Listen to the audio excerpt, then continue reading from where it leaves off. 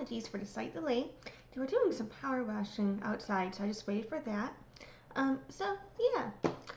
Today is going pretty well so far. Let's see if, ooh, okay, you know what? I think I have finally figured out with this issue with getting the live chat to show, because previously I was only ever able to get the top chat to show. I think I'm now able to get the live chat to show. So if I can keep this up, then we may be switching my tactic over, and I will discuss that if I decide that it's working. Okay, so today basically I was looking for part 4 of the murder trial. Oh, you know what? I forgot to address those comments. Anyway, all right, sorry. Don't look at me. I haven't had my coffee yet. Okay, but thanks exposure, I am having a good day. I am just, you know, I kind of end up like getting into specific scenarios sometimes with my live stream coverages, you know, and I don't know why certain things just like it's like this like reality show you can't look away from almost. It's not, oh, not that that's bad to say, but sometimes that's how I feel when I'm watching like a bunch of TikToks or cases on YouTube or things like that. Sometimes whenever it comes to covering things like the, you know, well, this Trinity Madison Poague case, or the Google Monopoly case, or the Kaze dress situation, or the Madeline Pendleton pants situation. I don't know. You know what I mean? Yeah. Okay. So, basically, today what we're gonna do though is get into part well, it's day 3 of the trial, part 4 for me. So this is my 4th live stream on the situation. The first day of the trial had split that into 2 streams. I was able to get through all of day 2 yesterday, and today we're going to be covering day 3. But before we get there, while I was looking for day 3 to do it, I found the initial hearing, and I missed that from this case. So normally I like to do those in order. Theoretically, I would have done that first if I was, you know, looking better, paying better attention. But now that I've seen it, I figured, whatever, fuck it, we'll just toss that in the middle. So we're gonna watch the hearing first, which in timeline order took place before the trial, obviously. So that happened a few months ago, in October. Interesting. And so, yeah, we're gonna watch that, and then we will get through hopefully all of day 3 of the trial. I'm hoping it's shorter than yesterday, so I'm thinking that we can do that. Exposure says there was a case in Texas that went quiet and doesn't know why. I wonder why. What case was that? Should we cover that next? There's been a request by somebody, 2 people have requested I do some live streams on them. We all know about Manny, but the other one is a surprise. And so I think I need to cover that soon, but I don't know when I'm gonna do that. But that might be coming up depending on if they still want that done. But you know what? Nah, it'll be a surprise. It'll be a surprise. We'll see if that happens. But yeah. I say it's a surprise because I feel like some people have been asking me about that one. But some people I don't think would expect me to do it. And if I do it, I'll just discuss on that and touch on it more. But anyway, so back to this Trinity situation, just to kind of recap day 2 before we get into actually everything, and then I'll roll my intro, then we'll actually get started. We're starting slow today. You know, I woke up a little late. I'm drinking my coffee now, and I'm doing my shifty thingy as usual, but whatever. Exposure says there's an autistic man in prison. Oh, you know, this is funny. Oftentimes when people are trying to say deaf, they put changes it to dead, or they accidentally type dead. But this time he put deaf, but he means dead. So I'm like one hand signing because I've got my coffee and I'm not putting that down. So this is not how you like really sign these signs, but it's kind of like a bad way of one hand signing it.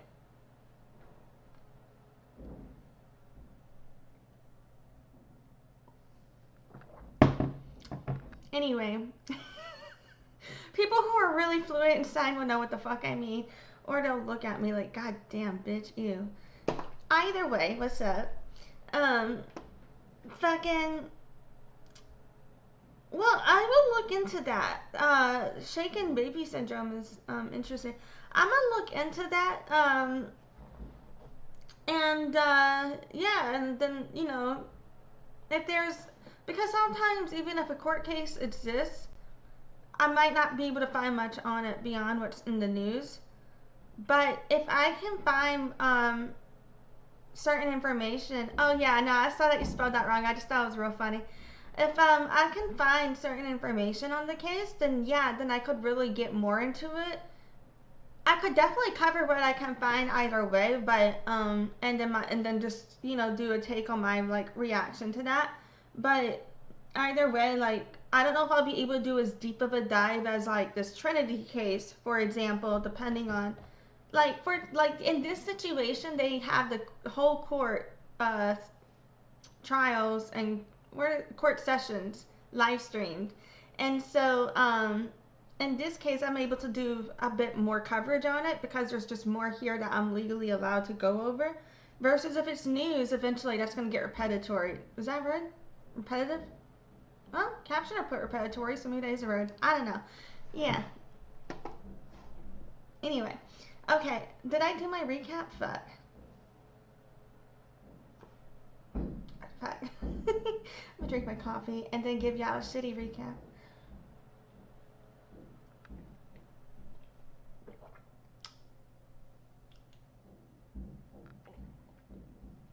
Exposure said his case is a long-going trial. Well, depending on how much of it is online, I haven't looked into it, so there could be a lot online for me to cover. But sometimes there isn't. So if there isn't, then we'll just cover what I can. And if there is, then maybe there will be a lot for me to get through. But yeah, we'll see.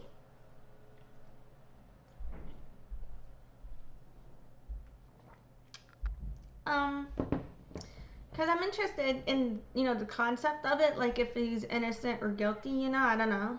I'm going to go off. I'm going to just find out and go with what I tell you. Because sometimes I look at these cases and I'm like, no, this person is totally innocent. Sometimes I look at these cases and I'm like, nah, this person's guilty. Like in this Trinity case, I think she's guilty. But I have not watched the verdict, the outcome, none of that. So I don't know any of that. Yeah, I decided I'm going to wait to go look into other videos about this case after I finish this. But yesterday in day 2, basically what we went over, what had happened was they recalled the father back. And, shit, man. I forgot what they asked the father last night after everything, and I'm forgetting now, too.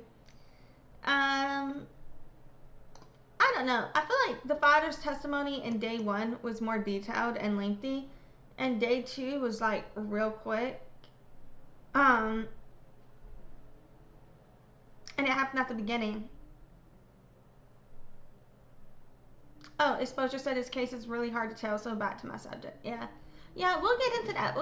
That'll be something for next time.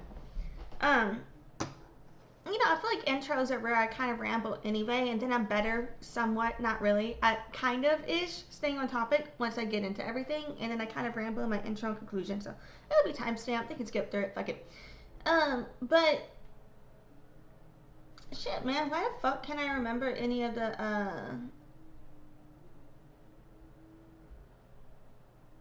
Okay, I'm sorry. I'm thinking I'm hearing, like, outside they're still doing pressure washing, and I was like, for a minute, I was like, damn, what's that noise? I don't know if y'all can hear that or not.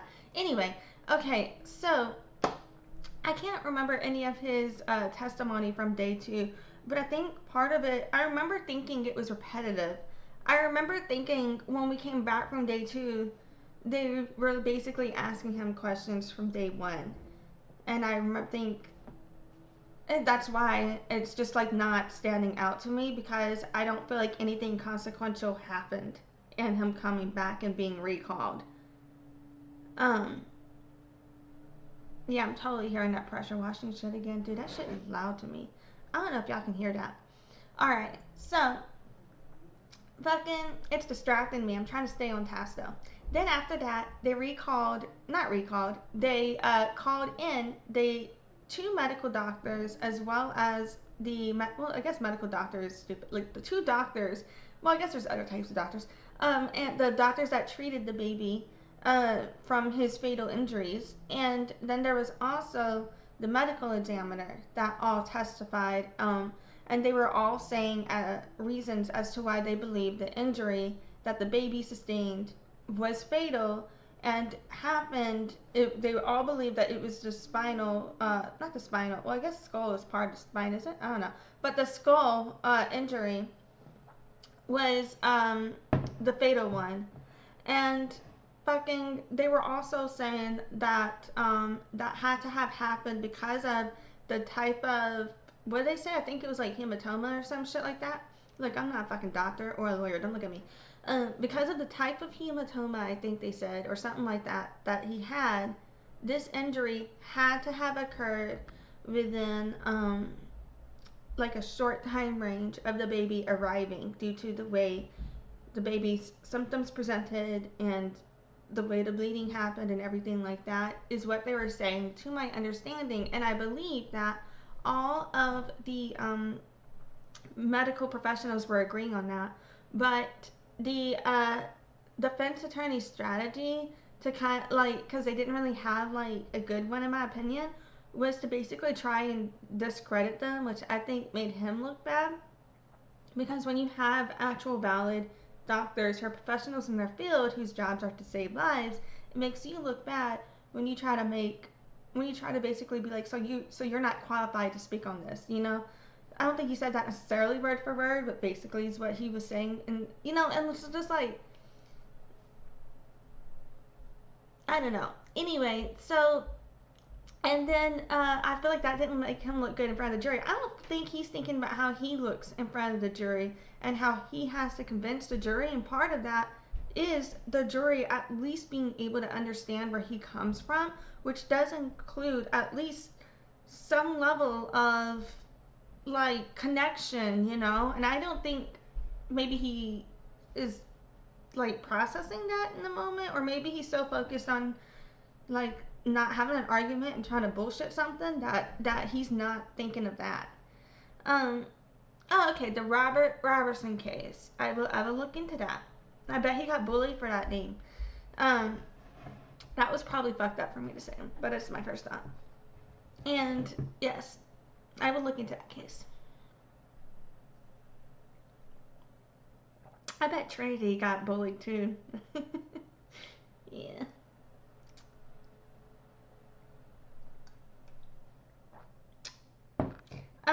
So yeah. So another way the defense attorney was trying to kind of like get doctors to agree, like come off as if they were agreeing with him, to, like as if to the jury the doctor was agreeing with them, but the doctor was like, wait a minute, hold on, let me correct this. So, and I think I said this like 2 or 3 times because it really stood out to me last live stream.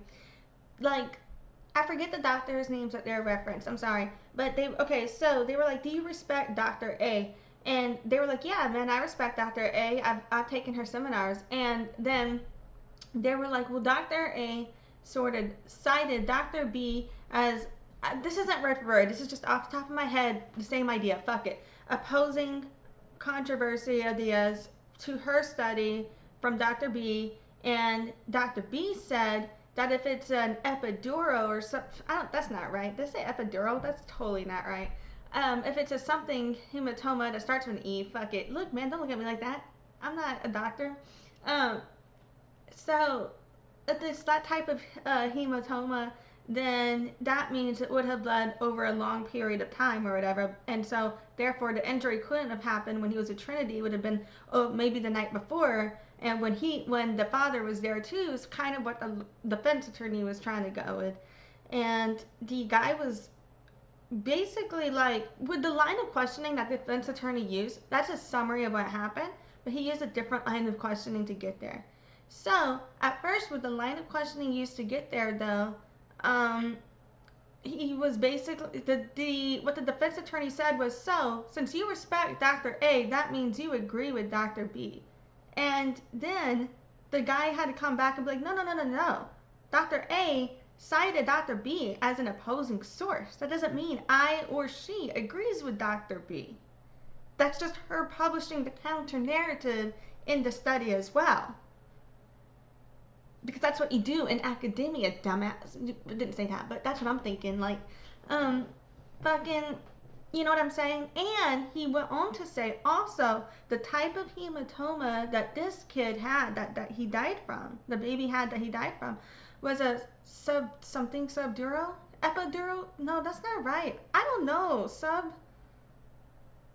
Something. Yeah, if you're a doctor, you know what the fuck I'm talking about. Look, man, I'm not a doctor. The case will get this right. Look. But it was a different type of hematoma entirely. And it's got different medical concerns to go with it, you know. And so it's just like point after point, every time the defense attorney will say something, whoever the fuck is speaking just debunks whatever the fuck the defense attorney says. So yeah, I feel like there are questions or concerns about how healthy was everything, right? And there's a lot of red flags that have come out that, in my opinion, I do believe that Jay really should have left Trinity prior to all this going down. Like, there are so many red flags. Like, if he, like, depending on what he knew, because some of it, I don't know if he knew about it until later because of for example, a lot of the really bad things that have come out are from text messages between Trinity and her former roommate, who was also testifying, who we saw in last stream. And that roommate was basically saying, you know, that Trinity had joked about wanting to run over the baby and other disturbing things. So go watch all that. And yeah, so it's kind of like, whew, you know, like, in what road is that funny, right? You know, and so we felt like, when you look at all that, I feel like there's just a lot of resentment that Trinity had towards this baby. When you look at all the facts of the case. And I've repeated this again as well, you know, so this is also kind of recapping day one a little bit. So in day one, we found out that there was, without a doubt, the fact that the father of the child, Jay, was definitely at Walmart. Because he has a receipt. The cameras show when he was there. He has the evidence of the things he purchased, which matched the fucking receipt. And he also went to Pizza Hut, and there's evidence of all that too. So we know without a doubt that he was at Walmart and Pizza Hut, and then he comes back, and then about a minute later, he's seen carrying the baby running off in the video footage that was shown, provided by the Georgia State Police University, I think. So, that's all there. What's also there is the fact that there are 2 calls from Trinity to Jay, which implies that her phone was working. However, there was no call to any hospital, no call to 911, and she never took the baby to a hospital. But if a baby is unconscious, would you not be trying to be like, yeah, fuck, waiting for the parent, like, we're getting some medical attention right now, right? That's what I would do personally. Just me. Like, obviously I'm gonna be trying to get the parent too, but, like, I'm gonna be prioritizing medical attention. Also, you know what I mean? Like, do both. We can multitask on that one. Fuck it. Like, and then it's also like, with this situation too, she called him twice, and his testimony, I believe Jay's testimony, was basically like, she was just basically screaming about the baby, like the baby's name, JD, like something was wrong, if I'm not mistaken, or something like that is what he has said.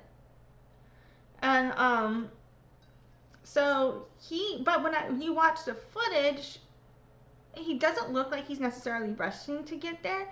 So I'm wondering though, but at the same time, there's a lot of evidence that shows they had a very toxic relationship where they often argued, and she often had said that she didn't know she could handle raising someone else's kid. I believe he did testify that she has said that to him as well.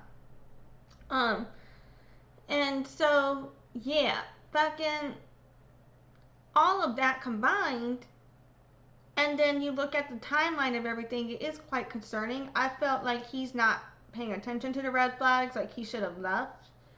And also, that's not to victim blame though, but it's also to say, I believe, it's not to victim blame for the death of the baby, but I do believe that if the baby was experiencing long-term abuse, because the doctors discussed there were injuries that were healing over time, where the fuck did those injuries come from? So, say it was Trinity doing that, for example, did the father of the child know? But if all of these signs are happening, it's just like, for me, that alone, like when people have resentment towards your kid and it's not theirs, that's a sign to break off the relationship. Like, I don't understand why the relationship continued. So it's not to victim blame, it's just me saying, like, I don't understand why you would stay with someone who said these things about your child.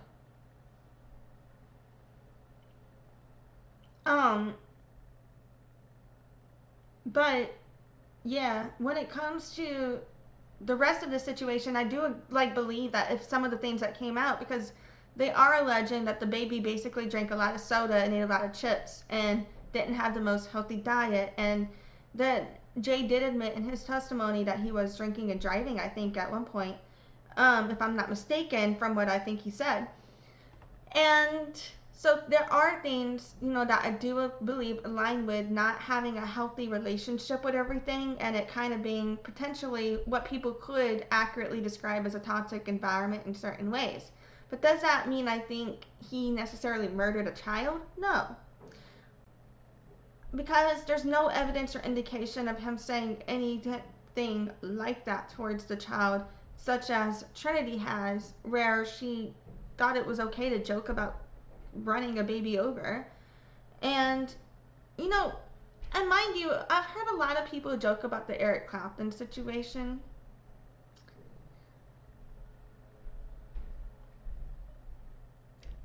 I may have laughed at that joke before, which is why I'm smiling now, but I don't know if you've heard that one.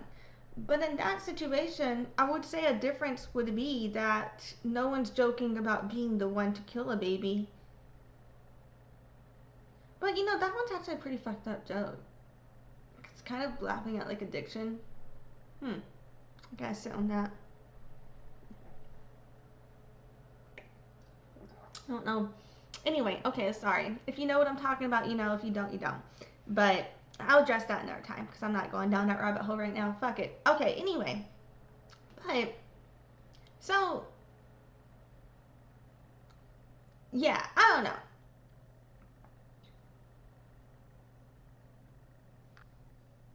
You know what? No, now I'm back on that joke again, though.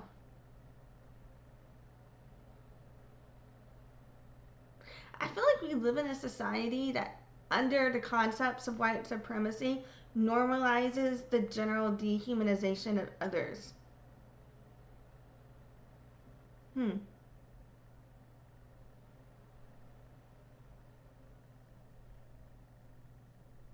Okay, moving on. Apologies, because I'm thinking about, the concept of, well, it's fucked up. I'm gonna just repeat it, but, it's like, what's the difference between a dead baby and a bag of cocaine is what used to be going around, right? I think I first saw that on Reddit, but I've seen people repeat that too. And then people would say, that Eric Clapton wouldn't let a bag of cocaine joke out the window because fall out the window because they would joke that he was addicted to cocaine. But there was also true that his baby did pass from that, which is what Tears in Heaven is about, if I'm not mistaken. Yeah, I don't know if anybody else has heard that, if that just makes me look crazy. But anyway, so that was like a whole thing that I think I saw maybe 15 years ago. or 20. Aging myself. No. I've been publishing my age, but you know. I feel 8. I don't know. I'm not old. I'm not that old. 32 isn't that old. I don't know. I've been thinking about being 32 lately. Anyway, so, that used to be like a thing that was said, right? And I feel like early to mid 2000s was a very, like, I feel like a lot of people don't understand a lot of the discrimination that was normalized and everywhere in the media at this time as well. But yeah, so I feel like growing up in a society like that, though, kind of leads to people like Trinity. Or me. Yep, okay, I'm sorry. This is such a long intro. Whatever. I'm over here like, I want to do a quick stream and let me spend like 30 fucking minutes on this goddamn intro. My bad, y'all. My bad. Alright, so that's good enough of a recap. I ended off on a weird note. I should shut the fuck up. But what I'm going to do now is roll my intro. We're going to get to the hearing, and then we'll pick back up with day 4. And, oh, exposure. I just read that a lot of people bullied you, but you fight back and fought back. Yeah. I feel like if anybody wants to hold you accountable, the Chris situation, that's valid, because, you know, that was pretty fucked up. But if, with the other situation, you know, like I've said before, I disagree with people calling Andrew a pedo, even though I understand why you would for someone who has been known to go after teenagers, allegedly, with the evidence out there, you know. I feel like I understand why people would say that, because teenage is like that cusp, right? Even if I disagree with it because it's not the technicality I would go with. But I also understand, like, in that situation, there is, you know, 2 people who have come forward, and it's like, I don't know.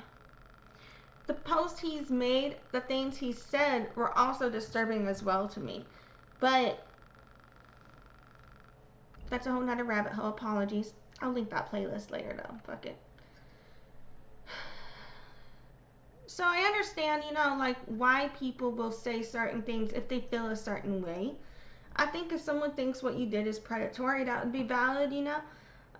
But I also think there's a big difference between someone doing something predatory and actually being a pedophile.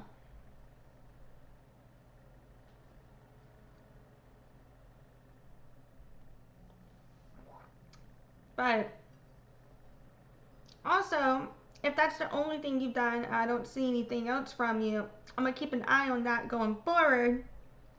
I think there's nothing you can do for people judging you from the past, but if you keep doing better going forward, eventually it'll just be known as something you did once, not someone you continue to be.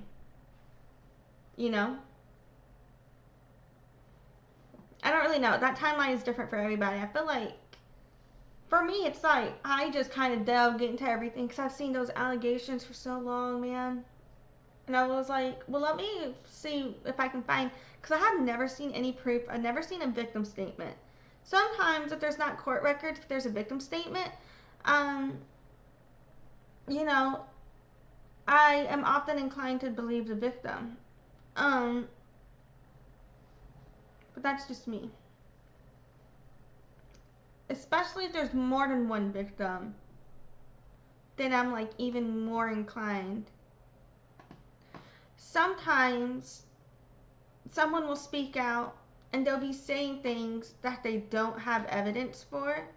If they're keeping it to their lived experience, I try to believe them on their lived experience. But I've also seen people who, they claim they're speaking out about somebody and they claim they're the ones to be calling somebody out, but they don't just stick to their story. They say a bunch of other fucked up shit about the person to where you then don't know, and none of it they have the proof to show, you know, no sort of evidence, you know, and they're just sitting there like shit talking someone at that point, then it's hard to know what the fuck happened. Because I do know certain people, like, someone won't actually do anything of what they've said, but they'll just be saying those words as a way to insult them, not because person actually committed any of those things, you know. I've also seen that a lot. So I understand also why, because of that, now people don't even know what the fuck to believe sometimes, because there will be people who, like, I don't know, they're not actually testifying to a experience. They're just weaponizing words to insult someone. You know what I mean? So when that happens, I disagree with that. But if it's someone that I believe is actually testifying on their own experience, I, am very much, like, inclined to believe that. But yeah. Alright, my bad. Lots of rambles. Let's actually do this bit. Okay, here we go. Hi, my name is Alexis, also known as Lexie or Deaf Child. I was born deaf, hard of hearing. I began doing business as Deaf Child 2013, marketing 2011, sales 2009. I've earned 50 plus certifications in marketing and sales. My Bachelor of Science from Loyola University, New Orleans, with a music industry studies major and a business administration minor. Deafness runs in my family genetically. Speech is not fully accessible to me. Anyway, I'm here to bitch about whatever the fuck is on my mind. So here we go.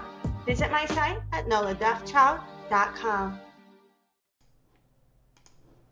Okay, oopsie, wrong button. So anyway, we are going to get back into the live Trinity Madison Poague hearing situation. This one does have, so all of the trial descriptions seem to have the same wording. This hearing one, though, seems to have a different description than what's in the trial, so I figured we'd just take a second to read that. So, it says, the former pageant queen, Trinity Madison Poague, is accused of murdering her boyfriend's 18-month-old son, Romeo Angeles, who was found unresponsive in her college dorm room. So, yeah. And so that's what we're going to watch. So, apparently, the whole situation is that the father of the child is Julian J. Williams, I believe. And I don't know the mother of the child's name. I think her last name is like Angela's something that starts with a G. I forgot. But anyway, so the father of the child didn't know apparently about what he had said, that he didn't know about the child being born until the day after or something like that. Maybe not the day after, but he didn't know until after for sure. And so after that point, before that point, he and the mother of the child had agreed to name the child Jaxton Drew, he said, like Jaxton apparently, Jaxton Drew. And he had been calling the baby JD for short for Jaxton Drew because he believed that was the official name of the child. And then once the baby passed, he finds out, because apparently he hadn't seen the birth certificate before, he says. So when the baby passed, he finds out that they actually named the child Romeo Angeles. So the baby is been referred to as Romeo, Jaxton, JD, etc. in the trial, but they mostly refer to the baby as JD so far in the trials, as far as I've seen, I think, if I'm not mistaken. So yeah, so if y'all see all those different names out there, it's the same baby that they are referring to. But yeah, we're gonna actually get into this now and hit play here. It looks like at the bottom they have the same notes that they have been putting, if I'm not mistaken, on the trial. On the bottom they have a banner that, whatever, I read that previously. Okay, so let's get into my big window here. We are going to be double timing. Oh no, this one doesn't have the captioner. That sucks for me.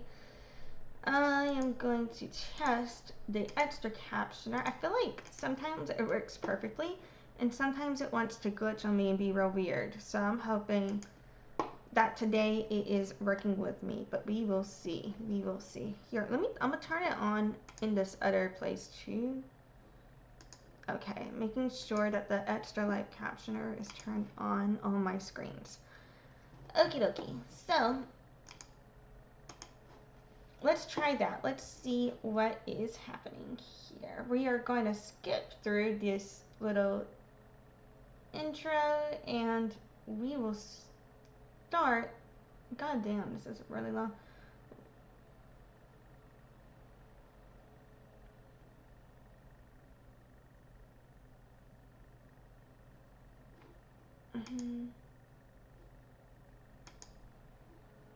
We will start, yeah, okay. That's interesting. That's great because I thought we were gonna have to cover more things. Let me just hit play to make sure I'm not missing anything because nope, no, nothing's being said.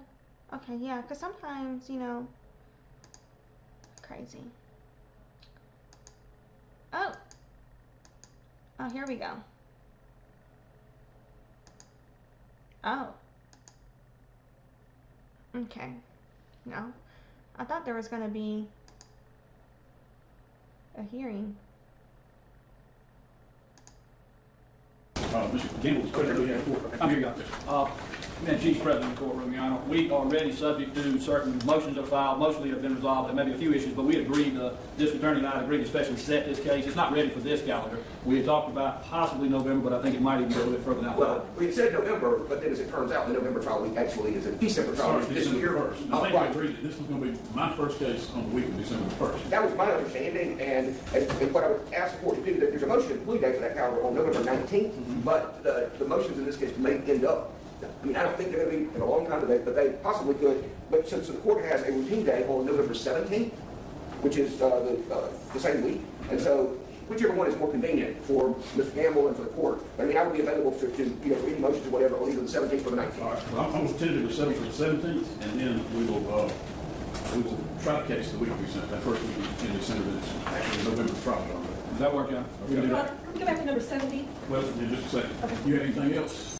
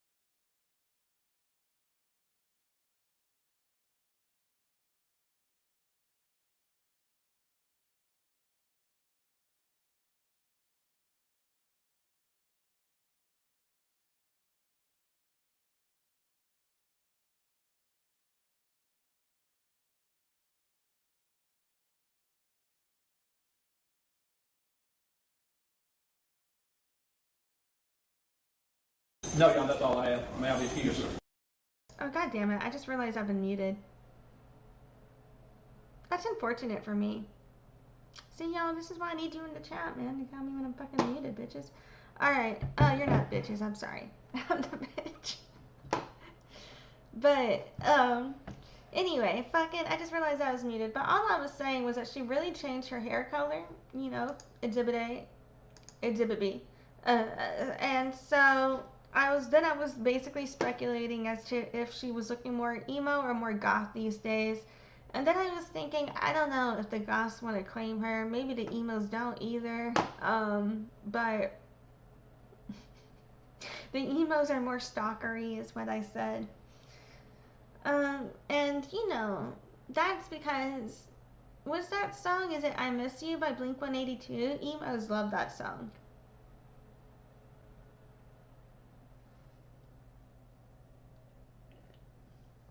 Anyway, so I wonder how long I was muted for. I think that's all I was muted for, maybe. We'll see. But anyway, fucking, let's keep going. Number 7, Larry Allen. Our notes indicate that he entered a guilty plea on August 18th. Oh, he pled already? That's what our notes indicate, yes, sir. Yeah, so. I'll come back to that. Kalisha Jemiah Jones. Okay. She is, okay. Okay, all right. So the case on. Okay, I didn't mute shit. They muted this time. This is them. Man, they were fucking speaking. I thought we were gonna get some fucking information. Oh, now this bitch is leaving? Is she even in custody? And like, why doesn't she have to stand? Oh, so she's out now. You see, whenever I was like, wow, how would she have her hair done? And I didn't think she was in custody for the trial previously. This leads me to believe I don't think she's in trial. I mean, in custody. Damn, is that it? We didn't even get shit. I feel like this is clickbait. Oh.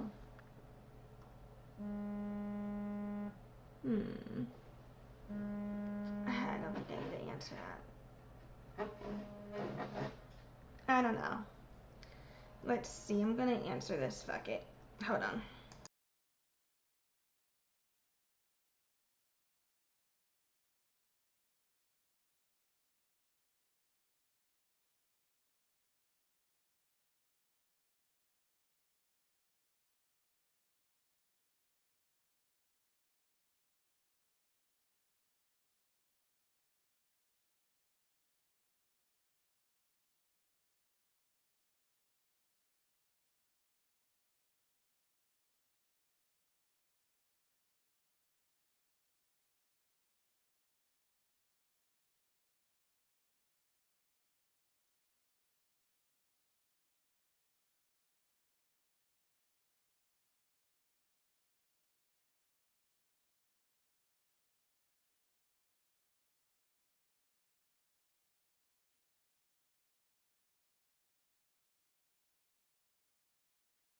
Apologies. Okay, so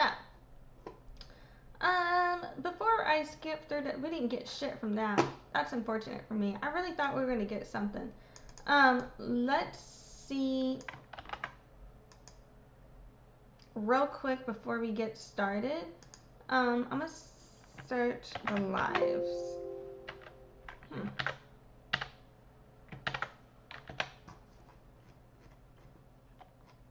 Maybe it's because it hasn't loaded, but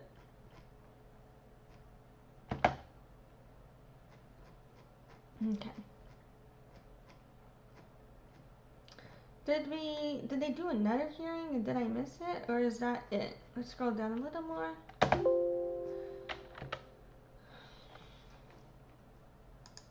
Well, I guess that wasn't worth covering to begin with. I was thinking maybe that was necessary. I don't know. Like, that sucked. That was like, I regret looking at that. I think the only thing I really got from that is potential confirmation that she may not even be in custody for this bullshit, which is fucking wild.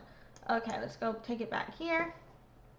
Now let's actually took us long enough, but we're gonna actually get started with day 3 of the trial.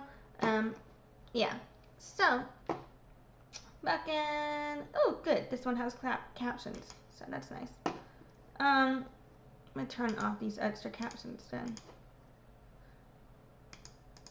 Okay, we are going to skip through this beginning here and then pick it up ready to get started. Oh, I forgot to mention, we will be watching this at mostly 1.5 speed. Every now and then I'll double time it or skip through some shit I think is boring or we don't need to watch. Yeah, that's pretty much it. Also, this is from Court TV. You can find the full live stream without my commentary and watch it at any speed you please. It's linked below in the description, and it's on Court TV. So thanks, Court TV. Okay. Here we go. Yes, sir. Just one moment. I might double time. We already got our little alert to babysit. I did subpoena a couple people that were, or told them either one to not be here till 11 or 1, depending on who they were. And Okay. so just be on the lookout for a witness potentially. Okay. One come forward. Did you hear that, Brandon? I did not. I had a couple people that told them not to be here till 11 or 1 o'clock, depending on who they were. One I did get things down to be okay with 11. But they may show up is one of the things that be aware of waiting tonight. Well, I know there's much stopping you. Yeah, please tell us not to come in. All right. It looks like she straightened her hair today. All right, and the jury's here. Are you ready, Mr. Lamb? Yes, sir. All right. Yeah, I mean, this girl got her hair styled every single day. Straightened, curled. She's not in no damn custody. What the fuck was I thinking? Let's bring I believe so.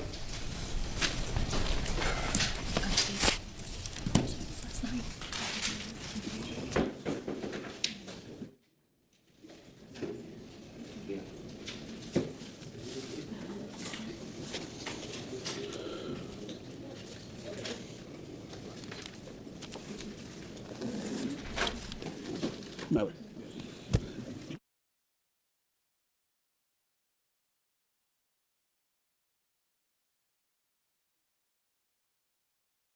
We are just double timing through this, but I don't know when the fuck we're gonna get started, but All right, Mr. Lamb, you can call your next witness. oh, here we go.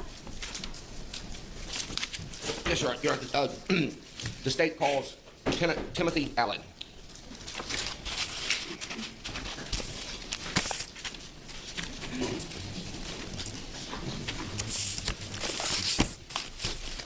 Lieutenant Allen, if you'll just pause when you get to the witness stand and look towards me, please. Raise your right hand. Swear the evidence you give in this case will be the truth, so help you God? Yes, sir. Have a seat, sir.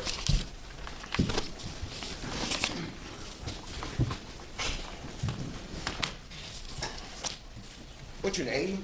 Timothy Allen. And where are you employed? I'm employed with the Americus Police Department. What's your position there? I'm a patrol lieutenant. Do you now, or have you in the past, also worked a side job, as it were, at another location in Americus? Yes, sir. Where was that? My side job is Phoebe Sumter Medical Center. Okay. And what do you do at Phoebe Sumter Medical Center? I'm a security. How long have you been with the police force? I've been with the city for about 20 years. Okay. And how long have you been with Phoebe Sumter? Phoebe Sumter, I've been with them for about 4 years. How much do you work over there? How much do I work? Yeah. How many hours a week typically? Maybe 18 a week. 18 a week. Okay.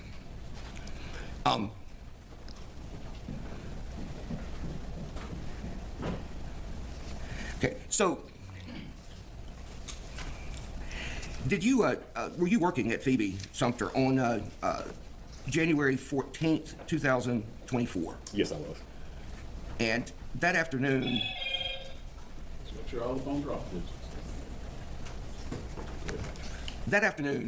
sometime shortly after lunchtime, do you recall seeing a white Mustang pull into the parking lot and up towards where the emergency room entrance is? Yes, sir, I did. Okay. What happened when you saw that car pull up? Tell me first where you were. I was sitting in the security booth. And where's the security room? It's as soon as you pull up, it's right there in the front, near the entrance to the emergency room. Near the main entrance to the hospital, or the front entrance to the hospital, or the emergency room entrance on the side? The emergency room on the side. Okay. And so you're in the security booth, and you saw the car pull in. Where did the car pull up to? The car pulled up. What we noticed was the car pulled in the wrong way, so that brought some attention. And once the car pulled the wrong way, I noticed that a black male exited the vehicle. Okay. Where did the car stop? Did it stop? It stopped right there at the emergency room entrance. Okay. There's like a portico, like Yes. It covers like a brick portico where you can sort of pull up underneath it to load or unload passengers. Is that? Well, you can, you can pull in, but it's nothing covering it until you get out of the vehicle. Okay, gotcha. All right, so he pulled in that area up next to the emergency room. He got out. So it's a black male got out, and what did you see when the black male got out of the car? The male was holding a infant baby. And what did you see him do? He got out. He rushed inside the ER, made contact with the hostess desk. At that point, I don't know what he advised them because I was paying attention to his mannerism. So at that point, I knew it had to be something serious. So by the time I walked out the security booth door and walked down to the ambulance bay entrance, by that time, Mr. William was brought back with the infant child, and they had the infant child inside one of the rooms working on it. Okay. All right. Let me. There's a couple things that you covered that I want to go back to be very clear about. So when you saw him come into the front, you were still or through the ER door. You were still in the security booth, right? Yes, and you saw him come in with the baby. And did you see what he did with the baby? No, sir, not at that time. Not at that time. Okay. And you said he stopped at the. Did you say the hostess desk? What's the hostess desk? The hostess, when you come in, you talk to them, you tell them the reason why you're visiting the ER. So it's just sort of pre-check-in. I mean, it's like the first person you can talk to when you come in the door. Yes. So where did he go from the hostess desk? Did you see? Immediately, I believe the hostess got up and scanned her badge to let him through the back. Once they went through the doors, the hostess got the attention of the nurses and doctors that was back in the ER, and that's when they started tending to the baby. Okay. So what did you do? You said something about going through the ambulance entrance. Tell me about how you did that. Well, I exited out the security booth, and that led to outside. Walked a short distance down to the ambulance bay and entered the ER through those doors. When you went through those doors from the ambulance side, did you see Julian Williams? Yes, I did. Okay, so and back a moment ago, you said you saw a car pull up with a black male. Did you know it was Julian Williams at the time, or did you just learn later that that's what his name was? I learned later that was. Okay, you didn't know him when he first came up. No, sir. So you came into the ambulance door, and where was he when you came to the ambulance door and saw him? He was standing at the trauma room where they was working on the baby. Okay, was he in the room with the people who were working on the baby, or was he in sort of that common area right outside the room? He was in that common area, but real close to the door. Okay, so he was near the door where they were, but he wasn't in there with them. Right. And what did you do? At that time, briefly, I went inside the room to take a look at the child to see exactly what was going on. One of the nurses pointed out a couple of injuries to the baby face. At that time, I made contact with Mr. Williams and kind of pulled him away from the ER and walked him out the ambulance bay.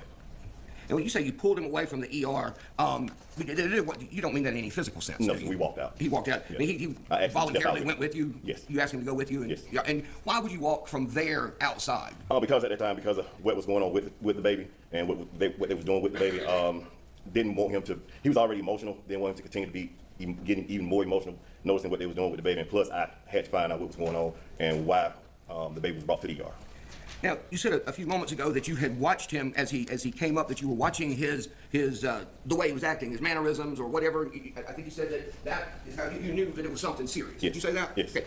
What did you observe about his behavior or his demeanor or his attitude, whatever? What did you observe about him that caused you to reach that conclusion? Well, when he brought the baby and he had the baby over his shoulder, the baby wasn't moving. It appeared that the baby didn't have any life to him.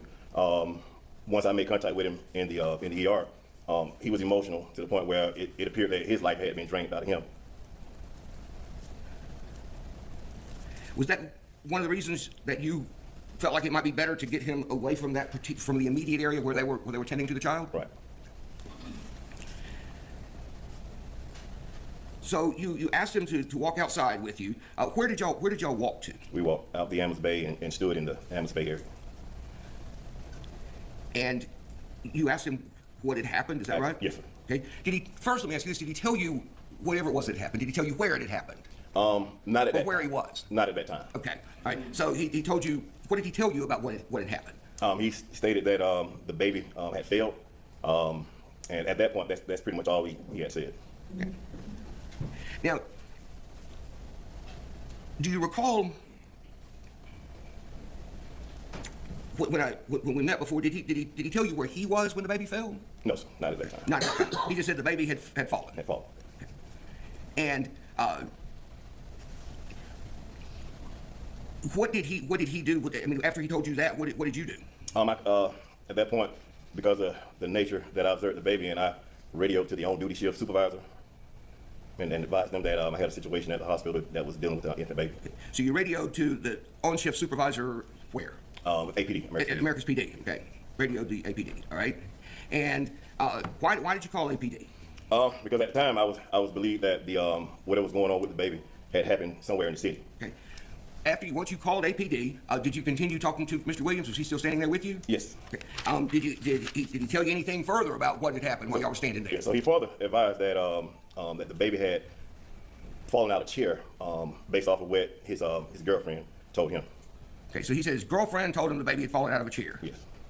Did he tell you where he was when the baby fell out of the chair? Not at that time. I mean, did you ask him at any point? Like, where were you there? Did you see it? Where were you? Did you ask him that? Not at that time. Okay.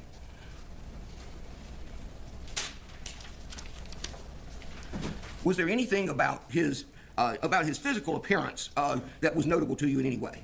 For his clothes-wise, it appeared that he had 2 large stains on the right side of on his right shoulder. Did you find out did you know what those were? Did you recognize them or learn from him what was all over his shoulder? Yes, I later found out that was vomit from the baby.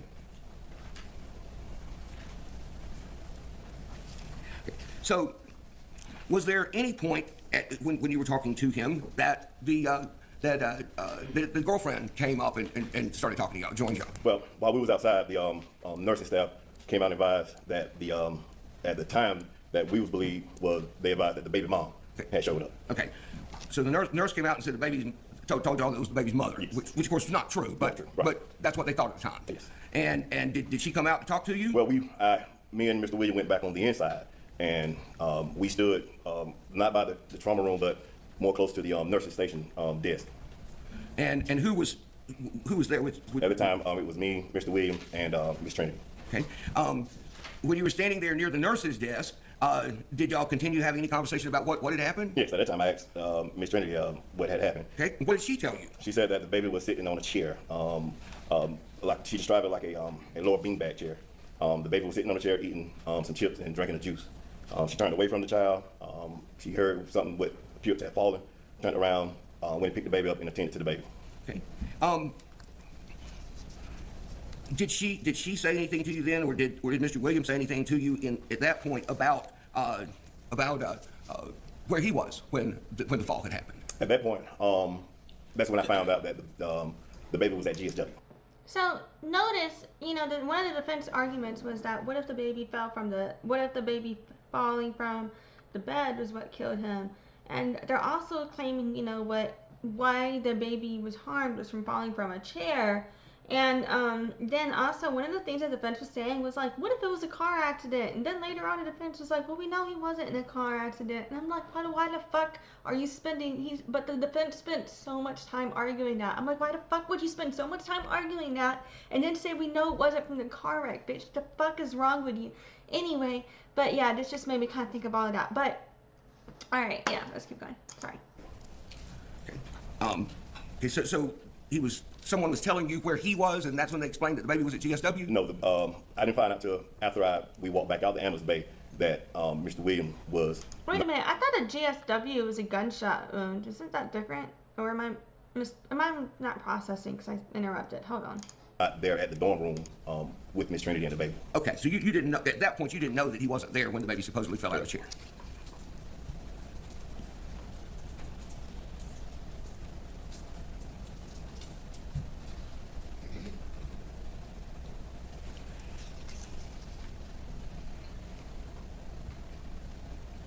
Do you recall Mr. Williams saying that? No, just the lead question. Well, Your Honor, I'm trying to bring to. Well, I didn't hear the complete I'll tell you what. I'll just start back over. I'll rephrase the question. Did anyone say anything to you during that time when you were standing, either whether you were right there or outside? Did anyone say anything to you about how Mr. Williams learned about the fall? Yes. Learned about the baby falling? Well, at that point, Lieutenant English and Sergeant Webb had arrived. Okay. I had already called Chief Lewis and was advising him of the incident that they had a incident involving an infant baby. Now, why would you call Chief Lewis? Chief Lewis, because he's the chief of DSW campus police. So when you found out that this had happened or something had happened on the GSW campus, you called Chief. Oh, duh. I think they're talking about Georgia State University campus, whatever the fuck the W stands for or something. I don't know. But that would make more sense. My bad. Lewis. Yes. All right. You said English and Webb arrived. Who were that? That's Lieutenant English and Sergeant Webb. They was the supervisor on duty at the time. From the Americus Police Department. Yes. Now, were you wearing a body cam of any sort? No, sir, I wasn't. Okay. Why weren't you wearing a body cam when you were working that day? It's not common for me to wear it. For one, being in the ER, I don't want to run the camera due to any HIPAA violation. You can't. You're not supposed to be recording stuff, but just generally in the ER, people coming and going, right? Right. Okay. And did you do a report of any sort yourself about just these conversations? No, sir, I didn't.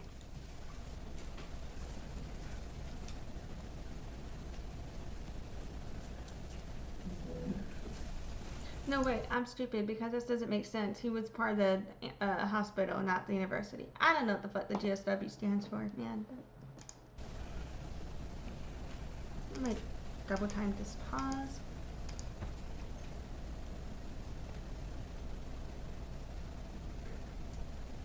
Did anyone describe for you a call or calls being made from Ms. Poague to Mr. Williams after the baby had supposedly fallen? Any calls between the two? Right. No, sir. Okay, you don't recall anybody talking about who had called who? No, sir. Okay. Oh, are you talking about with the condition of the baby, or what had happened with the baby, or? Right, I'm talking about like after the baby supposedly had fallen, did anyone tell you about phone calls between the two of them? Yes. Okay. I'm sorry, I didn't understand. From whom did you learn anything about the phone calls? From Mr. Williams. Okay, and what did Mr. Williams tell you? Mr. Williams stated that he left the campus to go to Walmart to get some diapers and to pick up some pizza. He advised just about the time that he got back on campus, he got a call from his girlfriend stating that something was wrong with the baby. Okay. You got a call something was wrong with the baby? Yes. And then it picked up from there what you described to us earlier, is that right? Yes. Hold on 1 second, please.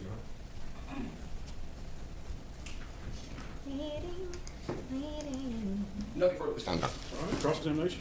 Yes, Your Honor, please go. Good morning, Lieutenant Allen. I'm Dick Hamble. I represent Trinity Poague. You doing okay there? I'm good. Good. I just have a few questions for you. You were on duty there at the ER, and that's a place that you're familiar with from having worked there for a while, correct? Yes, sir. And in this particular case, you see a young man come in with a child in distress, so you obviously followed up and tried to find out what was going on, correct? Yes. Now, when you first came in with a child in distress, you described a scene where the child is very quickly handed off to be taken into the ER room, correct? Correct. And they began, I assume, to work on the child right then, right? Now, there was a nurse present at that time? There were several. Can you tell me, do you recall who was present? I can't. Was there any doctor present at that time? I believe Dr. Buzzin. Did he come in with the nurse? I think he was already there. But Okay. So you're watching that, and you took Mr. Williams away because of the situation and wanting to talk to him, correct? Yes. And the thing that he told you is the child he's the first person to tell you anything about what might have happened. He said the child had fallen, correct? Yes. Now, later on, he had told you about a telephone call from his girlfriend that had informed him the child something was wrong, but he needed to come back, correct? Yes. That's the scene you described where he was in the parking lot or very near the dorm when he got called, correct? He was somewhere in that area. And she calls him, but he said at that time, that the only thing he told you about the telephone call, I think you had said that something is wrong with the baby. Yes. He did not tell you that she told him anything about what caused the harm to the baby then, did he? Not at the time. And then when he got there, he just simply told you the child had fallen, correct? Yes. And when he told you that at that time, Miss Poague, who was misidentified as the baby mama, but was actually... But how would he have known that if that's not what Trinity had told him? And I happened to pause this on this face that he has, and I feel like he's thinking what I'm thinking. Like, what the fuck are you talking about, asshole? And the defense attorney was arguing this last time, like, well, you said that the baby had fallen after you brought the baby in, like, kind of situation when it came to Jay, I think, if I'm not mistaken. And I think that's what they were arguing with, like, the medical team as well. Like, that's what they said.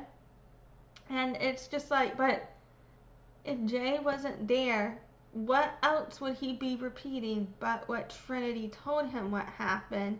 And that matches what Trinity said what happened, which also implies that that's what they're repeating.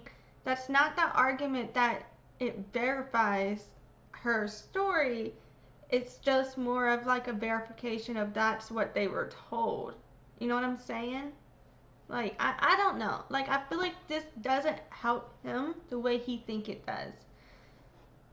Exactly, his girlfriend was not present at the hospital yet, was she? Not at that time. So he couldn't have been talking to her there at the hospital about anything. He came right ahead, and she arrived later, didn't she? She did. But did he not see her whenever he went and got the damn baby? And they talked on the phone? Like, he could tell him then, just wild guess. Wild guess. Now, this was a fairly serious matter, was it not? It was. And in your training, I suppose, you've been taught that normally you would make a report to try to Okay, so you admit this is a serious matter. Then why is it in day 1 and day 2 of trial, you and your client are over there fucking smiling and laughing? You just said it's a serious matter, asshole. report to try to detail things when it's of serious nature that might involve criminal matters, correct? Well, if I was on duty, I was on Phoebe Sumter. I was on duty at Phoebe Sumter, but not necessarily in my duty capacity with the APD. So in that sense, I wouldn't do a incident report. But if I was on duty, my actual duty with APD, yes. So when you're working just security at Phoebe, your duty to make a report and all is not the same as when you're with the Americus Police Department, is that Right. it?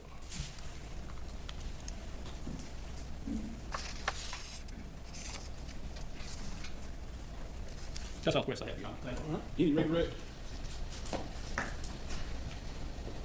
No, sir, I don't think so. Okay, well, this witness be excused. Every time they say redirect, well, not every time, but I think almost every time, the captioner will put regret, and I'm very entertained by that. I bet they all regret being, I'm just kidding. Yes, Your Honor. Mr. Lamb? Yes, Your Honor. Thank you, Lieutenant. You're first. There you go. Ms. Lamb, you can call your next witness. State calls Mathis Wright.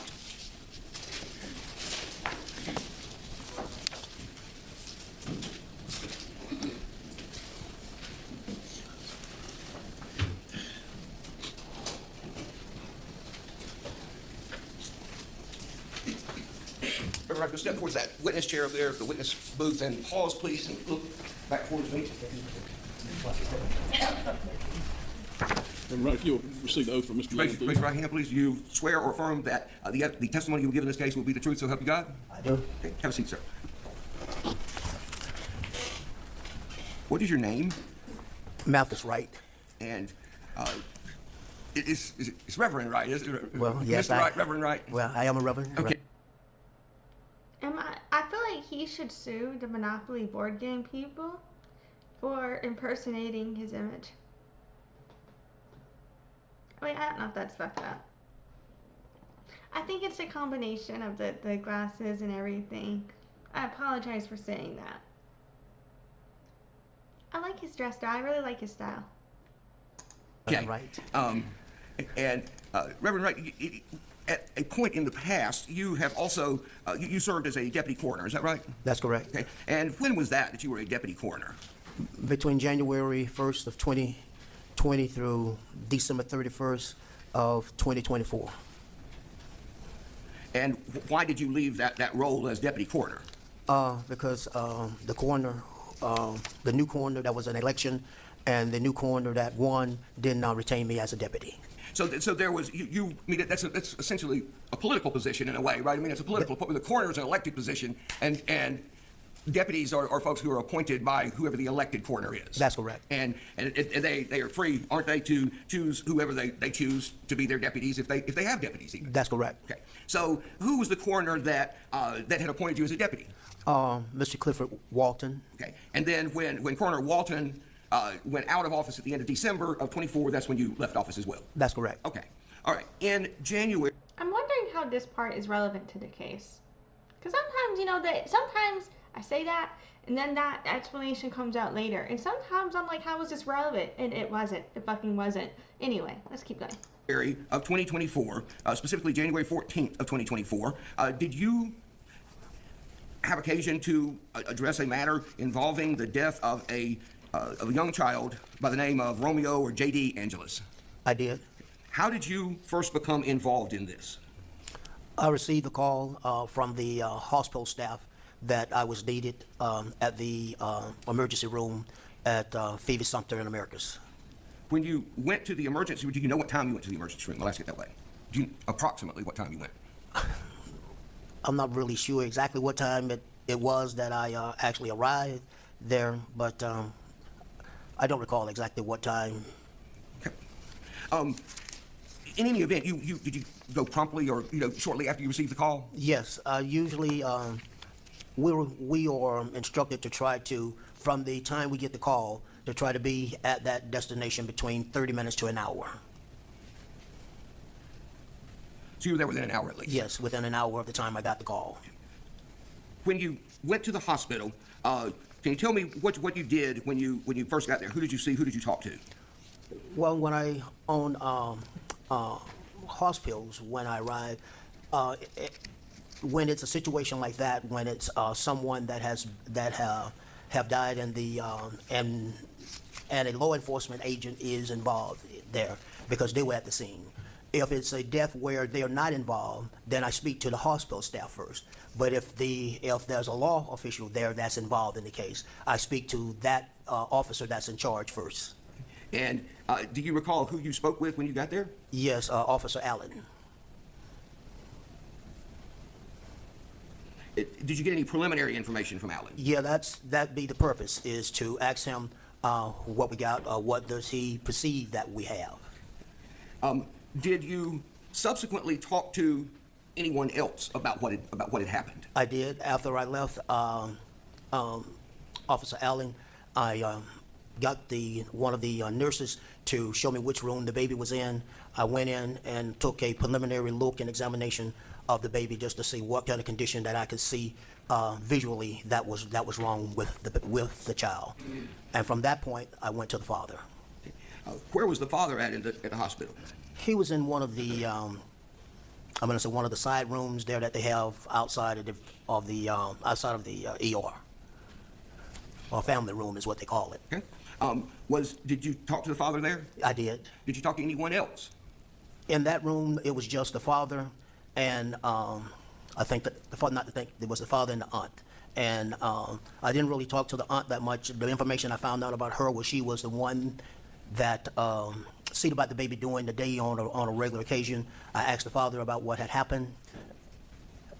Okay. And when you asked him about what had happened, what did he tell you had happened? He said that he had arrived sometime the night before, that he had left to go get pizza, and when he left, the baby was doing fine, and when he returned, the baby was in distress, having problems breathing, and he didn't know what had occurred or happened, and that he had brought the baby out to the emergency room.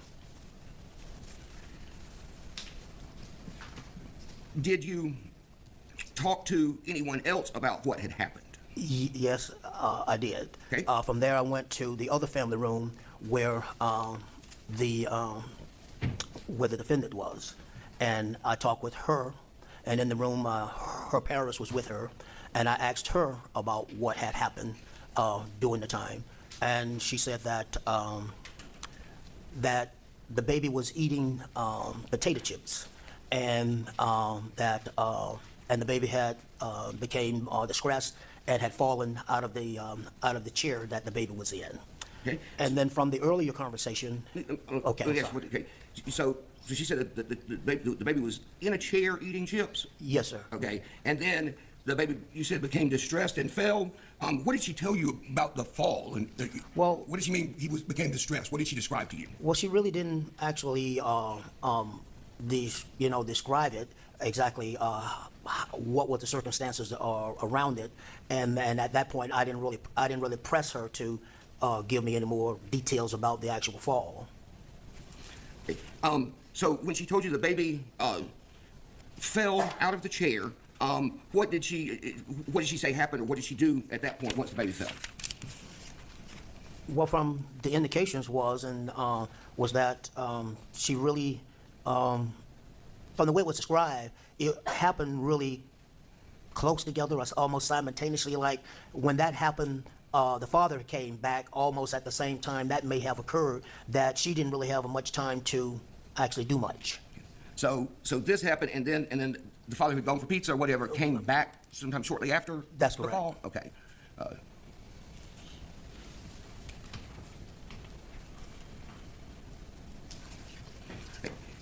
Did you prepare any notes or a report or a memorandum or anything describing what you did, what you observed, who you talked to, and so forth? I did.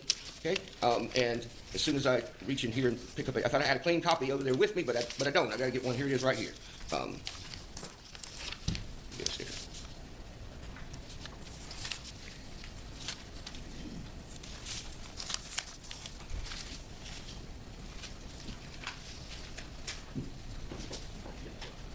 I'm going to show you, Reverend Wright, 2 pages that I marked as Exhibit 40. Do you recognize those 2 pages that I'm handing to you? Yes, sir, I do. What are those? The one that's in my left hand are my written notes that I did while I was right there at the scene. The one that's in my right hand is the face sheet that I got from the emergency room, and then I added some additional handwritten notes on this document that I have in my right hand after I got back to the office. Okay. Now, with regard to these notes, let me ask you: do you recall what Julian Williams, the father, what he told you about how he learned of the fall, or how he learned what had happened? The dad said that when he came in, that the baby was in distress, and that the girlfriend had told him that the child had been eating some chips. Did he tell you how he learned that the child had fallen? Yes, that the girlfriend had told him that the baby fell. Yeah, because how else would he have known what happened if he wasn't there?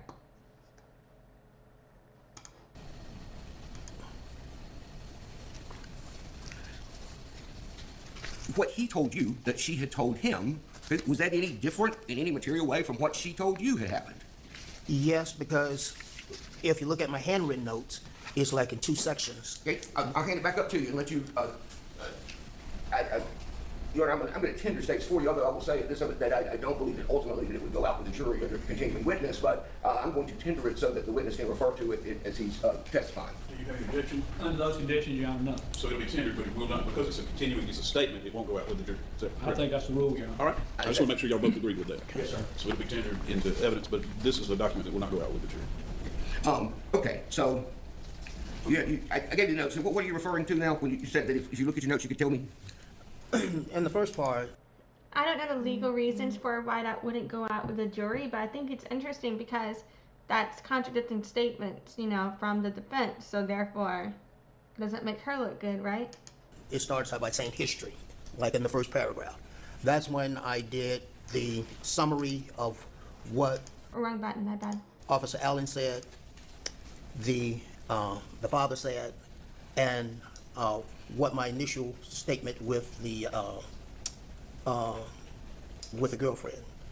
And so the sections you have that says history, you said it's based on what Allen said, what the father said, and what the girlfriend said. Correct. It's sort of so it's kind of a combination, like right, an it's overview sort of everybody. Yes, a summary of what I had been told. Okay, all right. And then go on from there. You have some separate notes to what effect? Correct.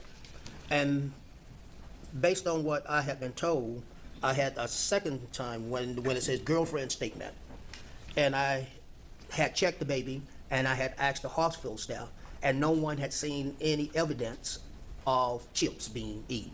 I asked the EMS guy about did they find any chips at the scene, and they said no. So when I asked the girlfriend about there was no chips found with the child or in the child's mouth, then she gave me a different story that that something to the effect that the child wasn't eating chips, but the child had fallen.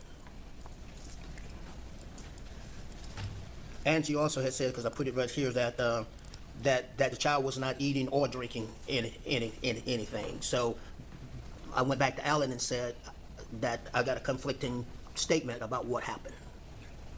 Right. And did the girlfriend tell you that she was the one who had told Mr. Williams about the fall? Correct. Okay. So she told you that she had told him. Is that right? Correct. Okay.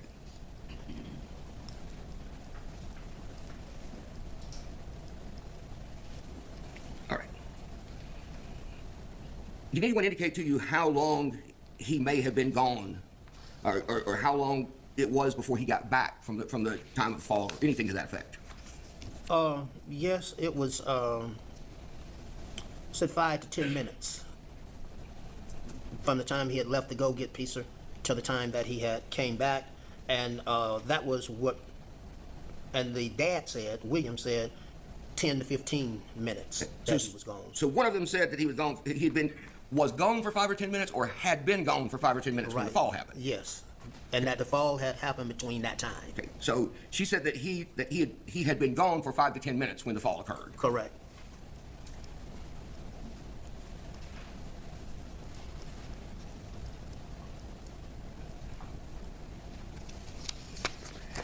Did you take any steps after receiving information from both of them and the officer and the folks at the hospital as well? Did you take any steps with regard to the disposition of the child's body? Yes, our office took possession of the child's body. I notified the crime lab in Macon, Georgia, about and gave them a summary of what my report was, and if you notice on my handwritten notes, the cause of death at that time was unknown, because just visually looking, you could see the bruises and the swellings on the body, but you couldn't really determine what was the cause of death. So we set up for an autopsy to be done. And I don't understand how these injuries would occur, mind you, from just a fall alone from a chair. And then after that, that's when the cause of death was determined.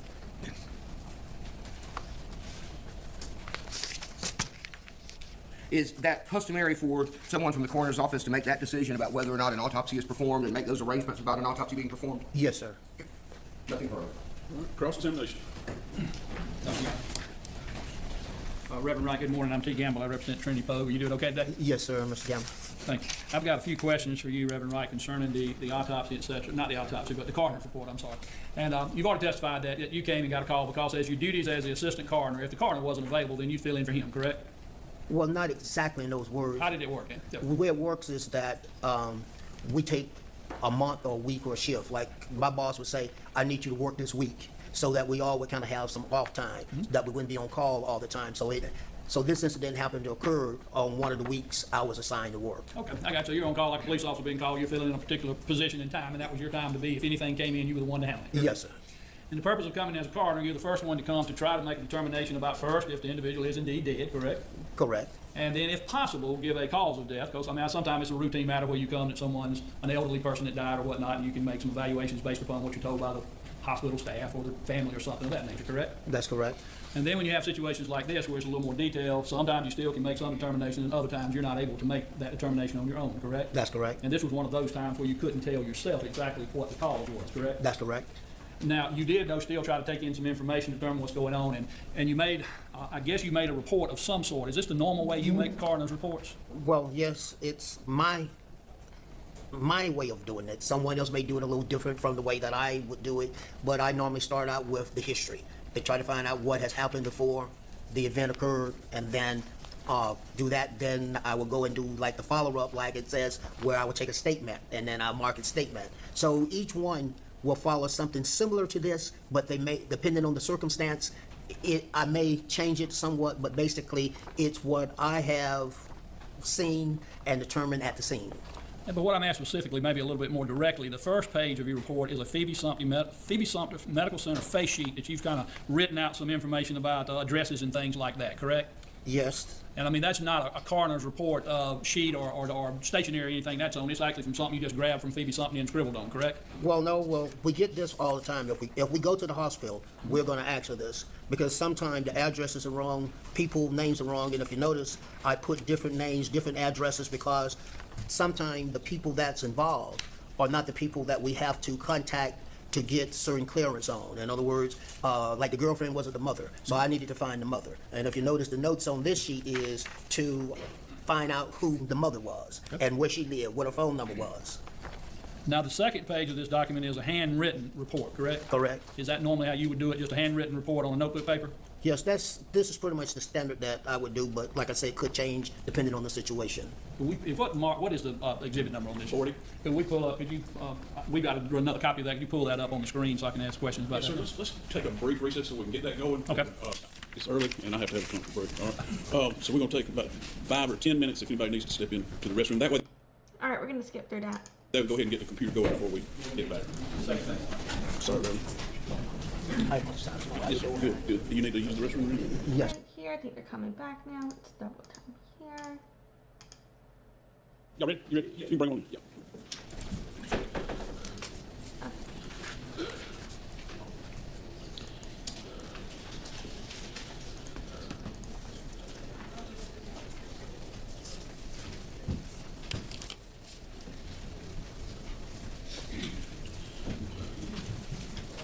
I don't understand where the defense is going right now, but I feel like you could speak a little That's how bit quickly y'all were more. about as eager for that break as I was. I want to make sure that you, and it's morning times, especially when you get a little gray in your hair, you need to get to the restroom.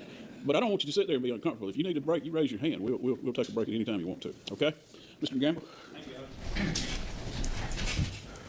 Reverend Wright, I'm not going to ask you any questions really about this first thing that's showing on the screen, but that's the face sheet that we went over a minute ago, what we were talking about, the first sheet of your report, correct? Yes, sir. And that's the one that you just get some details about and make sure the phone numbers and if the people are wrongly identified and stuff, you try to make corrections, et cetera, correct? Correct. If you could move to that second page, please. Of course, the second page now, that's more or less your coroner report concerning this particular event, correct? Correct.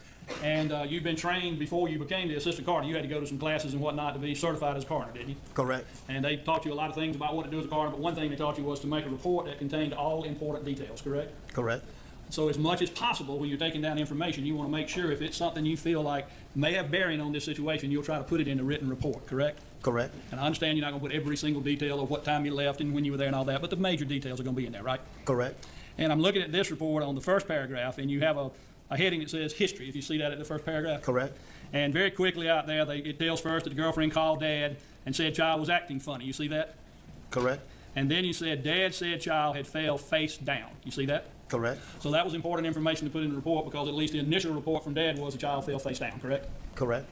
And then you go on down and it says, I can't tell you exactly what this word is, so I'm not sure what you're saying. Oh, I think it says bruising face and head, correct? Correct. Was that what you observed? That's what I observed. Okay. And then it says mother said child was eating chips, correct? Yep. But no evidence of chip you put, correct? Correct. And then you talk about the child being dressed, etc., correct? Correct. Now, nowhere in that paragraph did you say anything about the mother telling you anything about how the child fell, correct? Correct. And I mean, that's an important detail, is it not? Well, for my job, I am there not to determine who did what. I am there to determine what caused the death. Right, if he's just coming onto scene, he's still finding out what happened. Obviously, at this point, he didn't even know she was the fucking mother of the child. So, he's just writing down, as he processes it, what he thinks is happening, to then investigate and find out the facts later. It's like whenever you watch a movie and the characters haven't been introduced and you don't know who the fuck who is who yet. Like, I don't understand what the defense thinks he's gonna do with that. And every little detail, like you said, I don't actually write it down like someone like taking what's being said today. And also, how the fuck is he gonna know to pay attention to what she's saying happens if he doesn't know the cause of death yet and he doesn't know the surrounding events yet? Because mind you, he needed to get the autopsy to figure out the cause of death. Like, so at this point, it's just an open lead situation. When I'm asking questions, I will listen to what's being said, then I make notes. And my earlier testimony was, the first part is a summary of what I had been told. So in this paragraph here is a summary of what 3 people told me. And all I'm doing is getting information to give to the crime lab about what I've been told, what I see, and then that's it. It's not to determine whether she did it, he did it, or anyone did it. I just know that I got a dead child. This is what I'm told, and this is what I see. But you would agree with me, things like a fall can help you determine what caused an injury, correct? Well, once I knew it was a fall, like I say, I ain't trying to determine who did it or caused the fall. I'm just trying to determine at that point to tell the crime lab that the baby had a fall. We don't even discuss whether the mother did it or the daddy. And at that point, he didn't even know if the fall was the cause of death or not, and it was documented once he was aware. So what the fuck point is this if it wasn't, even if it was documented later, it was still documented. did it or who did it. I just have to let them know that a fall has occurred. So when they do the autopsy, that's what they start their investigation from. So whether or not the fall about the mother being saying that's in the written report or not, you still claim that that Trinity told you that. How did you say? You said she claimed the child fell out of the chair, but before that you said the child was in distress and fell out of the chair, correct? Yep, that's what she said. And that sounds like a child that's got something already going on and then slumps over and falls out of the chair, correct? Correct. So what she's describing. I don't know, maybe not, because sometimes, what the fuck do you mean by kid in distress? Like babies, when they're 1 year and 6 months old, they cry a lot. That sounds distressful. So who knows? Or because, I don't know. At this point, I'm confused. Or were they, because at one point they were saying the baby was eating, then they were saying the baby wasn't eating. So would they be implying that's a sign of distress? I don't know. Describing was not, a child fell out of the chair and then all of a sudden having problems. Yes, The Your child. Honor, that's the question, is argument, not the question. Well, let him finish the question, but you can't ask me what she meant. I withdraw the question. Now going on down, you do note that you talked to the girlfriend and she told you, a lady you called girlfriend being Trinity, correct? Correct. And you say down in that part of it that she tells you that the child was not eating the night before and was not really eating that morning either, correct? Correct. And when someone says that their child is sitting eating chips and drinking, it could mean that they've got the food prepared for them to do that, but they weren't actually doing much eating, correct? No, that's not what I was told. Because if you go back to my first paragraph, I specifically wrote, mother said child was eating chips. And then if Other witnesses have made this statement too, but he didn't harp on them about whether or not that happened. So I don't understand why he's using this particular fact of the case to somewhat, in my opinion, gaslight the coroner here. Because what the fuck is this? the information that I was retaining, I wouldn't have never probably went back to her a second time. And that's when I asked the question and said to her, but there was no evidence of chips. Of course, the child was thrown up, had it not? Well, I didn't go to the scene at the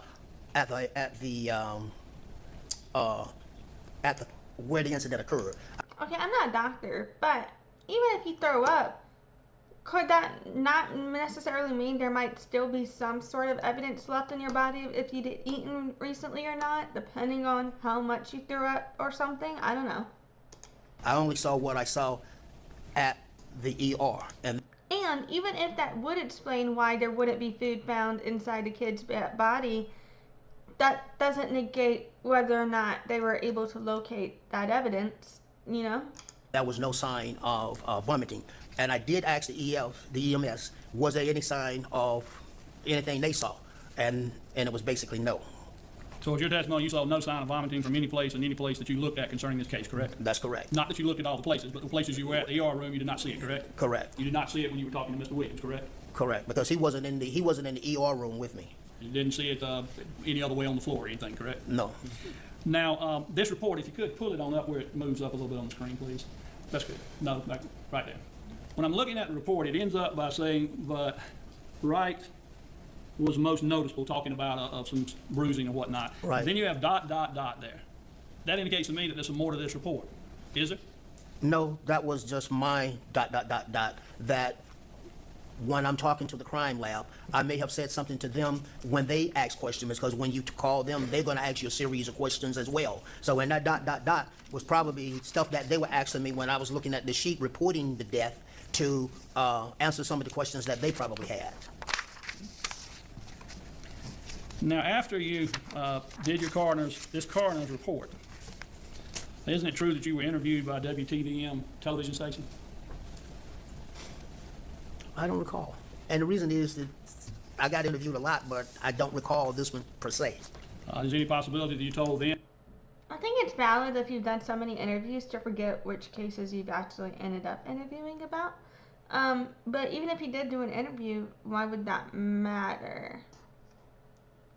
I feel like it's a pretty high profile case whenever, a baby dies. Yeah, and it happens on a college campus.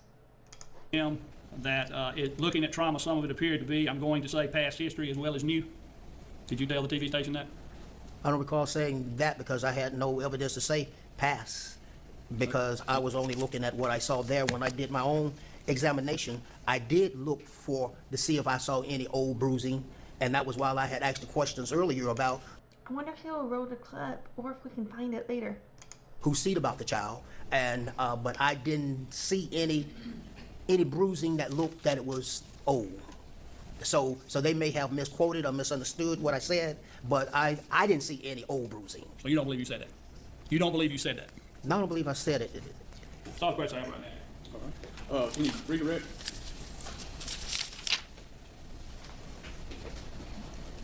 No, sir. No, thank you. May Reverend Mathis be excused. Your Honor, I would ask these under my subpoena as well, that he remain, he may have to be recalled. All right. If you'll, Reverend Mathis, if you'll remain in the witness room in case you're recalled, and don't discuss your testimony with anybody because you're under the rules of sequestration. Yes, sir. Thank you. All right, Mr. Lamb, you can call your next witness.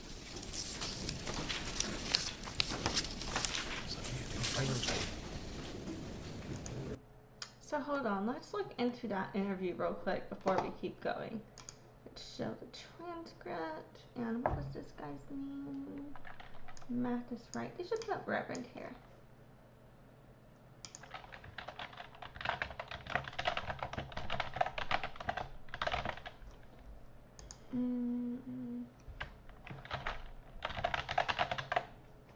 WTVN.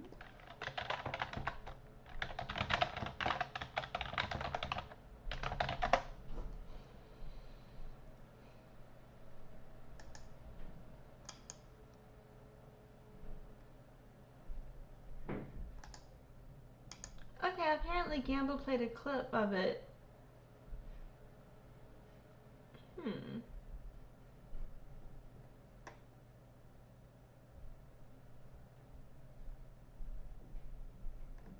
Yeah, okay, so.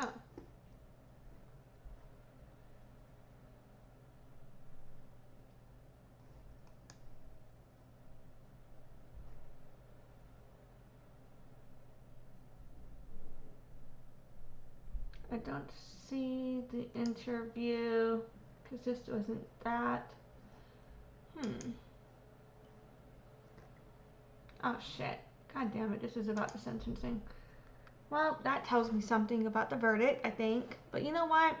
We don't know the specific charges that she ends up getting found guilty of yet, so at least I'll let that be a surprise. No spoilers, people. Okay. So, his own words come back to haunt him. This haven't. Oh, okay. Okay, good. It looks like they might bring this back up later. Oh, perfect. I think they do play this in court later. So if they don't, I'm gonna hold on to this clip because if we don't come across it, then I want to see the reference for that. But it looks like they might already do that themselves. Okay, sorry I paused for that. All right, let's keep going. My bad, y'all.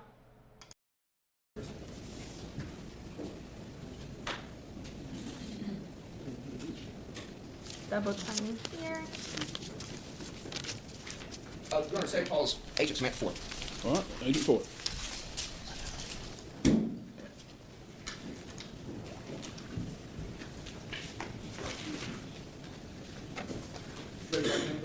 Swear the testimony you give in this case will be the truth, so help you God? Yes, I do. Have a seat.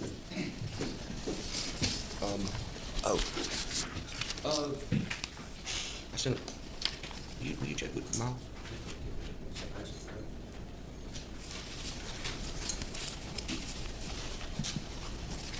Sorry, because I moved so much stuff around over here, and I was looking for some documents that I was waiting for somebody to bring me from across the street, but I will go without them for the moment. He was like, sorry, Judge, I'm trying to stall. I'm not ready. All right. What's your name? Samantha Fort. Where are you employed? I'm a special agent with the Georgia Bureau of Investigation out of the Americus office here in Sumter County, Georgia. And how long have you been employed by the GBI? For 9 years. As a special agent, what's your job in a general sense, in your generalized job duties? Investigate crime, anything from theft all the way up to murder. How does the GBI get involved in an investigation, at least typically? Typically, we're a request agency, so chief of police, sheriff's office, district attorney's office, somebody like that request us to help with the crime. In this particular case, I got requested by the Georgia Southwestern University campus police. And when you were requested to become involved in this, when was that? January 14th, 2024, approximately 2 p.m. in the afternoon. As part of your investigation, did you at some point obtain information? Did you obtain information from various telephones, various cell phones? Yes, I did. And whose phones did you seize or obtain by request? I obtained 2 separate phones from Julian Williams. I obtained a cellular phone from Trinity Poague, and I also gained access and consent to get Paris Permort's phone. So the phone that you seized from Trinity Poague, or that you got from Trinity Poague, how did you get it? During the interview that I conducted with Ms. Poague on the January 14th, we were discussing some videos during my interview that she was showing me in her phone, and at that point I realized there was evidence in her phone, so I seized it. And did you subsequently get a search warrant to permit you to, or permit the GBI to access the contents of the phone? Yes, I did. And after you got the search warrant for the phone, did someone in fact access the phone? Yes, sir, we did. Okay, how do you do that? So we have a device, it's a digital extraction device, and what it does is essentially makes a copy of all the information in the phone at that time, and just makes an entire copy of it. And it doesn't do anything to the device other than copying the information, and so it stores it in a unreadable format, basically. And then you have to create a reader report or like a PDF report or something to be able to access the information inside the phone, kind of make it easier for you to follow along and read and find information. Did you, when you accessed the defendant's phone, Ms. Poague's phone, were you able to extract any text messages or instant messages that had been sent between Ms. Poague and Mr. Williams? Yes, I was. Speaking, is Trinity Poague in the courtroom? Yes, she is. Okay, can you kind of identify for us where she is and which individual she is in the courtroom? Yeah, she's sitting at the defense table. She's the middle female in the olive green shirt. Okay. And you know her not only from result of this investigation, but I mean you have met with her personally and questioned her or interviewed her, filled out an arrest report, went through that whole process, the arrest process, et cetera, with her. Is that right? Yes, that's correct. Okay. All right. So, and this is the same person you got the phone from? Yes, sir, it is. Okay. All right. So, when you access those messages from Ms. Poague to Mr. Williams, one of those messages, well, let me ask you, I'll do it this way. What's stage 41? What is that document? These are messages that were pulled out of, I believe it was Instagram, possibly Facebook. There were a couple of similar social media accounts that had similar names, and off the top of my head, I can't remember exactly which one, but these are messages that are not text messages from cell phone number to cell phone number, but in another format on social media. But this is one from Trinity to Julian, or Jay. All right. On what's the date and time of it? December 17th, 2023, and it is, let's see. I'm looking at the time difference. The only reason I'm looking at the time difference is because it's in UTC time. May I explain that real quick? Yeah, I'll just ask you to do that in a moment anyway, so that's fine. You can go ahead and do that now. So UTC time is Coordinated Universal Time. It is the time that is, it's whatever time it is at 0 degrees longitude, like the prime meridian, and it establishes the time for the entire world. And then like Eastern Standard Time would be minus 5 hours from that. So you would just subtract 5 off of what UTC time is to get the time, what it is right now. Like March to November, with the time changes, it would be minus 4, if that makes sense. Okay. All right, so the UTC time, why do these different reports, these various data sources, computers, phones, et cetera, why do they use UTC time? Do you know? Well, it's a standard time because it's not, this device that we use, this program, is not only here in Georgia, it's worldwide. So that's their standard to put it in UTC time, because crime doesn't only happen in Georgia, it happens everywhere, and phones change times and all of that, so it keeps it standardized, and then you can change it to whatever time zone you're in, just to make it easier for you. Right, so you subtract some hours for Eastern Standard Time, you add some hours for time in Asia or other places? That's correct. Okay, all right, so you were trying to do the math and subtract 5 from that? Yes, sir. Timestamp? Yes, sir. Can you tell me now what time that message was sent? It looks to be around 11:24 p.m. Okay. So that would put it on the 10th, December the 10th. December the 10th? Yes, sir. Okay, and what does that message say? You want me to read it? Yes, please. Jay, I don't know if I can do this anymore. This weekend was a struggle for me, and I don't know what to do. I love you so much, but letting JD hit the wall and see the damage it did really hurt me, and it just lets me know that I don't have JD's best interest at heart. You should not be with a girl that doesn't love your son. I keep trying and trying, but nothing changes. Every time I see him, I cry. See, that is very telling, and I can't believe Jay would continue to stay with her whenever he's aware of this concept. But yeah, that definitely does make her look even more guilty, but also it's you know, a lot of this I am questioning what the decisions that Jay made in this. Do I think he's the one that murdered this baby? No. Do I think he necessarily made the best choices along the way? No, I do not. And I do not mean that to victim blame by any means. It's just to point out, you know, these are some of those red flags. Like when people say these are red flags, it's not about trivializing the relationship. It's not about insulting anybody. It's like these are those red flags, you know, that should tell you, hey, your child is in danger with this person and you don't need to have them around, you know? Yeah. I cry because he looks like you, just like you, and a part of me wishes he wasn't yours. I cry because I realize that you and someone else share something so sweet, and that's love for him. I don't know what to do, but I hope you understand where I'm coming from.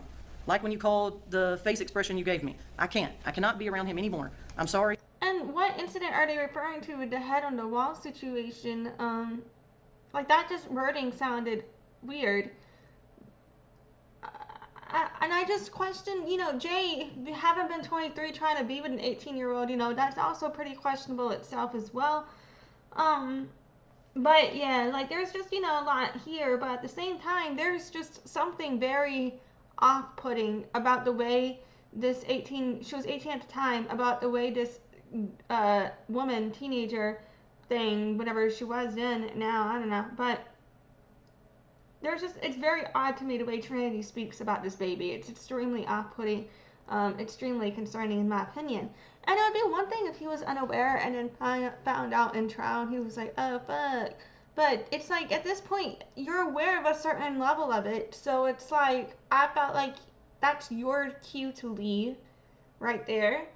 Because no one should ever be with somebody that speaks that way about their child, ever. I don't know where that leaves us, but I know that you'll never make a decision. I want a family of my own, Jay. Every time I see him, I just want to cry. Seeing him happy and how he is with you at your house and how he is with me, he hates me, Jay. He cries nonstop with me. That must mean, in my opinion, that you're not taking care of the child, because kids don't cry nonstop unless if you take care of the kid. Like it's just, yeah. And I don't know. I don't understand why wanting your own kids or wanting your own, you know, would have to come with the exclusion of this person's kid as a member of your family, you know? I don't understand that aspect at all. Like, that doesn't negate the other. You could still go have your own family. But also, it's just like the kid's probably sensing her negativity towards him, you know? Kids are sensitive to that shit. They know, they get the energy. But yeah, and it's quite concerning, the fall scenario. Like, was he already aware that she had injured him? Or did she convince him previously that he fell and it was an accident and she didn't do anything or something? I wonder. But, you know, that line also concerned me. The whole thing does. Yeah. All right. Now, I want to ask you to look at a different exhibit. Messages also were checking from the phone. And then this is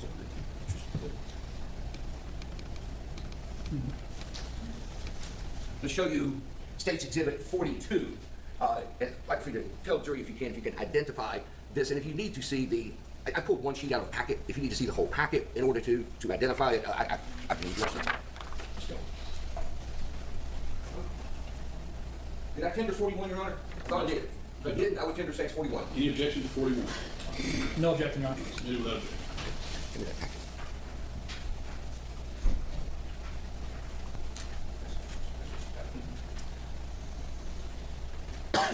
Do you know what that's from? Yes, sir. Okay. What is that you're holding? These are some messages that I pulled out of Ms. Poague's phone when I extracted the data. So when we do investigations, I'm just a piece of the investigation. You know, you heard from crime scene earlier. I had my supervisor who was out on scene helping me do some interviews. He had done some witness interviews for me and given me information from some of the other witnesses on the hall that there was a group me message that involved several of the other students that were on the same hall as Ms. Poague. And I had pulled these messages out of the group me message between some of them. But these were messages that were on Ms. Poague's phone. Yes, sir, that's correct. That had been sent and in some instances received in the group me text group. Yes, sir, that's correct. Okay, all right. So the message that, so the sheet that you're holding, State's Exhibit 42, is that true and accurate? printout of what's included, or at least that portion of what's included in the phone? Yes, it is. All right. Tender states 42. Any objection? No objection. All right, submitted without objection. There's a message on there. Let me look which one. It's the third one on that page. Okay. What's the date and time of that message? December 10th, 2023. Let's see, that's probably about 10:36 p.m. Well, so we back it up. So it's December 9th at about 10:36 p.m. And that message is to a group of girls in the residence hall where she lives. Is that right? Yes, sir, based on my understanding of reading the entire thread. Okay. And what does that message say? This one says, y'all, I'm sorry if you hear this baby cry. He doesn't feel good, so everything he does, he cries about it. I promise I ain't killing him. And that message was on December the 9th, which was the night before the message saying, I'm sorry for letting him hit the wall and doing the damage it did, or whatever. Yes, sir, that's correct. Okay.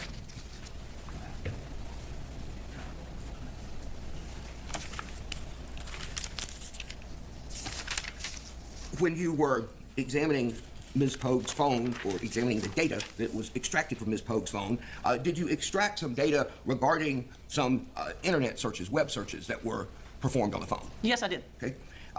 And when were the web searches that you were looking at, were there any from January 14th, 2024? Yes, sir, there were several.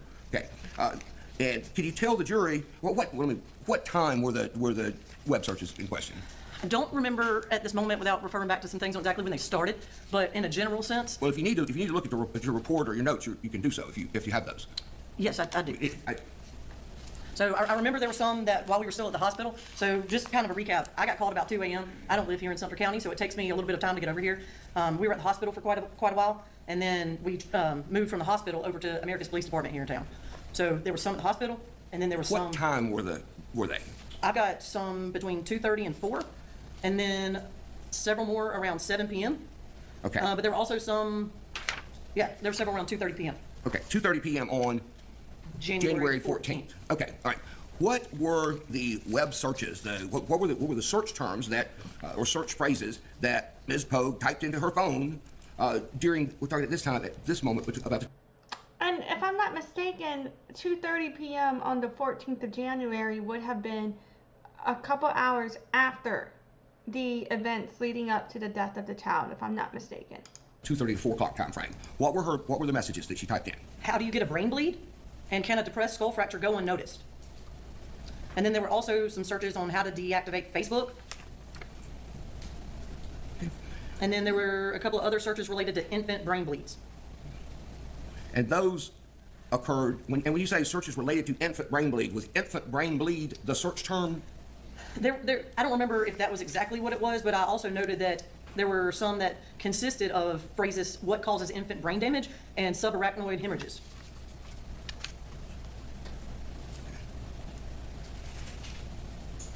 Right. And then you said there were some other. Okay, she's saying the word hemorrhage now. Earlier in my intro, I was talking about hematomas, but what if it was a hemorrhage, not a hematoma? Honestly, I don't know. It was some medical shit like that. Look, I'm not a doctor. All right, fuck it. Okay, let's keep going. Web searches, Google searches that occurred later that same day? Yes, sir. There were some when I know to her to be Trinity to be at the hospital, but there were some that I know that she was sitting at the police department waiting on me to be interviewed. So the 2:30 to 4 o'clock messages, those were, or not messages, but searches, those were where? Where was she when those were done? She was at the hospital. Okay, and then the messages or the searches at 7 p.m., where were those done? At the Americus Police Department. Okay, and what terms did those searches include? The ones around 7, they were searching for images and information about skull fractures.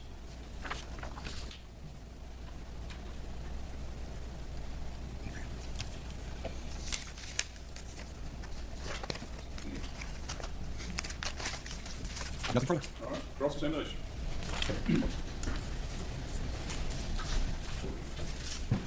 Agent Fort, you were the, I guess, for lack of a better term, you're the lead investigator for this particular case, correct? Yes, sir, that's correct.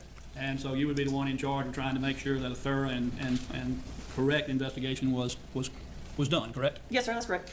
And of course, when you first got called in, you knew that there was a child that had some severe injuries that led to the death, correct? That's correct. And you were aware at that time that the last 2 people that you knew were in close proximity to the child would have been Trinity Poague and the father, Julian Williams, correct? That's correct. So naturally, in an investigation, when you first start, the way you start off, most time I think, is the people most in close proximity that might be able to explain what happened or might even be possible suspects, correct? Generally, yes, sir. And in addition to those two people, as you got to doing your investigation, you were able to discover as well that although Julian Williams had the child was actually living with he and his sister, Ashante Burr, correct? Yes, sir, that's correct. And so you also knew that, and in the investigation, if you went a little further, you were able to determine that she really cared for the child more so than Mr. Williams, correct? I don't really think that's correct, but I think that she did have some significant time caring for the child. And they lived in Cockwood, Georgia, I believe, correct? Yes, sir.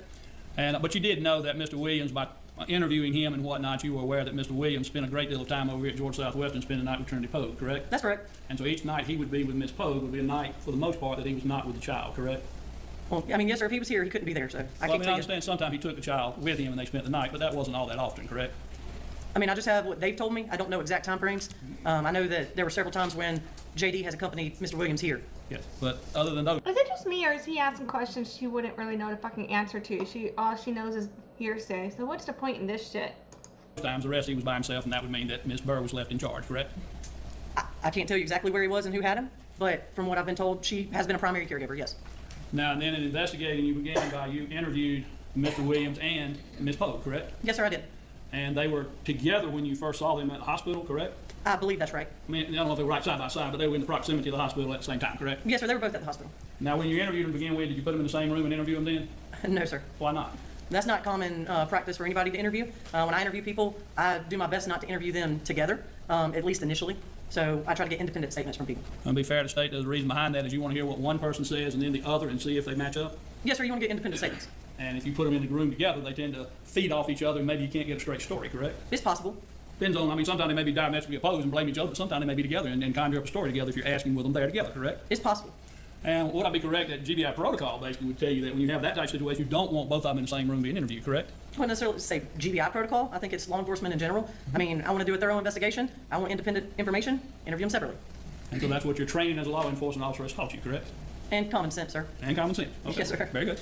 So I don't understand, like, is this a tactic to wear them down? Because he kind of does this. He'll ask the same fucking question like 4 times about what the fuck they did, and I don't understand why. Like, what is this?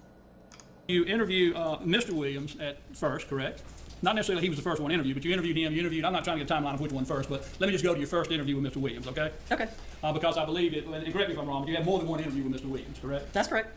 And your first interview, you talked to Mr. Williams about what happened. At that time, he told you that Trinity had called him on the phone, and he gathered from the phone call that there was distress with the child of some sort. She could just hear JD, or something of that nature. And he came back to the dorm room and immediately saw that the child had... Restate your question. You're asking her what... about what Mr. Williams said. He's already testified, and he's present to testify again. You know? Well, whether he's testified or not, it doesn't make that out-of-court statement, not hearsay. I mean, if he wants to impeach Mr. Williams, there's a way of doing it. This isn't it. Okay. Before we get into all the statements, I want to address that and something else with both of you. So I'm going to let the jury step into the jury.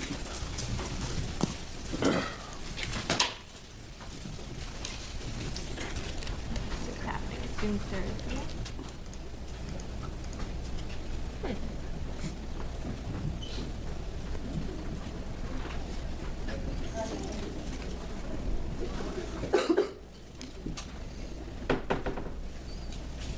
I guess it's court procedure to make the witness come back and All right. testify. Are you instead of- planning to ask her a series of questions about what the defendant told her in an interview? Yes. Okay. About what the defendant told her, or what? I mean, Not what the defendant. Williams? We're going to get to the defendant. That's why I wanted to go ahead and get the jury up. But about what Mr. Williams said, all right.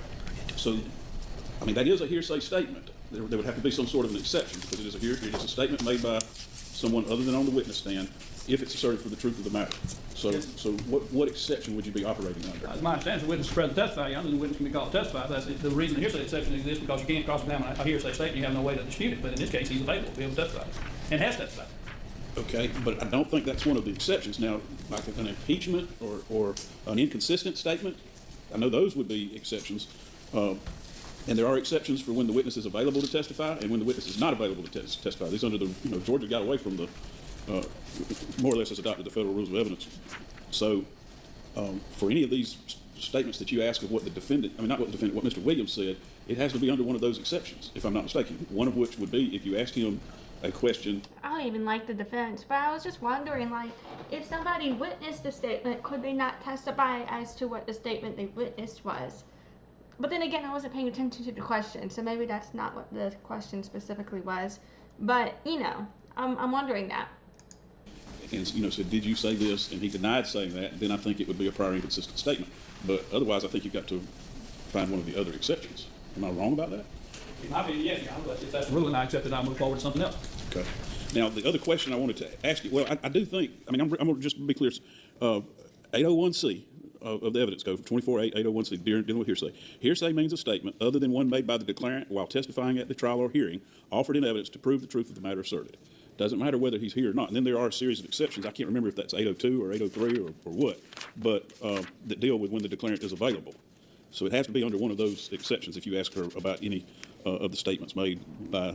Oh, you know what? Maybe it's because she didn't directly witness the event. She's only speaking as to the information she found out, which would make it hearsay, potentially. Maybe that's it. I don't know. The witness, I think. I mean... Under 24-803, Your Honor, those are the exceptions for when the availability of the declarant is immaterial. Okay, and 801D is the one, a prior statement by a witness, if it's inconsistent, is admissible, or impeachment. So I do think it has to be, you know, under one of those exceptions if you're going to ask a series of questions about what he may have said. Now, we had this pretrial discussion. What the fuck does impeachment mean in trial? Hold on. So in trial, it is, no, I'm not talking about that.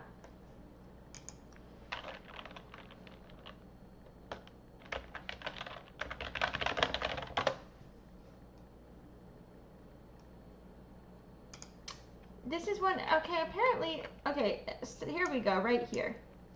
Apologies. So, impeaching a witness means discrediting their testimony. It is distinct from criminal court prosecutions. Okay, anyway, I was just trying to figure out the answer. Maybe I didn't read it before because I wasn't paying attention. But anyway, in trial court, it means discrediting testimony, if y'all can do that. But, yeah, I don't know. All right, back to this. About any statements that the defendant made to Officer Fort, and at this point, those statements have not been put into evidence. So, and I think the rule is unless she's going to testify, you can't ask her about those statements. But Yes, I thought you were on that page, but I wanted to make sure before it came up in front of the jury. Okay, so I'm going to flip to 803.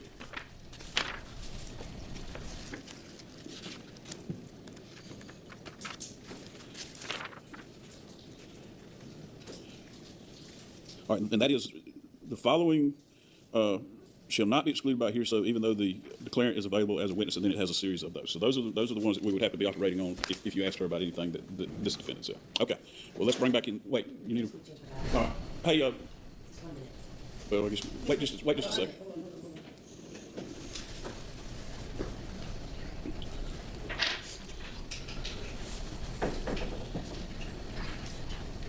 Now I don't know what's happening.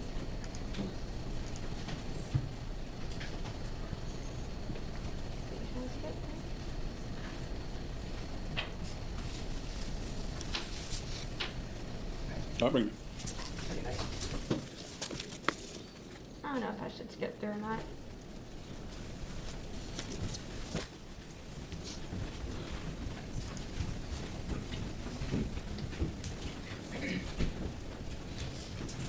I think they're about to come back. All right, Jim. Thank you.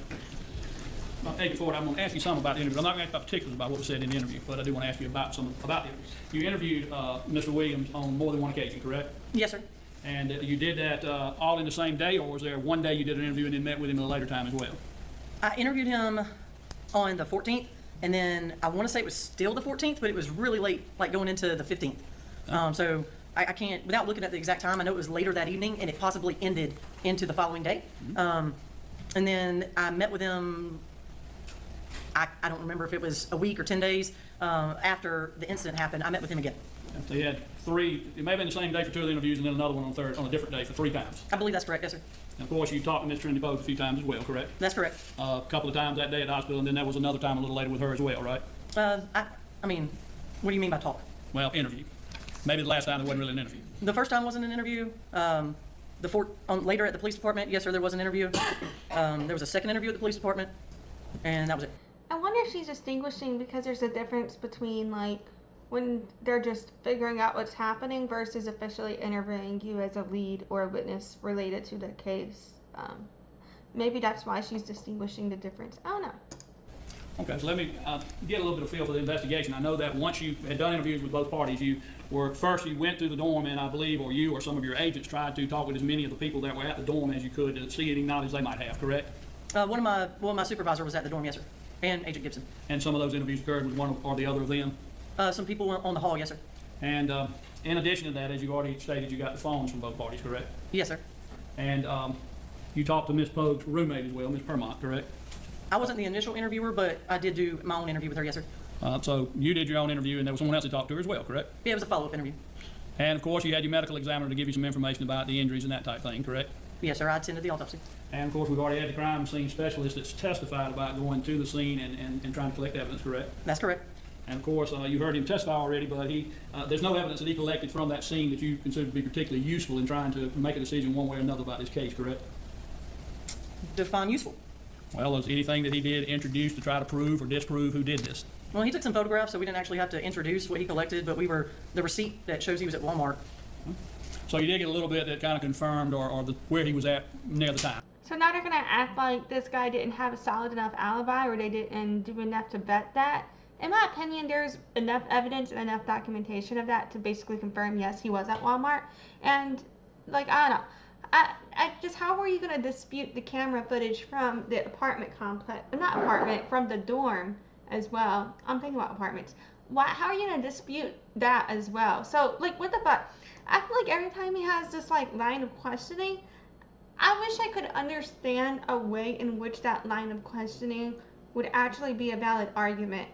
That's why I keep thinking maybe he's just trying to do enough gaslighting to create somewhere along the way some form of reasonable doubt. But because they are so inconsistent about what could have actually happened to this baby, and because this the defense is the only person that was with the baby, potentially, in my opinion, based on what I know, before the baby was injured.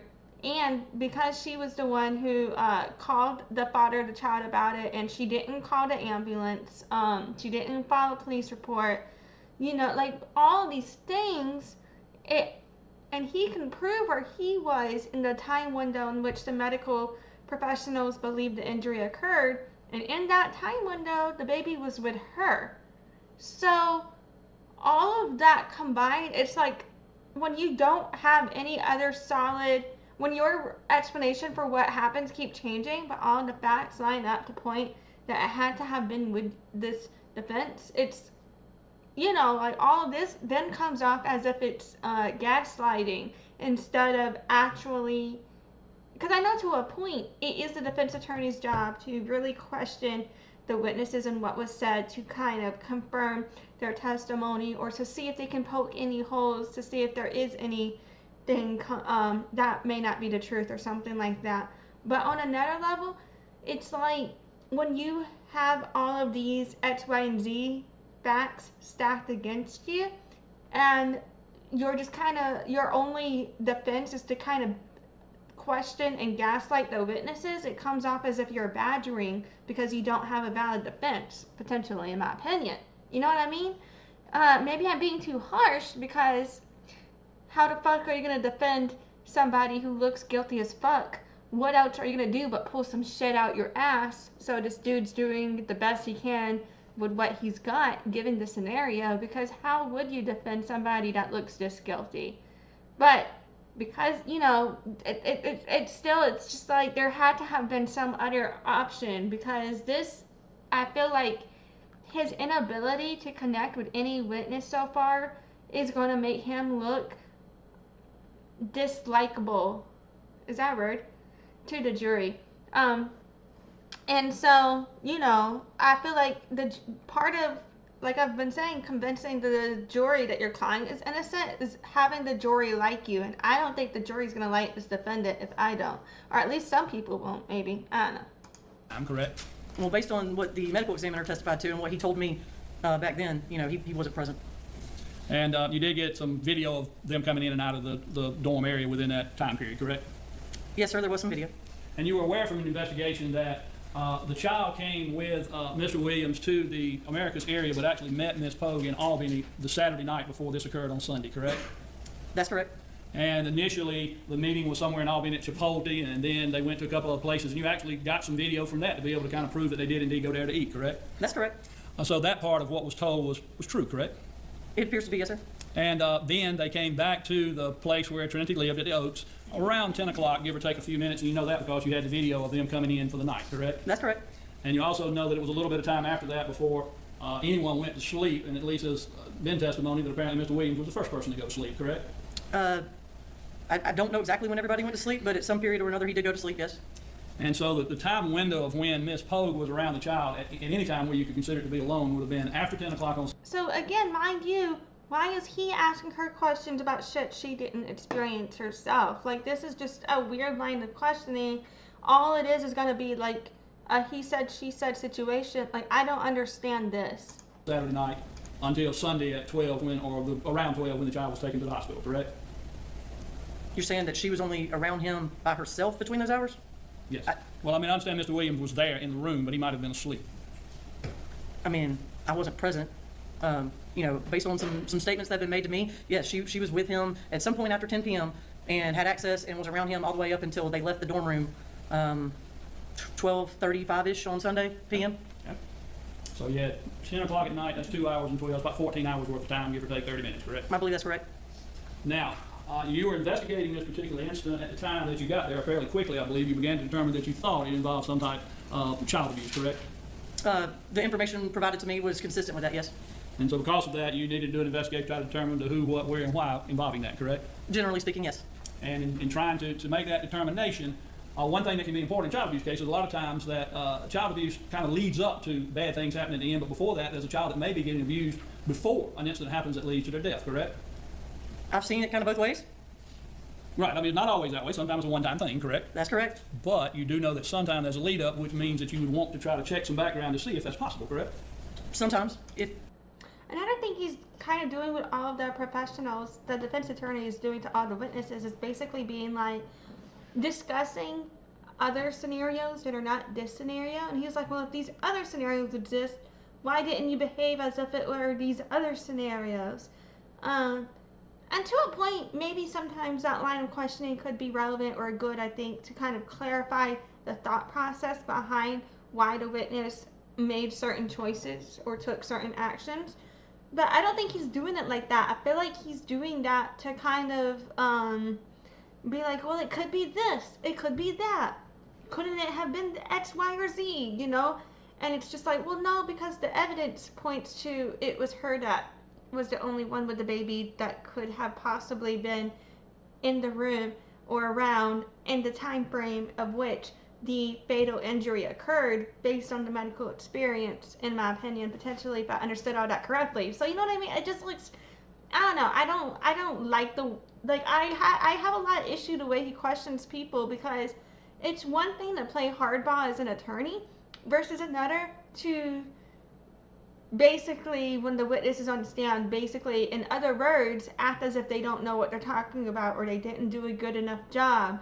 You know, like he was even trying to imply that it was potentially the medical professional's fault that the baby had a lacerated liver. You know, like all of these types of things. Like, it's just kind of like you're throwing spaghetti at the wall and trying to see what sticks, my dude. It doesn't work out. But yeah. Special circumstances. Well, this particular case, your own medical examiner and at least some of your doctor reports seem to indicate that they not believe all the injuries happened at the same exact time, correct? I believe he said it's possible they occurred at different times. Well, I mean, he said some things, I believe, didn't he, that he thought could not have happened at the same time. I mean, are you saying at the same event? Or are you saying on the same day? I don't think I'm quite understanding what you mean. Well, in questioning him, he had said some things he thought it could have happened only in an hour or so, that, you know, only an hour window. And some he believed may have a window as much as 24 hours or 36 hours, that type thing, concerning certain injuries he saw. You recall that type of testimony? I recall him saying they could have happened at the same time, but because you can't age bruises like that, it could have been more, but they also could have been at the same time. Well, with those injuries, isn't it important to try to determine the history of that child to some extent, to be able to determine if the child was subject to any kind of abuse in the past? I believe I did that, sir. Well, I mean, you did determine, one, you got all the medical records for when the child had gone to the doctor, correct? I did. And those records, what did they tell you? That he didn't have anything wrong with him. He had had some checkups, and I didn't see anything that alerted that he had anything wrong with him, but again, I'm not a medical doctor, so I can't make specific determinations about that. You didn't see anything wrong with the fact you hadn't been to the doctor at all in almost a year? I don't remember the time frame on that. Your Honor, it's irrelevant, first of all, whether she observed, whether she knew that or not, and it's also irrelevant whether she thought it mattered. It's not irrelevant, Your Honor. I'm entitled to a thorough and sifting cross-examination in determining whether or not this investigation was properly performed as tantamount. I'll allow that question. Thank you. You do not think that was an important issue? I'm not going to say it's not important, but based on the immediate injuries to the child and the severity of the injuries at the time, you know, and based on what we know is the cause of death of the child, you know, that didn't matter. That wasn't important. Well, you interviewed both of those parties, but did you ever go to the home where the child lived? No, I did not. So as you sit here today, if I wanted you to, you don't even really know the physical structure of where that child was residing before this happened, correct? That's correct. And you have not interviewed anyone that is connected, let's say, to Mr. Williams as far as any of his friends have you? His friends, like, Yes. no, family, not friends. You didn't, but I'll get fabulous, but friends. You didn't try to find anybody you consider close to him and interview them to determine if they knew anything about his relationship with the child, did you? That's correct. You didn't go to his job site and meet any people he worked with to ask them about it, did you? No, I did not. You did not ask any of the neighbors about what they may have observed around that household in the past, did you? No, I didn't. And the only other person, the family members you interviewed was the Shantae Burr that sometimes keeps a child, correct? Well, I mean, she's one of the primary caregivers, so she was crucial to interview. So yes, we interviewed. She was crucial to interview. You asked her something about whether she was the caretaker for the child and that type of thing, correct? Another agency, but yes. You were trying to find out background about it, but other than interviewing Ms. Burr, you didn't determine, nobody tried to determine whether or not she was dating anybody, did they? I'm sorry, Ms. Burr? trying to Yes. determine if what? She was dating anybody. No, sir, her relationship status was not of concern. What does that have to do with anything relevant to the case? The medical professionals have already determined that the cause of injury had to have happened within the time window where the only adults around this baby were the father of the child, Jay Williams, and his girlfriend, which would be Trinity Madison Poague. They also determined previously that because of the way the injury to the child happened, that it had to have happened in a very short window before the baby arrived to the hospital. They've also proven that the person that the baby was with in that window was Trinity, because the father of the child had gone to Walmart and had gone to Pizza Hut.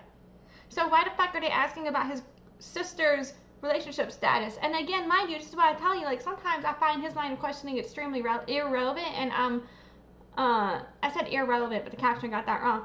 And yeah, I don't know, it's just, yeah, okay. Concern to this investigation?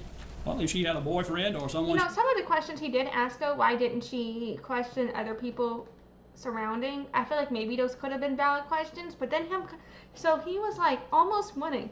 Finally, almost making himself look like he might actually be hitting a valid point. And then he drops that, he goes from there to that. Wrong way, dude. Like, he just did a complete fucking U-turn. I thought he was gonna do something better with this. Like, she was involved with that potentially could abuse a child. Wouldn't that be important to know? Objection. It's irrelevant. There's no evidence of prior abuse. And the cause of death in this case, the undisputed the most evidence there is of abuse is the documentation that Trinity has made herself with the way she speaks about that child, to be honest. testimony by every physician in this case is that Putting that in people's minds because of the way there is the evidence of the way Trinity spoke about the child, that's just gonna put that in the jury's mind. Like, this isn't, I don't think he understands how, like, the ideas he puts in people's heads are also contributing to how they perceive his client. this child died as a result of an injury that he had incurred within an hour. All right, what's your response to this? That is not the entire testimony of any of those experts. Those experts went back as far as 48 hours with some of the injuries they said could be, and that leaves in the time frame in which she could not have been the person responsible for. And if it turns out that there were injuries that occurred on Friday. Sorry, I started eating. Are we watching the same fucking case, dude? Or Thursday, they could not have been her. All right, I'm going to allow the questions. The jury will make a determination of what is or is not pertinent. Thank you, Your Honor.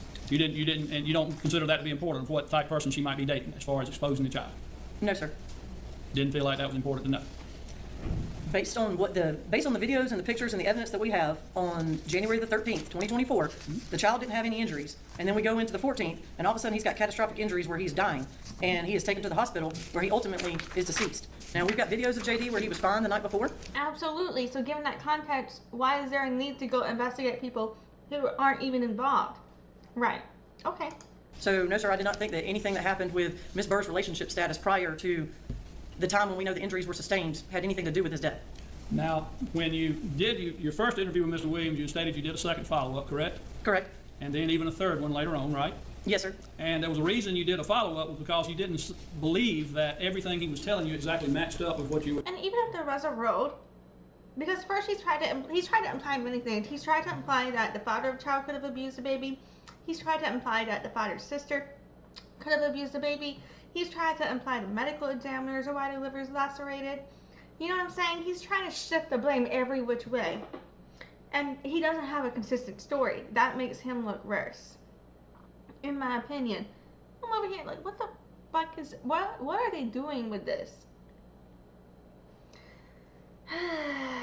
And now there's, oh my goodness. And even if it were true that there was an abuse situation with those people, it would also be true that the girlfriend, his client, never fucking reported that herself either, and is therefore enabling it. So. We're investigating, correct? Objection, Your Honor. The agent's subjective beliefs, one way or the other, or motives for conducting an interview are not relevant at all. I mean, whether she conducted an interview, or, I mean, she can testify if she did or she didn't. But I think that question asked her to give a judgment on the truthfulness of another witness. I'm not going to allow that question. Well, when you got the second interview and the third interview, in one of those interviews when he came back, not the first one, but the follow-up ones, he came to be interviewed. He was with his sister had brought him to the interview, correct? Yes, sir. And he came in to be interviewed by you because you were trying to follow up to make sure that your investigation was proper and look at everything before making decisions, correct? Generally speaking. And so you bring him in, and in that interview at some point, you begin to interview him, and you're not satisfied with exactly what he's saying, so you brought Miss Burr into the interview room and interviewed them together, didn't you? I don't believe it was like that. Ms. Burr had a video on her phone that I knew of, and I brought her into the interview so that we could get the video and ask him if that was the video he was talking about. That's what I remember. But you were asking questions about that video, times that it occurred, when it was downloaded, when it got sent, all that type of stuff, correct? I did ask that, I believe, yes. And that was with both of them present, correct? We had already referenced it in prior interviews, though. And there had been some discrepancies you were trying to hash through, correct? Again, what the fuck is the point of this? Why is he always trying to rehash shit? I think it's a tactic to wear people down. Without listening to it again, if he pointed to something specific, I could, but I don't recall that. You will acknowledge that you're violating the rule you just told me about not having two people being interviewed at the same time, correct? No, sir, that's not true at all. It's not true. No, what you're saying about violating rules, I'd already gotten their independent statements. Mm-hmm. This was to follow up and get the video with them together. So that's not the same thing. So is your testimony under oath today that the only purpose that you had for those two meeting together was just so you could see that video? Objection. Her purpose in conducting an interview is irrelevant. I'll let her answer that question. She doesn't consider that the same as an interview because she may not have actually interrogated them or interviewed them. I think there's a difference between getting evidence from somebody, being like, hey, give me that video you said you had, versus continuing to question and interrogate them. There is a big difference there. And so he's trying to act like she's not being consistent, but she's trying to say her truth as to what happened. Now, if she were lying about whether or not she actually was questioning versus just got the video, that would be different. But say she's telling the truth, then where he's going is just extremely, like, he's just using semantics. It's really annoying. I can't give you exactly what I was thinking at that time 2 years ago, but anytime I have somebody to interview, I'm going to ask some follow-up questions, but I do remember specifically that video was important. Now, you do acknowledge that the picture that we've shown earlier of the diaper that showed the diaper that Dr. Busman testified he believed had blood in it, that diaper was not available for the defense to be able to test anything from it, correct? Correct. And you would acknowledge that was a piece of evidence that was involved in at least and recovered from the area where the supposed crime scene occurred, correct? I wouldn't necessarily call it evidence. He cares a lot about this diaper. I don't think that whatever was in the diaper negates or invalidates the fatality injury, the fatal injury of the skull fracture.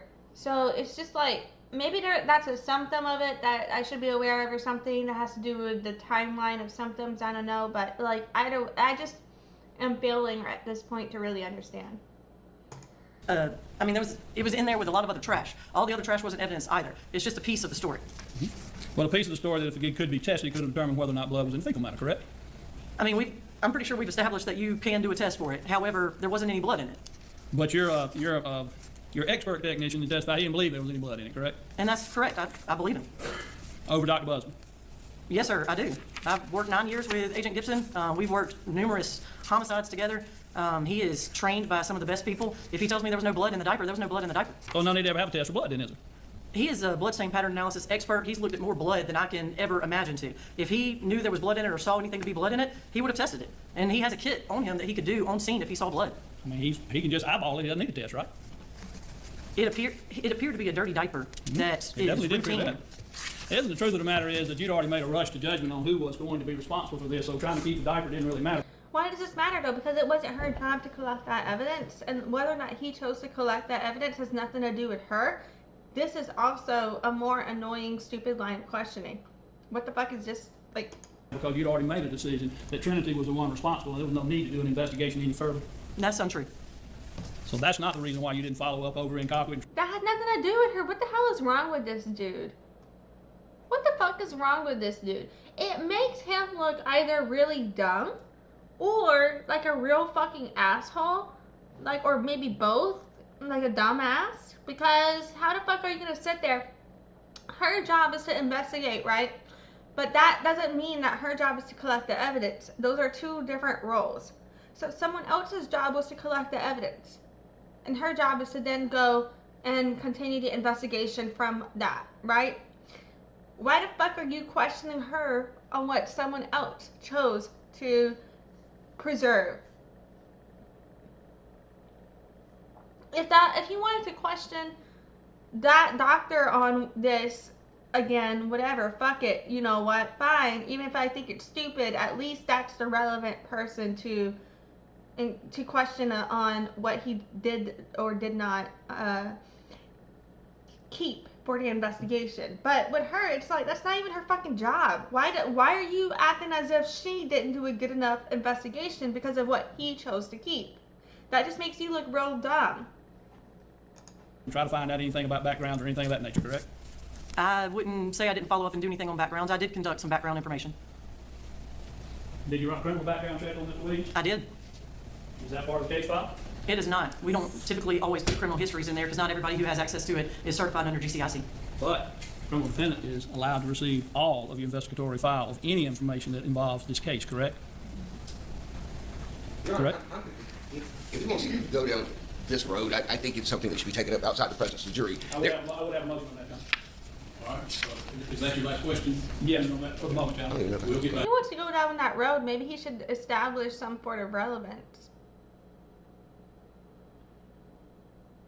Because the fuck is wrong with him? I don't understand where he's going.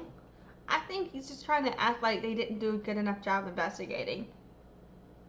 But instead of being able to point to any specific way in which they actually didn't do a good enough job, he's questioning her about shit, in my opinion, that wouldn't have been her call. So it's just, You have any, Maybe I'm redirect, wrong. Mr. Lang? No redirect, Your Honor. All right. We'll let the jury step out for just a second. I'll tell you what, Double wait right there. Chet, are you back? Chet, are you back? Some of the jurors want to go downstairs, but I want a bailiff to go with them if they do. Okay. All right, so y'all can step in. We'll take a 15-minute recess. alright, we're gonna either skip or double time. We'll see. You can step down.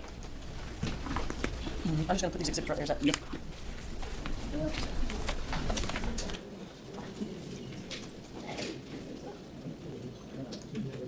We're double timing right now. I don't know if they're gonna argue All right, more. what do either of you want to address about the criminal history of the defendant? You know, I would address that I have a right to that criminal history has not been provided by the state. I move for mistrial. All the information that is relative to this case has not been provided. And So, like, again, what criminal history though would be relevant? Like, and why wasn't this mentioned before if it was? Like, and someone's criminal history doesn't necessarily, unless it speaks to a pattern of behavior, I don't feel it would necessarily be relevant. I don't know. has been denied the defendant, which he has a right to. And I don't know what it says, but Mr. Williams already testified. We did not have that provided to us. I cannot use it for cross-examination or even determine. I don't know what it says, and I'm not directly blaming any particular person on it, but it's supposed to be provided to us. We are allowed to have it. We don't have it, and that's a Brady violation, Your Honor. Well, I guess that depends on what's in it. If it's a Brady violation, right? Well, I mean, I think that they're required, regardless of what it shows, to provide whether it's exculpatory or it's not. If it's I don't understand how someone's criminal record not being given to you is a Brady violation. Because how would that be relevant to this case? if it's great for the defense or it's great for the state is really sort of irrelevant. The part is whether or not it is part of the case file. Is it part of their investigation? Just like when they interview someone who says, I know nothing about the case, they still have to provide. I have a DUI before. I'm sober now, but I got a DUI about 10 years ago. Would it be a Brady violation if someone didn't know that? That's a criminal case. Why would someone need to know that for any investigation? You know what I mean? Like, I just find that very stupid. Okay. With it. What's your response, Mr. Manning? Well, Judge, if we received it as part of the case file, then as far as I know, it was served. I'm not even sure that we have a copy of a criminal history on it. There's nothing in the statute that entitles him to a copy of the criminal history in a vacuum. I mean, of any particular person. What he's entitled to is. Yeah, like, I don't understand how someone's criminal history it has to do with the facts of the case. Like, shouldn't that be your own independent investigation? The things that are listed in the discovery statute, which I haven't pulled up because this is not something we would normally deal with in the middle of a trial. I do know that if at any point, someone had said, hey, we don't have a copy of his criminal history, do you have one? I would have said either I don't have one or I do. If I have one, I'd give it to you. If I don't have one, I'd probably get one and for the purpose of providing it to him. Okay. And so it is not part of as far as I know, it's not part of my file. I don't think we. That's true. Like, wouldn't they need to prove that, hey, you asked for the criminal record and it wasn't given or something, like. I don't understand. Like, I don't think that someone's criminal record is necessarily typical discovery, unless they just so happen to look into it. But it's like if they, what is the point of that? I feel like sometimes it's like if you don't know who could have done something, then looking into the criminal record of people involved could help you determine what lead would be likely to follow based on their pattern of behavior. But sometimes in cases like this, it could have only been one or two people. There's no need to go look into the criminal record of who likely done it when one of those people has a solid alibi for where they were and the other person has admitted the baby was with them at the time. So I just don't see the relevance or the causation for it. I don't think we have one. I don't think there's a. She says she ran a criminal history. I don't know if that means it was printed out and put in the file or what. I guess you could ask her the question to clarify that. You want to come back up? Did you print one? Just so we'll make a record of it. I don't. But I do wonder, was the criminal history ever requested by the defense? Yeah, the criminal history was not requested. We were not aware it had been run. I mean, I realize we could have tried to make some kind of. I realize you maybe could try a motion to say that, but it's been a while. But I thought you could. Since this has come up, but I thought you could ask for a criminal history on any witness of the state's witnesses. Am I dreaming that up, or is that in a? There's a process that they can. I mean, if I have criminal histories on witnesses, then we provide them as part of discovery. Okay. There's a process by which they can a defense. I thought there was a statute where it could There's a statute that provides for a defense lawyer's ability to obtain a copy of criminal history of witnesses, his witnesses, my witnesses, or any other. But that's not the process that's involved here. I was unaware of that statute, but from that wording, that sounds like they have the ability to get the information, not necessarily that it has to be given by default. You know what I'm saying? All right. Was a criminal history printed out, ran? What did you mean by ran? We, as agents, we don't actually run the criminal histories. We have to get a criminal intelligence analyst to run it. Mm-hmm. So they conducted a criminal history, and I do remember reading one, but it wasn't printed out. It wasn't like it was made part of the case file as anything. How did you read it? They get it in a secure portal to us. But you read it on a computer? Yes, sir. Okay. All right. Y'all have any follow-up questions about that? Okay. No, Your All right. But it was not made part of the case file? No, sir. It's standard to run criminal histories on. That could be very similar. Like, if you've ever had an EEOC case to give you everything through a fucking portal, and I think they backdate shit, because I know for a goddamn fact, like, I was checking my portal every fucking day, and then the next day there was documentation shown in my portal, and the dates on that documentation were from before when they actually arrived in my portal, and I was so upset because it impacted my deadlines. Anyway, but so fucking, yeah, like, I understand, how the government systems do use portals in sharing documentation, so, and how she may not have there's so much data. Sometimes, like, you can't bother to download every fucking thing. Like, you really cannot. on people when we go interview them, like if we're going to go to a house or talk to somebody, safety purposes for their. And if there was nothing relevant in that information to the case, what's the fucking point? You know what I mean? Everybody's got a fucking record. Whether or not it's a traffic infraction or something worse, I feel like, you know, once you hit a certain age, everybody's got something on them. It could be just a speeding ticket, but you know what I mean? The officer. All right. Do you have any questions for her about that? Well, I suppose I have a question, and that is that when there's a criminal history run, my understanding was, at least typically, I would get as part of a GBI report, I would get an exhibit, which says, provided intel information about this person or that person or whatever, and it would have attached whatever intel information was obtained. If there's no summary that says that, then does that mean you ever actually obtained the intel report? I mean, sometimes we obtain intel just to locate somebody, or make sure that we get a driver's license photo to make sure somebody looks on their photo like they are in person and who they're pretending and portraying them to be.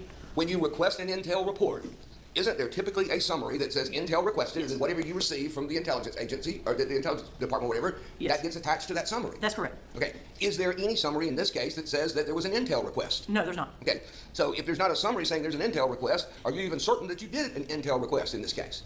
No, sir, I'm not. Just kind of thinking that you probably would have, basically. Is that fair to say? Yes, sir. Okay. That's all. I don't have any further questions. Any other questions? Well, no, Your Honor, but trying to say that I didn't make a report, so therefore it doesn't have to be revealed, flies straight in the face of what statutorily they're required to provide to us. And now you're trying to rehabilitate is not effective. Well, I'm gonna let her step back. I'll let y'all make any more. You can step that down. So you're making a motion for a mistrial because of you believe they accessed a criminal history report and you weren't provided it. Correct, Your Honor. All right. What's your response to that? I don't. My understanding of the law that they had cited, unless I understood it wrong or they didn't, because I think they may have been summarizing the legalese. Maybe they didn't, maybe it's about the legalese in there, or maybe I'm understanding it wrong. But I didn't think that they were necessarily required under the statute to provide that information.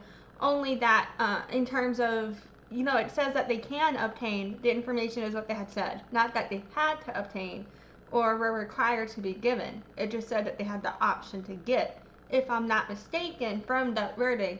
Am I wrong about that? I don't know. We'll see what they roll. But, yeah. Know that there is any. He asked her, did you run a criminal history? She says, yes. Okay, but then once you start, question a little further, it's like, well, wait a minute, maybe I actually didn't. It's just sort of I normally would, but when it's normally done, it gets attached to a summary. I mean, there's a summary saying I ran the criminal history, and then, or I requested an intel report, I guess is what it typically would say, and then whatever information came from intel would be attached to the summary and be provided. And so, when we get the reports, if there's no summary that says that, then there's, nothing that triggers us running a criminal history, and so. Also, if they can prove that they gave everything that was in their file and they just didn't put that in their file and it was never in the case file, then that wouldn't be a violation, right? Even if, you could argue that it would be negligent not to put one in the file. If they never printed it out and it was only ever through a temporary portal and it was never part of the documentation for the case, it was just something that they looked at in the lead up to the case, then I don't know, would that count? I don't know. I'm not an attorney. I don't know the rules of discovery. Maybe he is right about this. But if he would be right about that, that would be a real fucked up way for this trial to end or for it to go, Let's see. I'm pretty certain that we've never seen one.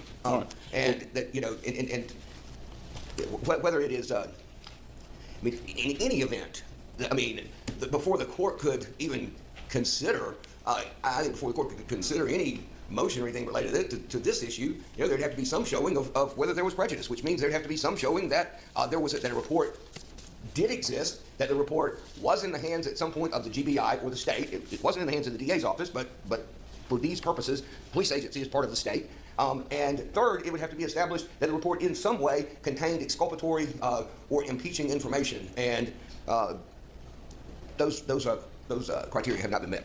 All right. Well, I don't know that there was a report. There is testimony that she reviewed a report, but based on what's before me, I'm not granting a mistrial.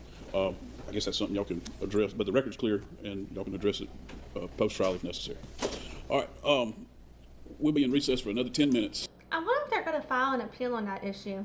And I'll probably skip through this recess if that's all that there is here. I'll come back at 11:30. Do you anticipate other witnesses? Right now, I do not, Your Honor. I mean, there's still one witness that I have started to call 3 times this morning and changed my mind each time, and I guess I ultimately will get to the point where I have to make a decision whether I'm going to call her or not. So, yes, sir. Well, if you did call that witness, would it be a lengthy witness? I'm just trying to plan it would not. Okay. It would not. So I think, regardless of whether you call a witness or not, the next step for the jury is going to be a lunch break. Okay, an early lunch break. So you're going to finish this? Don't you think that would be a...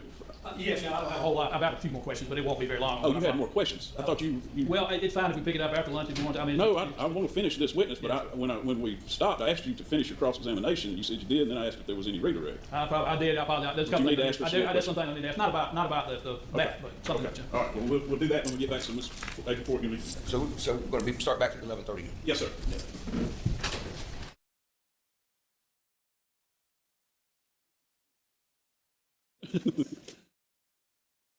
It'll be worse than not having the court reporter in here.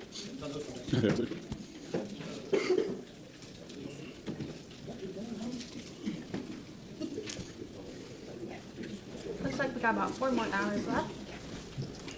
Getting through everything.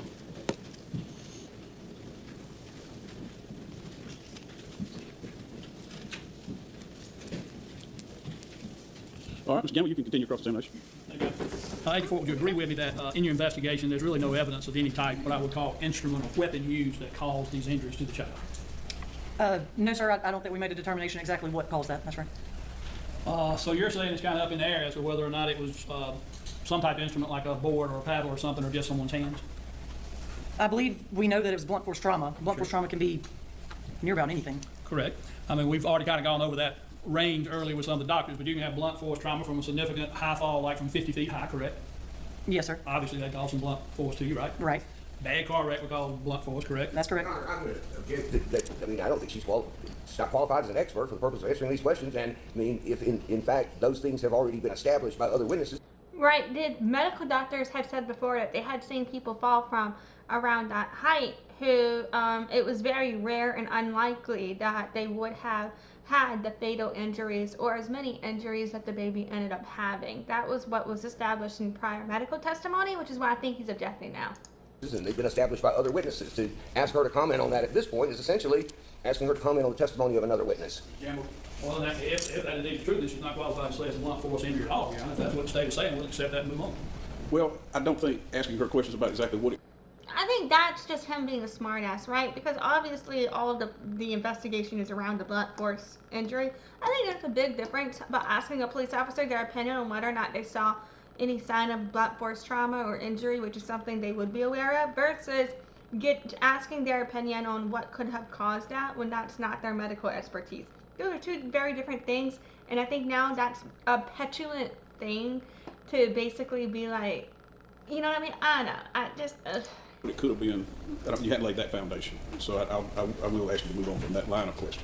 Well, without going into all the potentials of what blunt force could be, you do look at a body sometime in your investigation and try to determine if anything was used to cause injury to the body, correct? Yes. And you've been trained in that in your handlings of investigations for the Georgia Bureau of Investigation? I've not been trained in instrument patterns, no. So you don't really know that. So your earlier statement is you don't know what caused the blunt force injury, you just know it was blunt force injury, correct? That's correct. It's not her job to know what the cause is whenever she's finding out about these things, and you were asking specifically about her notes in the investigation previously when that was confirmed, right? It's her job to find out over time. Maybe I'm misunderstanding. Hold on. Now, did you ever at any time look at or observe the hands of Mr. Williams? I mean, I've seen them, yes. Did you take photographs of them? No, sir. Now, have you had times in the past when you had situations in which you believe someone had used their fist or hands to cause? You're not asking them if they took photographs of the girlfriend's hand, so what's the point in this line of questioning? The injury that you took photographs to try to see? I have done that, yes. It wasn't done here, correct? That's correct. Now, you would agree with me, Mr. Williams is a fairly good-sized guy, correct? I mean, that's subjective. Are they really trying to blame this on him now? Hold him accountable for the other facts that have been proven, you know, where there could be issues to hold him accountable for. But this, it's like, he's already proven he wasn't even there. And if he was there, again, why wouldn't she call the police? Why wouldn't she call the hospital? Like, it doesn't make her look good either. None of his arguments clear her. So I can't really answer that. You don't think that he looks sort of strong and powerful? Again, that's subjective. Well, from your own objective viewpoint, do you believe he could cause great injury with his bare hands if he wanted to? Depends on who it is he's trying to cause harm to. Could he do that to a small child? I feel like she doesn't want to be using vernacular that would imply anything about Jay, but he is basically trying to word questions and ask her questions and wear her down until she says something that could imply he would harm the baby. You know what I mean? Like, look at that. It's just like he doesn't have a valid defense for his client, so his strategy is to gaslight and to kind of wear down the witnesses. And it's then the witness has to have like a mental battle of keeping their cool. I feel like he's doing this strategy to antagonize and provoke the witnesses, so if he can get any sort of rise out of them, he can invalidate them more. I guess it's possible. Now, you've heard testimony about his jacket maybe having some type of substance on it. Did you take that jacket into evidence? I did not. That's all the question I have. All right, you read it, Rick. Did you, on the day in question, on January 14th, did you see Julian Williams face to face? Yes, I did. Did you spend some time with him? Yes, I did. Where? I might have spoken to him at the hospital briefly, but I spent 4+ hours with him at the Americus Police Department. And were you able to see what he was wearing? Yes, I was. Did you observe anything about it or that appeared to be vomit? Yes, sir. There were some stains. I believe they were on his right shoulder and like collar of a shirt. And did you have any conversation with him about those? I asked him about it.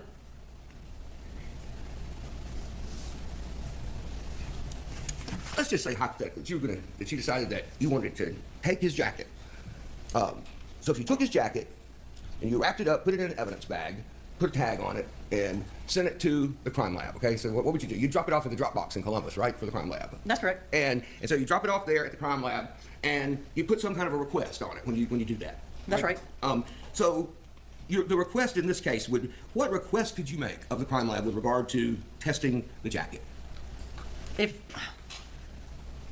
There's not really a test for us to send up there and ask the lab if this is vomit on his jacket. Have you ever submitted vomit to the crime lab for testing to determine if it was vomit? No, sir, I haven't. Have you ever submitted vomit to the crime lab for the purpose of determining DNA or obtaining DNA? No, sir, I haven't. I'm assuming he's going on about this because previously in these trials, the defense attorney was going on and on about why wouldn't they have tested the vomit for the baby, and I don't even understand why that fucking mattered. If you send a request to the crime lab and said, okay, we want to confirm whether this vomit came from this person. And somebody says the vomit came from that person, and that person has been vomiting, and they've been in and out talking to police officers all day long. Okay, would there be any value in trying to get a report that says, yes, that's vomit, and it came from the person who he said it came from? No, sir, there's no value in that. Was there any question like maybe 2 people vomited on his jacket that day, and you're trying to determine which one of them it was? No, sir, that was not a theory or any information relevant to this case. It never came up. Okay. So when you make those kinds of when you submit testing requests to the crime lab, do you do it for every item that may possibly be connected with a person in some way? Are you asking if we send every item we collect? You collect every item and send it to the crime lab to determine if it's connected with a particular person. No, sir. Would you, for instance, have sent a request to have the sippy cup tested to see if it had the baby's DNA on it? No, sir, we wouldn't have done that. Okay. Why? Why wouldn't you just send them everything, Agent Fort, and get, a vault full of testing on every case? It takes considerable time to test all of this evidence, and there was nothing contrary to believe that anybody other than the baby was using the sippy cup. So you would only ask for testing if there was an issue that was in dispute and that issue was material to the investigation in some way? That's correct. Okay. And who makes that initial determination as to whether or not... That's another thing. Whenever the defense attorney is trying to invalidate, why didn't you test a sippy cup? Why didn't you test a puke? Why didn't you test a poop? It's just like, is there any reason to test what they can confirm is the only baby in the dorm room? Because college campus, there's not like there's a bunch of babies around. You know what I'm saying? Like, what reason would be like, obviously the baby was there. There's video footage of the baby being there. Like, what is the point of this? Or were they trying to be like, oh, is this even belong to JD or something? What logic is there in harping on that random fact? And like, he's doing that a lot, arguing about random shit about the case for no fucking reason, in my opinion. And I feel like it's just to run out the clock, wear them down, and I feel like he thinks that maybe the jury is stupid or something and will have doubt, because if he continues to gaslight people or wear them down, he could trip them up or something. Or maybe eventually people would just believe him, because one of the things he'll do is say correct a lot, and try and get people to say he was correct. And I think he does that to kind of get the jury to think of him as someone who is correct. But I don't think it works, because, like, they'll do that to a point, but in every single witness case so far, they've been able to debunk the defense with their testimony. And so then it just makes you look as if you're not prepared to defend your client. You know what I mean? It's material in some way. Usually the agent's crime scene or other agents. That's part of your job, or Gibson's job, or whoever, right? Yes, sir, that's correct. That's all. Any other cross? Couple, Your Honor. So Agent Gibson, the one that decided the diaper wasn't important, would be the same one that would decide about the jacket, correct? No, that's not correct. It would be you? Agent Gibson was at the scene, and I was interviewing Mr. Williams, so. Now, no one has made a request for you to test that jacket from the defense And side. again, he's asking her about shit she had nothing to do with. No, sir, not that I'm aware. But that it is kind of confusing, the issue, because no one's saying you should have tested the jacket. But if you wanted to try to prove whether or not there was vomit at all that occurred from that child, wouldn't the best way be to prove that, to provide the evidence of the jacket? First of all, the jacket with the vomit is still there because the father never threw it away, because the last thing he had was his kid or whatever.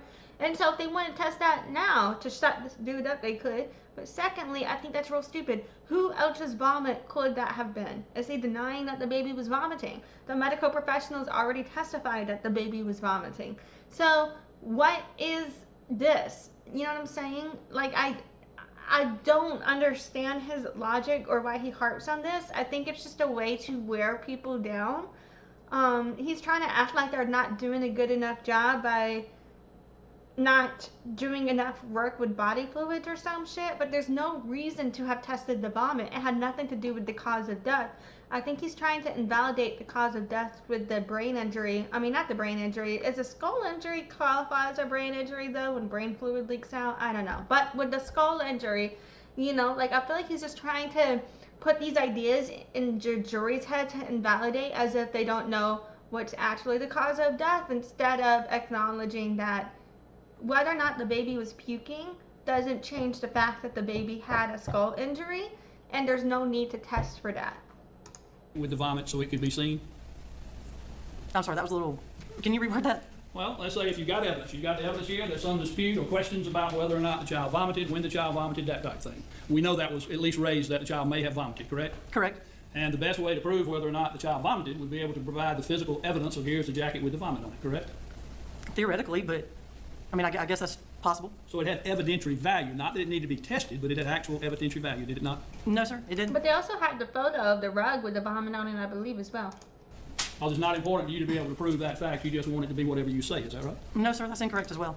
You know, if he's going to grill people this hard about whether or not they maintained preservation of the baby's bodily fluids, why wouldn't he then establish precedent or a reason to preserve that evidence? You know, he's not establishing why that would matter. So it just makes him look as if he's badgering them. But you didn't feel like it was important enough to save? I mean, it's in videos, it's in pictures. We acknowledged it and we talked about it. There's multiple law enforcement who saw it. I mean, the only value it holds is the child threw up. We have somebody who testified that the child threw up. When he was at the hospital, it smelled like some sort of bodily fluid, similar to what vomit smells like. It just proves that the child threw up. That's all I'm saying. All right, may this witness be excused? She may be, Your Honor. All right, you can step down. Thank you, sir. No, I got another question. I'm sorry. I apologize. I really do. I apologize. What is an intel report? I mean, in general, what is an intel report? And intel, so Intel report or intelligence request? An intelligence request. Typically, an intelligence request is something when we're trying to locate somebody or obtain a lot of information about somebody involved in a case, where we need their background information, driver's license, social security number to prove that's them, addresses, phone numbers, social media. Have they been involved in any cases before? Do we have any other intel requests on them in the past? Something of that nature. Okay. And do you do an intelligence request, an intel request, on every person who's a witness in a case? No, sir, I don't. Do you request a criminal history on people who are witnesses in cases? No, sir. In fact, do That makes sense though, because it's not feasible or affordable or reasonable to be running all of these checks and reports on every single fucking lead you have, or you'll be wasting a lot of resources on shit, you know what I mean? So that makes sense to me. y'all aren't even allowed to run a criminal history for me if I say, can you run a criminal history for me if you don't have a case, right? Is that right? That's correct. I mean, you gotta have a case number in order to run a criminal history, right? That's correct. Okay. So it's not, running criminal histories are there some statutes, some laws about it? Yes, there are.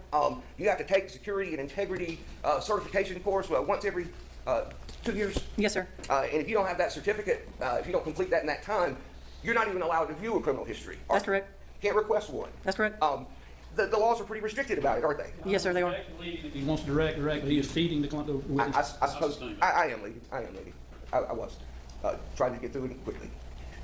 Would you run a criminal history on an individual just because you're curious about it? Theoretically, I guess that matters because the procedure does matter in order to maintain rules of court, so that way everybody has a fair chance and everything. But I mean, on this line of questioning, I don't really feel like that fucking matters. Like, it's like whatever. It's asking about investigation procedures. I don't know. Maybe I'm wrong. About it? No, it would either be for an intelligence request or officer safety. Nothing further. Any other questions? Just one or two follow-ups. I guess I meant like in a situation in which someone's testifying onto their own experience, then leading them on would basically be testifying for them, which you can't do. But in that scenario, it's like the procedure is the procedure. That doesn't fucking change. Okay, let's keep going. But if someone is a suspect in an investigation in which you're about to charge them, may charge them, or are going to charge them, often you do run background checks then, do you not? Sometimes. That makes sense, doesn't it? I mean, sometimes we do, yes, sir. Talk about that. All right. May this witness step down. Yes, sir. You can have a seat. All right, Mr. Lamb, you can call your next witness. Your Honor, subject to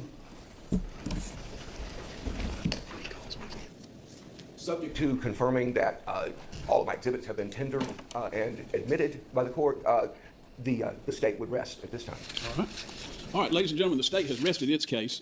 Customarily, there are a few items we need to address before we proceed at this juncture in the trial. So and it's 11:45, so I'm going to go ahead and let you take your break to lunch.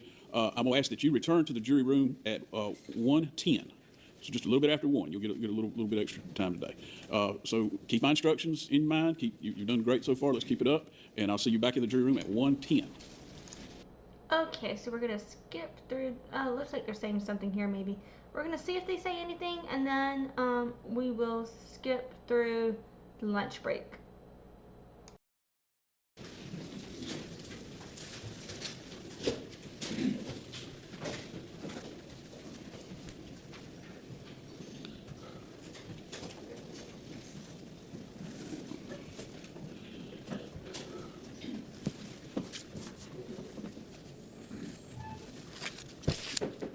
All right, are there any matters we need to address before we call on the defense?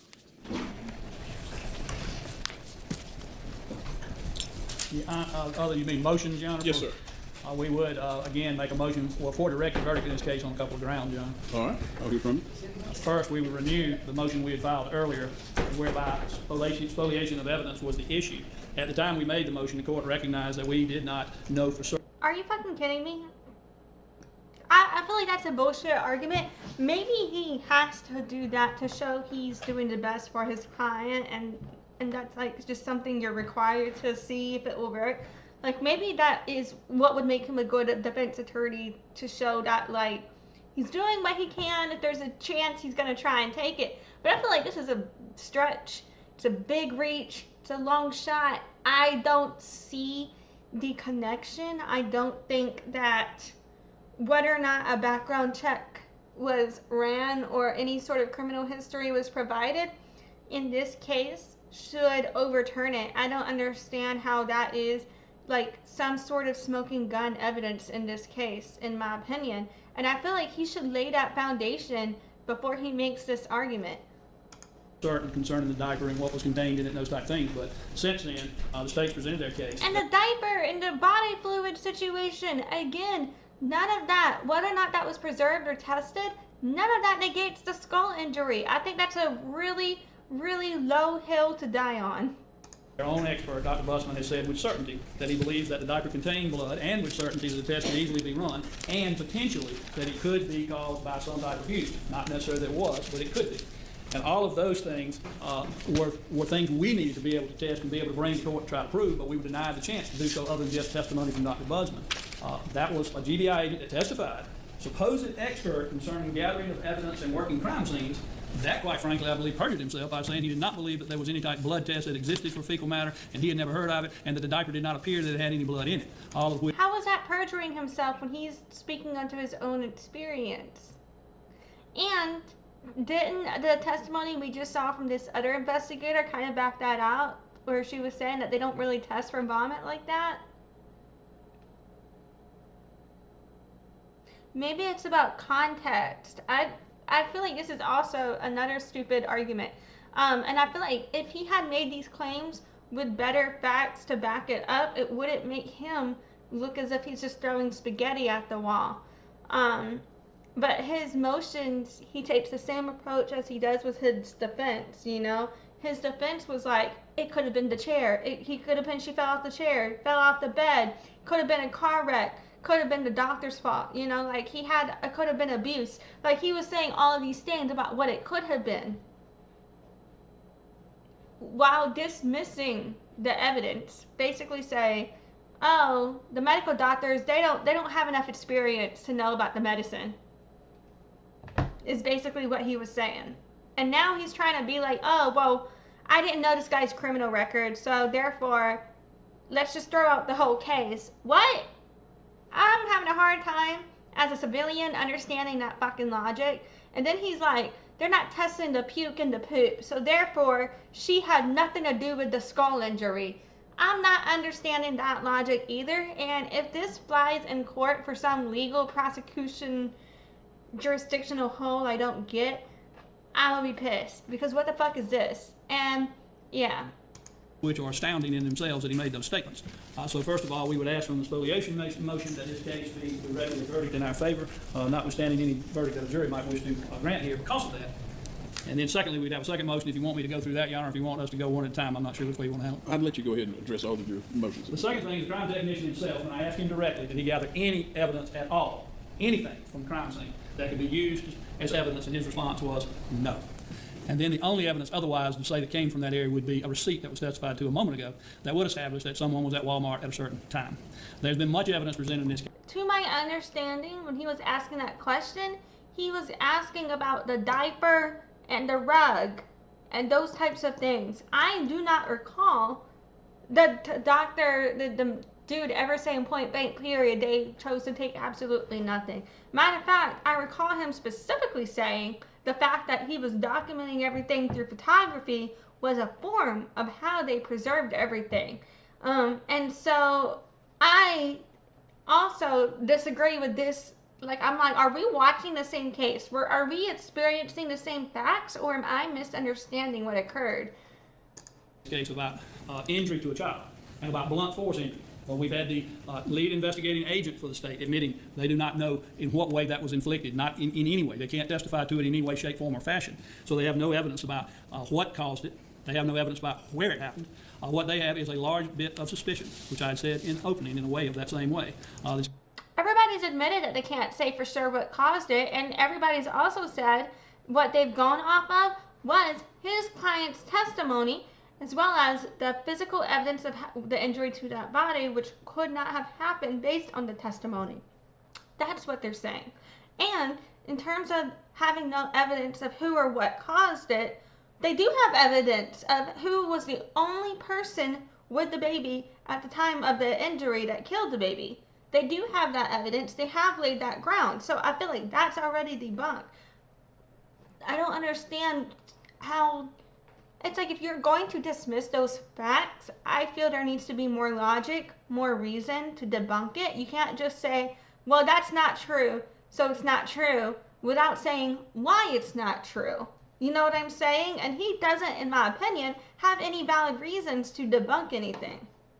This case has much suspicion and very little evidence. They've got a lot of what they suspect happened, but they had no evidence other than injuries testified to.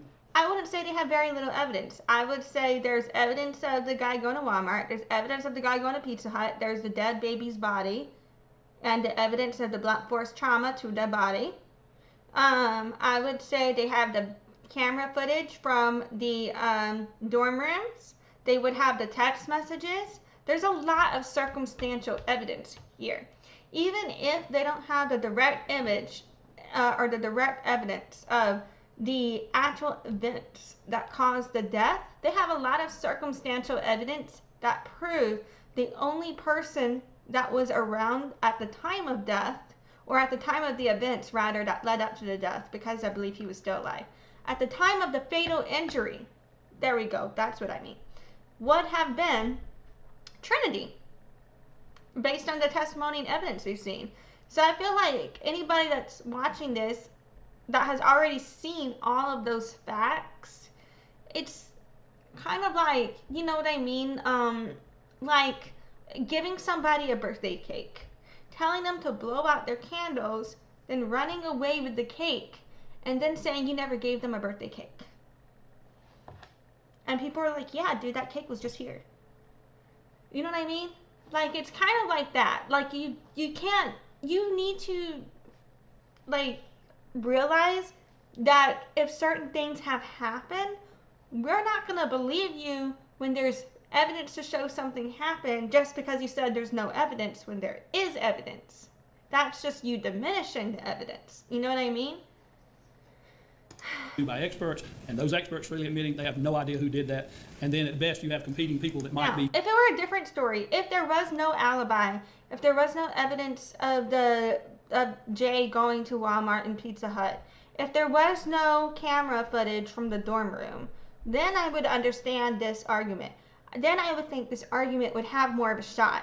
But because there is the evidence, that just makes him look really, really dumb, in my opinion. Considered to be possible suspects, and maybe more than two, depending on how you look at it. The state cannot have met their burden beyond a reasonable doubt in this case, and we would ask that the court rule in favor of the defendant not guilty. All right, Mr. Lamb.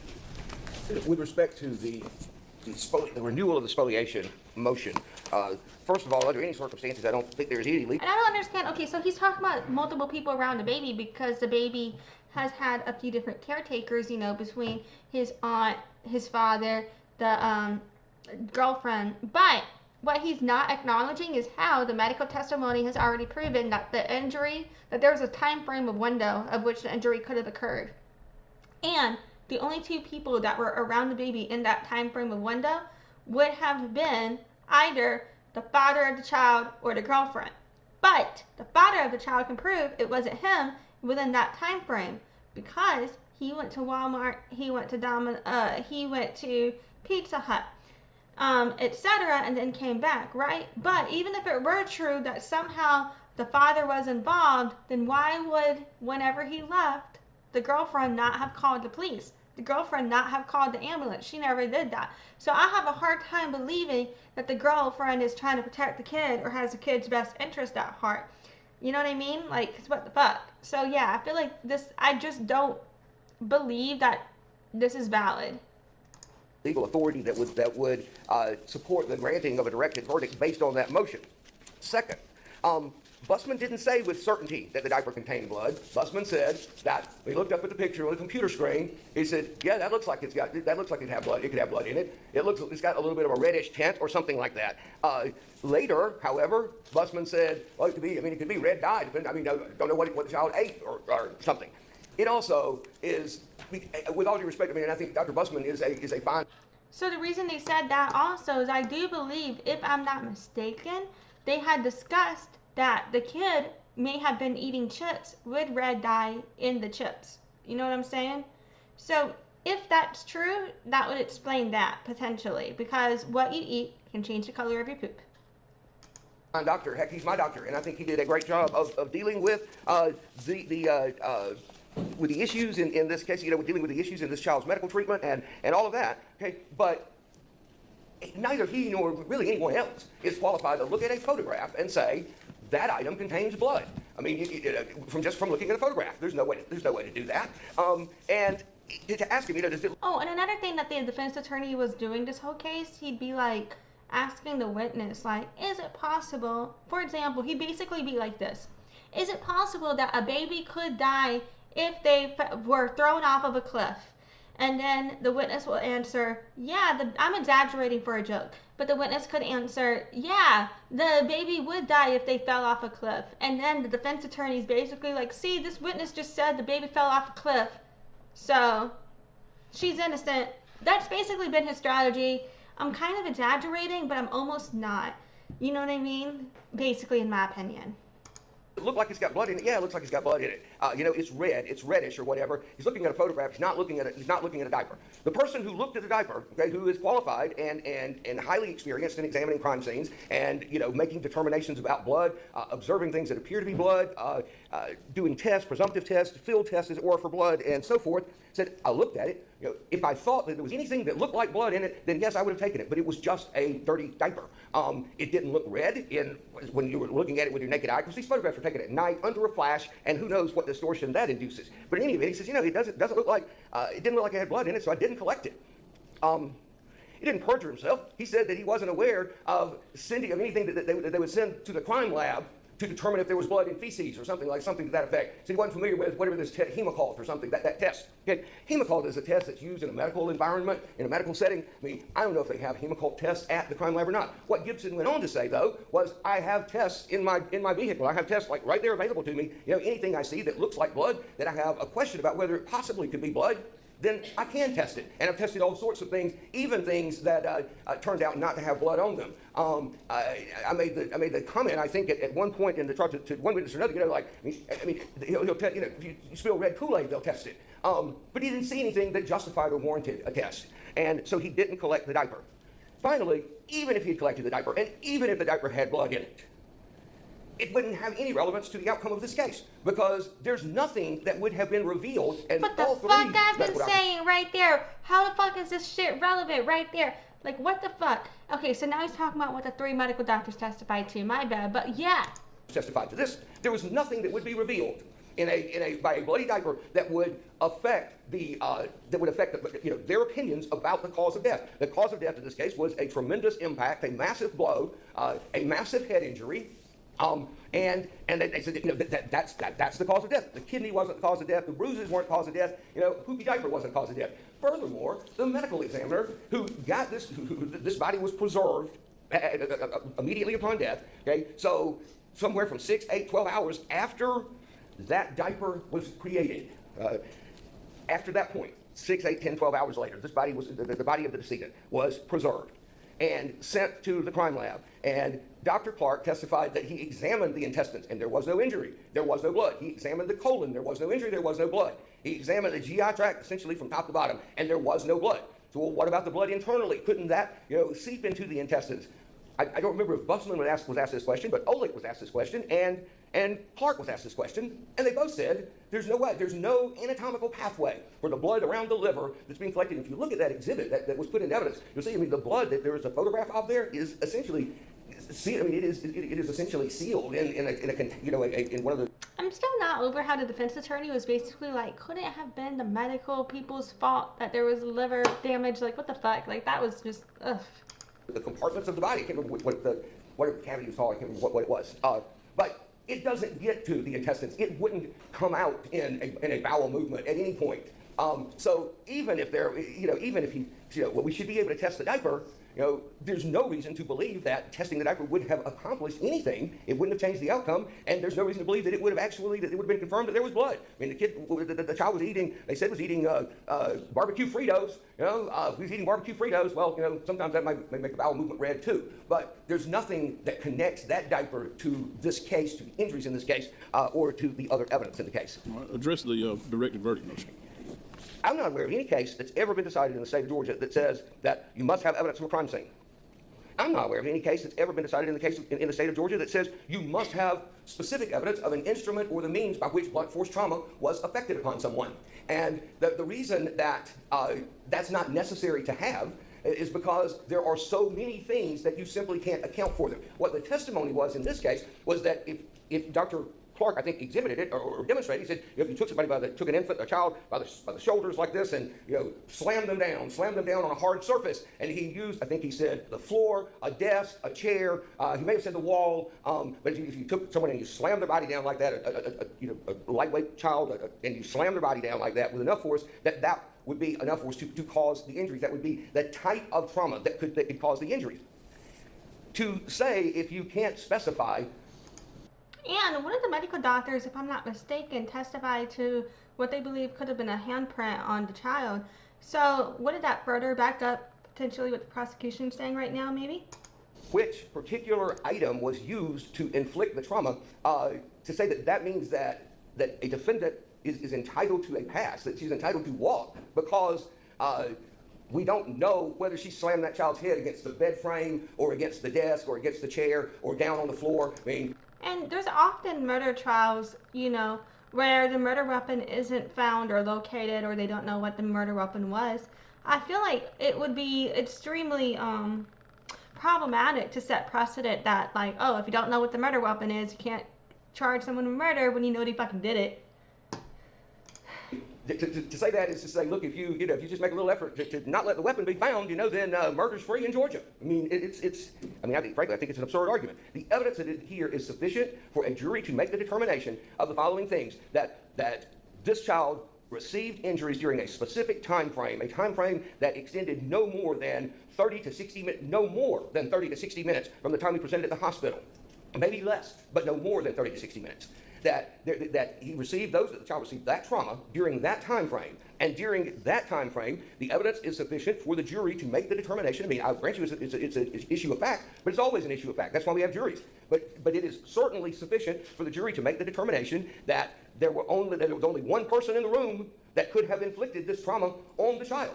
And if they believe that child was healthy and okay when Jay Williams walked out of that room at 11:55 to go get pizza, if they believe that, and I submit to the court that there would be ample reason that they should believe that, but if they do. And if, again, mind you, if the baby was not okay, if it was the father of the child abusing the baby, and you know what I mean, why would you not call the police or the ambulance or 911 yourself? Why would you not be trying to file a report yourself? That's the perfect window of opportunity to get that baby to safety. So I have a hard time, I keep saying it, I have a hard time believing her, Trinity or whatever wasn't involved just from that alone. It's like, what the fuck? And when he comes back at 12:31, his baby is essentially brain dead and in space. I mean, literally a mortal countdown at that point. That it's just a matter of time. And the only person who was with the child and who had access to the child during that intervening time period was Trinity Poague, and the evidence is undisputed about that. Now, and that is ample evidence for the jury to find that she committed the offenses of. And the medical doctors determined that there was only that small window of time of which the fatal injury could have occurred before the baby passed away. And so that would definitely limit it to, one of them. However, he can prove where he was, and he can prove he tried to get the baby out as soon as possible, but she can't prove that she tried to help the baby with those injuries. So that also does not look good for her, on top of all the fucked up things she was saying about the baby. Cruelty to a child, that she committed the offense of aggravated battery, and that ultimately committed the offenses of felony murder and murder. All right. The motion should be denied. I do think that the case, albeit primarily circumstantial and reliant on the testimony of Mr. Williams about the condition of the child when he left, and then the medical witnesses about the potential timing of the injuries, is sufficient to create a jury question as to whether or not she's guilty of the offenses. There's plenty to argue about, but I do think, depending on what the jury finds about those facts, that their verdict would be supported. So I'm going to deny the motion for directed verdict. Nothing has changed in my mind about the spoliation. I primarily do not believe that there's indication that the officer acted in bad faith. I don't think it's clear that the evidence had exculpatory value. I think clearly exculpatory is the language that's used in some of the cases. I'm not even sure that it has. I don't understand why the fuck he's like not laying foundation for his arguments either. He's just sitting there like, yeah, you all suck, so just excuse us. Basically, you know what I'm saying? He's not saying it with those words, but he might as well be. Potentially exculpatory evidence. If you listen to most of the medical testimony, it would indicate that it doesn't. There may be some openings there where some of the witnesses testified, that blood could be evidence of long-standing abuse or something of that nature. But I certainly don't think that these circumstances warrant dismissal based upon not securing that evidence. So I'm going to deny the motion to dismiss on spoliation. When we get back, the defendant is going to have the opportunity to present her case, and I do want to address a couple of things with the defendant concerning that. And so I'm speaking with you now, Ms. Poague. One of the many rights that you have with regard to a trial when you're the defendant is the right to testify. Are you aware of that? Yes, sir. Okay. And you have the right to testify if you choose to. I assume you're aware of that. Yes, sir. You also have the right to remain silent, and if you remain silent, your silence could not be held against you. Have you been advised that by Mr. Gamble? Yes, sir. Okay. And have you and he had time to discuss that? Yes, sir. All right. I want you to understand that that is your decision. Obviously, the reason you have a lawyer is to consult with a lawyer and consider his opinion, correct? Yes, sir. But ultimately, you have that right. You understand that? Yes, sir. And so you will have to make that decision. I'm not going to ask you what that decision is, but I want you to understand that it is your decision. Do you understand that? Yes, sir. Do you need more time to discuss with Mr. Gamble that decision? No, sir. Okay. All right. Well, when we come back, it'll be the defendant's case, and we'll hear whatever witnesses, including potentially Ms. Poague. But if not, and if your lawyer requests it, I'll give an instruction, about the legal effect of your not testifying. Do you understand that? Yes, sir. Okay. All right. Is there any other matter that we need to address before we return? Not that I'm aware of yet. No, sir. No, Your Honor. All right. I don't want to get too far into your strategy and all, but do you have an estimate of how long the defendant's case in chief will take at this time It does. that you want to share? Well, I can't somewhere. It does depend on a couple of decisions that have to be made. Right. I'm certain that it would be through by Friday for sure. Okay. That much I am positive. When you say by Friday, by the end of the day Friday? I'm Yes, just trying yes, to, okay. yes. Okay. I'm sure. I feel certain of that part. Okay. And it may be quicker than that. Okay. I do have an array of witnesses that aren't particularly long. Okay. I don't know how long that ends up. Sometimes you think it's 10 minutes, it's an hour, All right. but But we're not likely to find ourselves at 2 o'clock ready for closing statements. Is Today. that right? I don't think so, Your Honor. Okay. No. All right. Well, we'll address that if it happens, I suppose. But at some point, have y'all shared the jury instructions? Oh, you have? Okay. So I'll be studying that, and at some point we'll have a jury charge, kind of depending on how things go the rest of the day. Okay. All right. We'll be back at 1 p.m. Thank you. Okay, let's skip through this break. And, okay, it looks like they're coming back around now. Assistant Coroner Wright testified, and I'd asked him about if he had made any interview with WTVM TV station, and particularly did he make a certain statement. Okay. Which he said that he did answer that he interviewed with some stations. I don't know if he couldn't remember whether he So this is the part where this comes back, I think. did with them. I don't even know if he was saying he couldn't remember if he did interview with some people about this and just can't remember if it was WTVM or if he just meant I interviewed sometime with TV and I don't remember which one. But Right, regardless, right. that was sort of his response. But he said he did not say anything. The big basic gist of it was that the interview indicated he said there was prior injury and there was recent injury. Okay. He said he would not have said that. I have the recording that I believe is from WTVM in which he gave the interview. I want to play that for him and ask him if he can authenticate is that him and was that his interview. If so, then I would present that. Okay. But I certainly don't know that he'll say that it is. I think that it sounds like his voice and it portrays that way. But I recognize what has to be shown in order to probably get it in. Okay. But I just didn't want to put him up there and do that. I was thinking it might make more sense to put him up before the jury. Like- In case there's an objection to authenticity. Well, I think there's going to be some of that. I mean, there may be other objections other than just whether or not he can authenticate. Yeah, but if he, I mean, let's say he came up and said, I can't authenticate. The problem with that is, to a degree, I played the video for him. Yeah. And it would be my advantage to do this, but I played it and it would In show front what of he the jury. said. That's what I'm They saying. don't hear Yeah. it. I would have objected if you just were Well, playing. I I'm promise. saying, if it didn't get out, and I'm not trying to sneak it through there. Right. That's why I'm saying it needs to be. All right. Well, let's have a proffer of that testimony, and then if there's an objection to the testimony, we'll take that outside the presence of the jury. If there's not, then we'll bring it in and do it in front of the jury. Is that what you're suggesting? I am, yeah. Okay. All right. So let's bring in Reverend Mathis Wright. That's right. We're not bringing the jury yet. Trevor, I've got these signed now. If you want to stick with it. Thanks. I'm assuming he's trying to impeach this witness. Let's see if it works. So far, I forgot what it was. I think he made one argument earlier where I was like, okay, I can see why he's saying that, but now I can't remember when I said that, but I remember thinking that and saying that earlier. Like, there was only one time in this entire fucking trial where I was like, oh, that I can remember, that I'm like, okay, maybe this guy has a point. But other than that, the defense, it's just like, all of his points, I feel, have been just such a far reach, and he hasn't been able to grasp what he is aiming for, but we'll see if he's actually able to impeach this witness or catch this witness, you know. He's also tried to act as if other people perjured themselves when I know for a fact they didn't, in my opinion, from what I remember. So it wouldn't surprise me if he is again overreacting, but at the same time, the headline for this video is coroner's own words come back to haunt him in court. So who knows if the headline of this video is clickbait or if that is an accurate depiction of what we're about to see. Let's find out.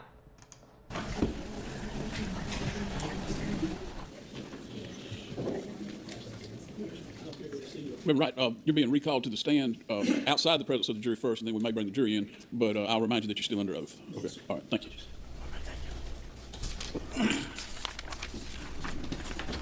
Reverend Wright, you recall when I questioned you earlier, I'd asked you about whether or not you had interviewed with WTVM television about this case. Yes, I do. And you had, I think, replied in some sense that you had done some interviews for press, but you didn't know who and what or when, right? Correct.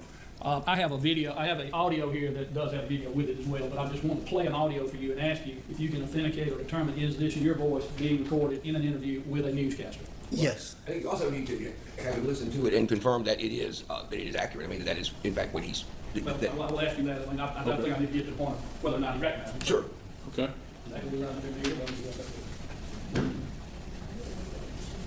Can you play it on the system? That was audio, right? I think so.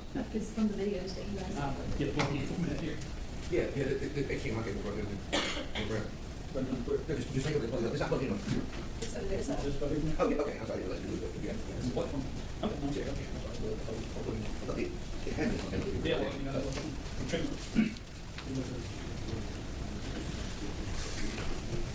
can you play this audio? Do we need to turn the TV on? Okay. Looking at Trummer, some of it appeared to be, I'm going to say, past history as well as new. So that's why you do the autopsy to determine, was it now or was it something that's been going on for a while? And that is, that voice that you just heard. Okay, in my opinion though, that nothing that was said in that recording sounded as if it was about that case specifically, but more about the general process of doing an autopsy. So I'm just putting that out there. He was questioned if he said that statement directly about the Trinity Poague, J. Williams case, about the baby, why am I blanking on the name, Jaxton Drew, JD, or Romeo. So they were talking about that, right? Like the defense attorney was questioning the coroner if he made this statement directly about the baby.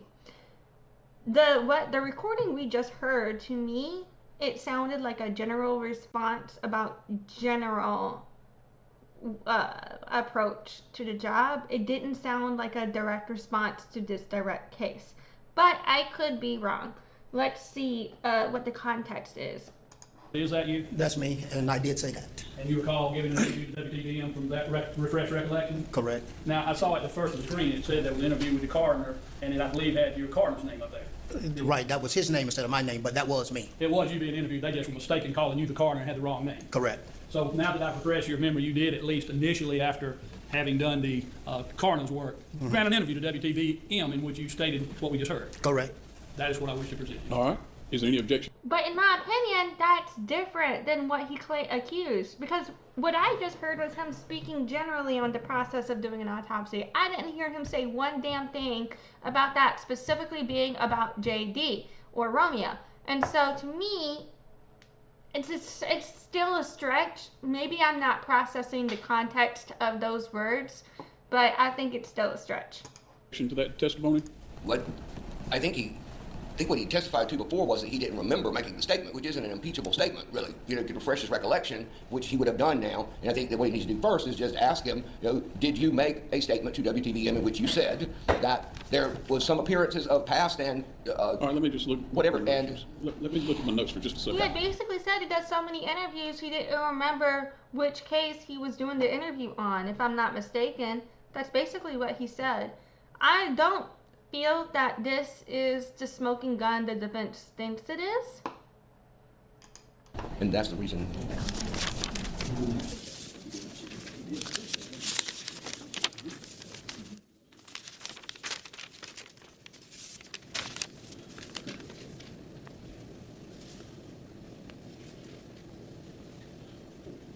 Okay, my notes indicate that he said that he didn't remember seeing, does not remember saying that he saw past or old bruising or injury, does not remember the interview, and then he says, I did not see old injury.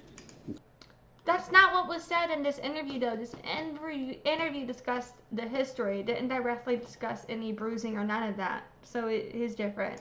Okay, so I think that is impeachable proof. I mean, it shows that clearly he had indicated earlier that it was. There were. I guess if he made the statement that I didn't have the notes. that's not a transcript. That's Yes, sir, but I suppose if I will concede that if he made the statement, I did not see any past injury, that is an impeachable statement, provided it's relevant. You know, I'd still contend that it's not relevant in this case because there's no evidence to suggest that any prior injury caused or contributed to the child's death. But well, I'm going to allow the testimony. I mean, I know that issue is going to be argued, whether there's any evidence to indicate any connection. Yes, so, And I intended to more or less introduce it as I just did. I think what the way you did that was acceptable, and so I'm going to allow you to do that from the jury. All right, you can bring in the jury.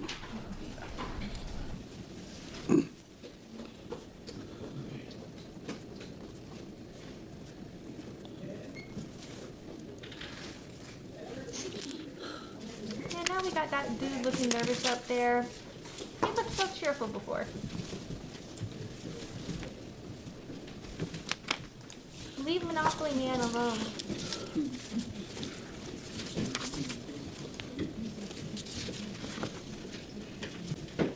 All right, hope y'all had a good lunch. Are you ready to proceed? All right. Mr. Gamble, while you were out, you recalled, or while the jury was not here, you recalled Reverend Mathis, so I allow you to question him now. for the record, Your Honor, I think I rested in the presence of the jury. Is that right? Yes, sir. And then it's okay. So he's calling him as his witness. In other words, at this point. He is. Okay. The state has rested. The defense, we obviously talked about this before you got in here. The defense is going to call a witness, or maybe more, I don't know, but he's going to recall Reverend Mathis as his witness, so I'll allow the defendant to proceed at this time. Thank you. Reverend Mathis, again, you're testifying, and you were testifying earlier about your duties as an assistant coroner in this case. You recall that? Yes, sir. And you recall I'd asked you some questions, and one question I had asked was whether or not you had been interviewed by WTVM television statement about this case, and I believe at that time your answer was somewhere along the lines of you had gotten many interviews with television and news and stuff, and you didn't know whether you had or not. Correct. Is that a fair rendition of what you said? Yes. And then I asked, though, about whether or not you had said that there were prior injuries to the child as well, old injuries versus new injuries, and in some way or another, I think you had said. I wonder if he's ever forgotten a client he had, and if so, can we then make him feel like a piece of shit for not knowing every single client name? Because that's basically what he's kind of doing here, in my opinion. You did not believe there were any old injuries. Correct. And I'm going to ask you now if this recording that I'm about to play for you refreshes your memory, and also if you first recognize the voice on this video as I play it as being yours, okay? Correct. And we've already looked at this one time, haven't we? Yes, we have. Okay, so if you would just please. In that trauma, some of it appeared to be, I'm going to say, past history as well as new. So that's why you do the autopsy to determine, was it now or was it something that's been kind of going on for a while? Now, that appears to be a voice of someone saying that. Was that you? That was me. You recognize now, you recall having given that interview? I do. And in giving that interview, I see on the screen, it says on the phone, Clifford Walton. Who is Clifford Walton? He was duck coordinator, and I was the deputy coordinator. So they're interviewing you, but in their reporting, they were in error in listing him as the person that's talking right then. Correct. Because it was you. Correct. And so does that refresh your memory that at least on that day you said there was prior injury as well as new injury? That mischaracterizes what he said. He said that that some of it appeared to be past history. He did not. I don't think he used the word injury. Okay. Mischaracterizes it. That's true. Not trying to mischaracterize it. You stand by, you did make that statement that this was played. I said So that. here, he's like, oh, I'm not trying to mischaracterize it, while he accuses people of perjury and whatnot. Okay, all right, so you want to be given the benefit of the doubt without giving others the benefit of the doubt. Okay, we see that. Alrighty. When I did my examination, it did appear when I examined the baby myself that there could have been some old injury. And that newscast seems to say, it says published January 23rd, 2024, so does that seem like an accurate time period for when it was given? Probably was, if that's what it says. Okay. That's all the questions I have for this witness. All right, any cross-examination? Just briefly, All right. Reverend Wright, did I? Yeah, I didn't think that was going to go far, and in my opinion, it didn't go much of anywhere. I want to make sure my notes right. You said that when you examined that some of it looked like there could be some past history or some old injury, one of those phrases. Is that right? Correct. And you said, and so that's the reason we do an autopsy, right? Correct. And the reason you do an autopsy is to make a determination as to let somebody who is ultimately scientifically trained and experienced and qualified in making those judgments to have a chance to examine the body in detail and make those determinations based on that examination and that information. Is that right? That is correct. And certainly you would defer in your opinions in every way to the coroner, wouldn't you, as to whether or not there's old injuries? Correct. I mean, you wouldn't challenge his conclusions, would you? Oh, no.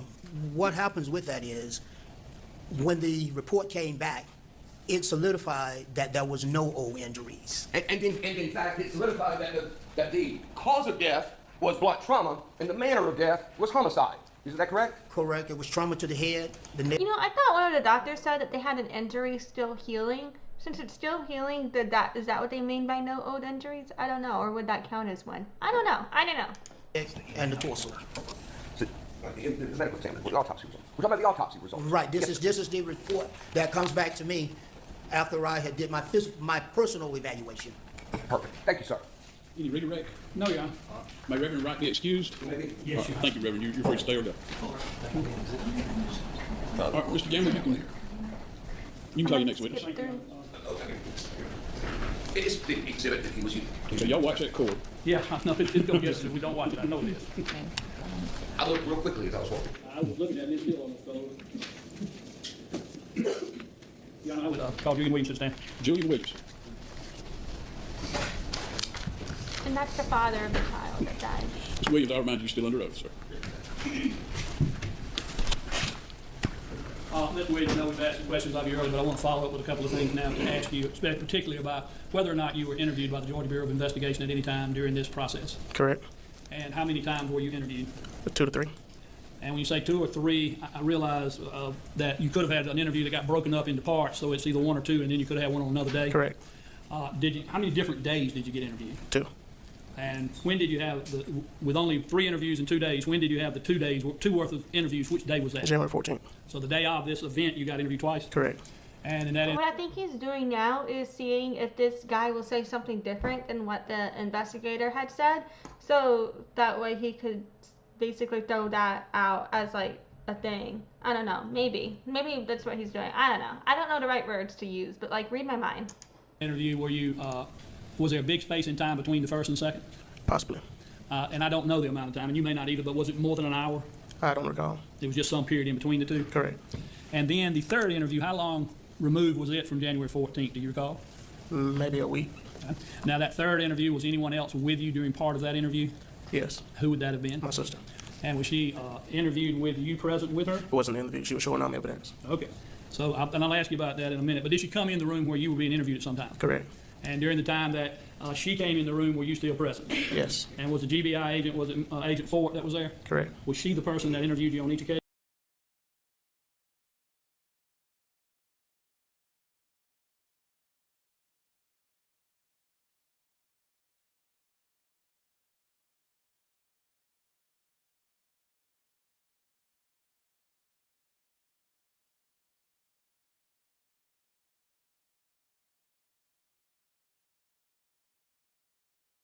Correct. And on this third. Oh, God damn it. I just realized I don't think I unmuted. I was basically saying that I think he was trying to make this guy trip up using what the investigator had said about if they had this was an interview or just showing evidence or not. And he just backed up what the investigator had said. So what the defense attorney was trying to do just now didn't work, in my opinion. And he said they were going to come back to it. I hate when I forget to unmute. Basically, that's what I said. Good enough. Whatever. Third occasion, she was asking you questions without your sister present. Correct. And then your sister came in at some point. Correct. Was she asking your sister some questions then? Yes, not with me in there. You were there as well? I said not with me in there. So you left when she started asking her questions? Yes. Now, the first interview that you had with Agent Fort, at any time did she ask you if you knew what happened to the child to cause the injuries as you were going to the hospital? Repeat it. Did she ask you if you knew what caused the injuries to your child as you were leaving the dorm going to the hospital? She asked me what the injury was. Okay. She asked you the injury was, and what did you tell her? I told her what the doctor told me.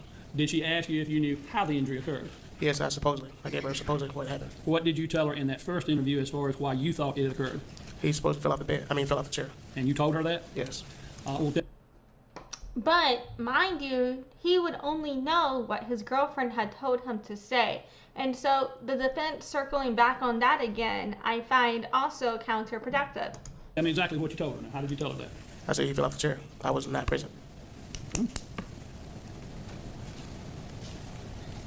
And you're sure that was on the first interview? Correct. Okay. Now you had a second interview on the same day. Correct. And on that particular time, did she inquire again as to if you could tell her what you thought had happened? Correct. And did you tell her that time what happened? Told her the same thing. Same thing being the child fell off the chair? Correct. And on the first day of Christmas, did your true love give to you a partridge in a pear tree? I'm just kidding. I don't know what the fuck's wrong with me. Sorry. And you're sure that you did that as well? Yes. Just one moment, Jenna.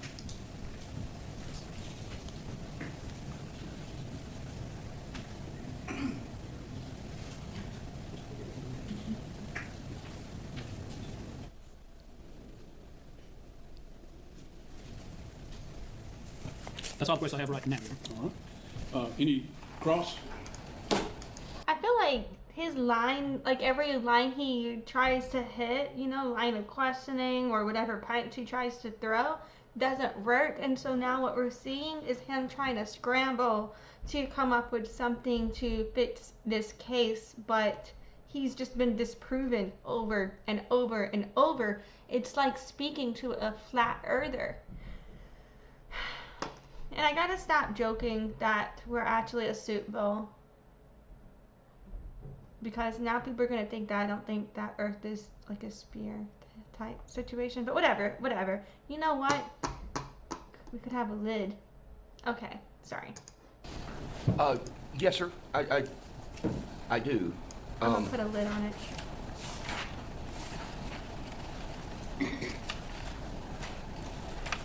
So, Mr. Williams, I want to make sure I got this timeline down. At approximately 11:55 a.m. on Sunday, January 24th, 2024. I'm sorry, January 14th, 2024. You left the dorm, is that right? Correct. And where were you going when you left the dorm? Walmart and Pizza Hut. Walmart and Pizza Hut. And you checked out at Walmart, paid the bill, and checked out at Walmart at 12:14 p.m. Is that right? Correct. I don't understand why we are now rehashing all of this again. We've been through all of this. But okay, we'll see what point he's getting to. You walked back in the door at the dormitory carrying the pizza and the Walmart bags at... I want to be exact. Give me 1 second to find that report again.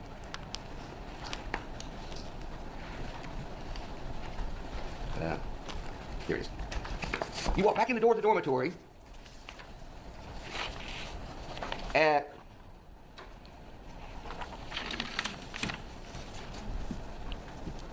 10 seconds after 12:30. Does that sound right? Yes, sir. Okay. Then, when you left the dormitory at 11:55, was there anything wrong with your son that you saw? No, sir. Did you smash his head in and bust his liver up, things like that, before you left? No, sir. So, he seemed to you to be fine? Correct. He was in the sort of same condition that you'd expect him to be. He was sitting up, watching TV. Right? Correct. Well, what was he watching? Kateri. Kateri. Is that something that he's watched before? You know, like that he recognizes, he Correct. knows that's his show? Correct. Okay. And so then you... I don't understand the point of this. You get back at 12:30, and you come back to the door, and when you come back to the door and you get to your room, to Miss Poague's room, what condition was your son in then? He was in distress. Okay? Now, what do you mean he was in distress? When I walked in the room, she was holding him and he was limp.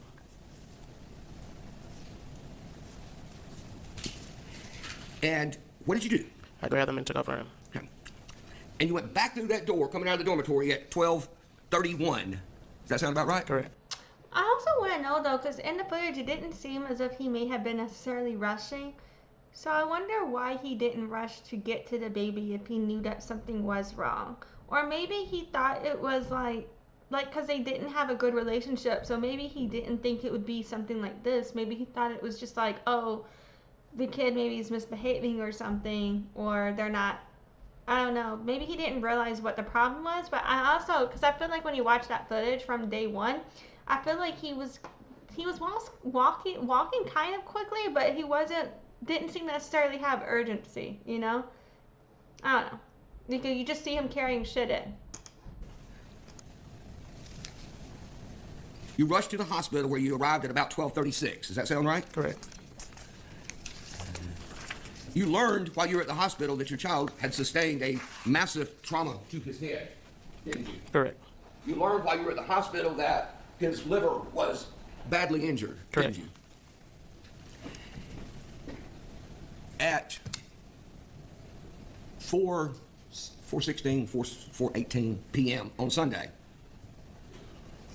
what did they told you they died, didn't they? Correct. Okay. So now, two hours later, Agent Fort has you down at the police department, right? Correct. And at 6:25, she starts interviewing you. Does that Correct. sound right? Yes, sir. And that interview didn't conclude until 8:11 p.m. In other words, that it was an hour and 44 minutes or hour and 46 minutes long. Okay. That sound about right? Yes, sir. So basically you have a 2-hour break. You have 2 hours, you see your son, and then you have a 2-hour break, and then you find out your son is dead, and then you have a 2-hour break, and then the GBI sits you down for 2 hours to ask you questions. Correct. Then she told you not to leave, right? Correct. Then at 10:54, okay, so it's now almost 11 o'clock. Correct. Your son has only been deceased at this point for 7 hours. And you spent 2 hours already talking to him. They take you back in for another interview, right? Correct. And that goes until 12:25 a.m. Correct. That's a long day. I don't have any further questions. Any other direct? No, Your Honor. All right, you can step back down. You can call your next witness. I'll call Agent Fort back to... So previously, when in the opening statements, for example, the prosecution was pointing out, like, this is a hardworking father who lost his child and his mother in the same year. And so I feel like what he's doing again is kind of circling back to that line of positioning this witness to where people sympathize with him in the jury, in my opinion, which would then kind of keep the keep kind of bouncing back the suspicion back to Trinity, in my opinion, because of the way that they're discussing each person. But yeah. And to a point, I feel like some of that line of thinking is reasonable to put onto the father of the victim, right? On another level, I think with some of the facts that have come out about Jay, he might be trying to position Jay as a little too innocent, and it's like, do I think he killed the baby? No, I don't, based on the information available.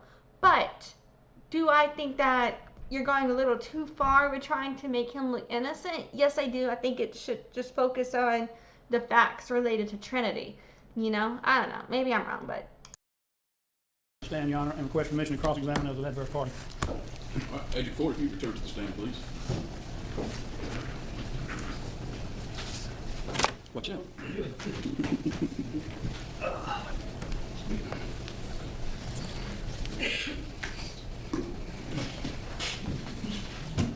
Agent Ford, I want to ask you some questions now where I began a little bit earlier about... I feel like he's going to try to act like the witness didn't say the same thing she just said. Like, Jay said the same thing she said about what happened with those interviews. So I don't understand why he's like, let me cross-examine this adverse witness again. Like, the fuck? Let's see where he goes this time. You interviewing Mr. Williams, and specifically about some of those interviews. The first interview that you had with Mr. Williams, as you just heard, the questions being asked was about a little after 6 o'clock on the day of the event, correct? Yes, that's correct. And in interviewing him in that interview, he did not tell you at any time what he believed was the reason why the child got injured, did he? I don't know exactly what he said as far as like time frame between the first and second interview.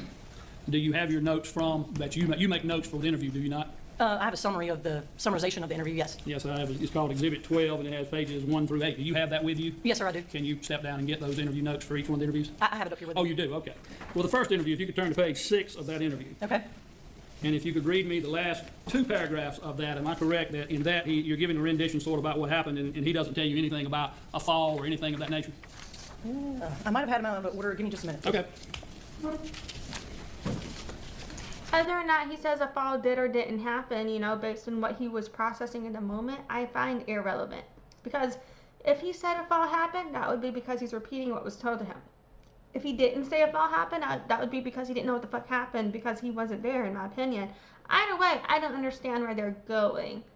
Because they try to act like just because they weren't there at the time of the event that caused the death, that means somehow they're not being truthful when they say what they believe what happened.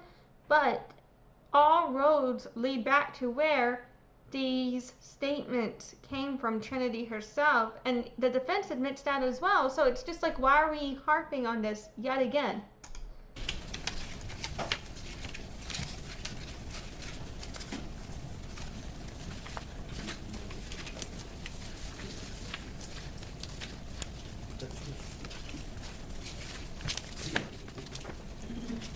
All right, you said page 6? Yes.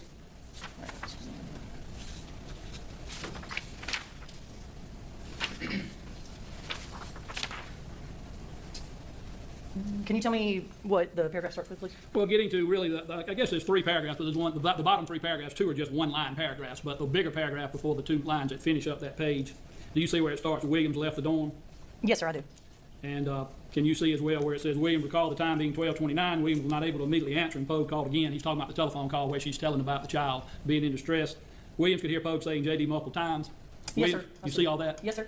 And again, bringing that up puts again in the jury's head. She called Jay about JD being in distress, yet she didn't call an ambulance, she didn't file a police report.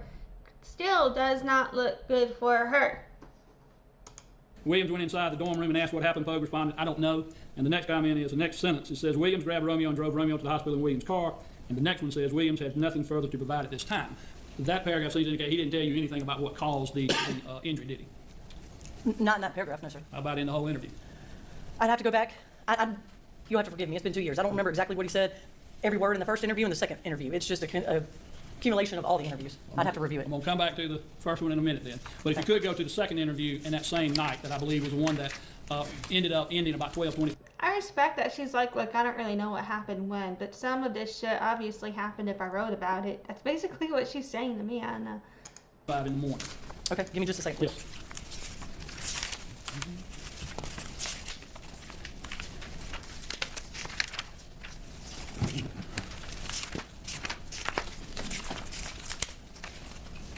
Okay, I've located it. And it's a 4-page summary that you did for that particular date of January 14th, beginning 10:54, correct? Yes, sir. If you would turn to page 4 of that exhibit, please. Okay. And on the first full paragraph, if you could read for the jury, what's the very first line in the first real paragraph in that particular page? What does it say?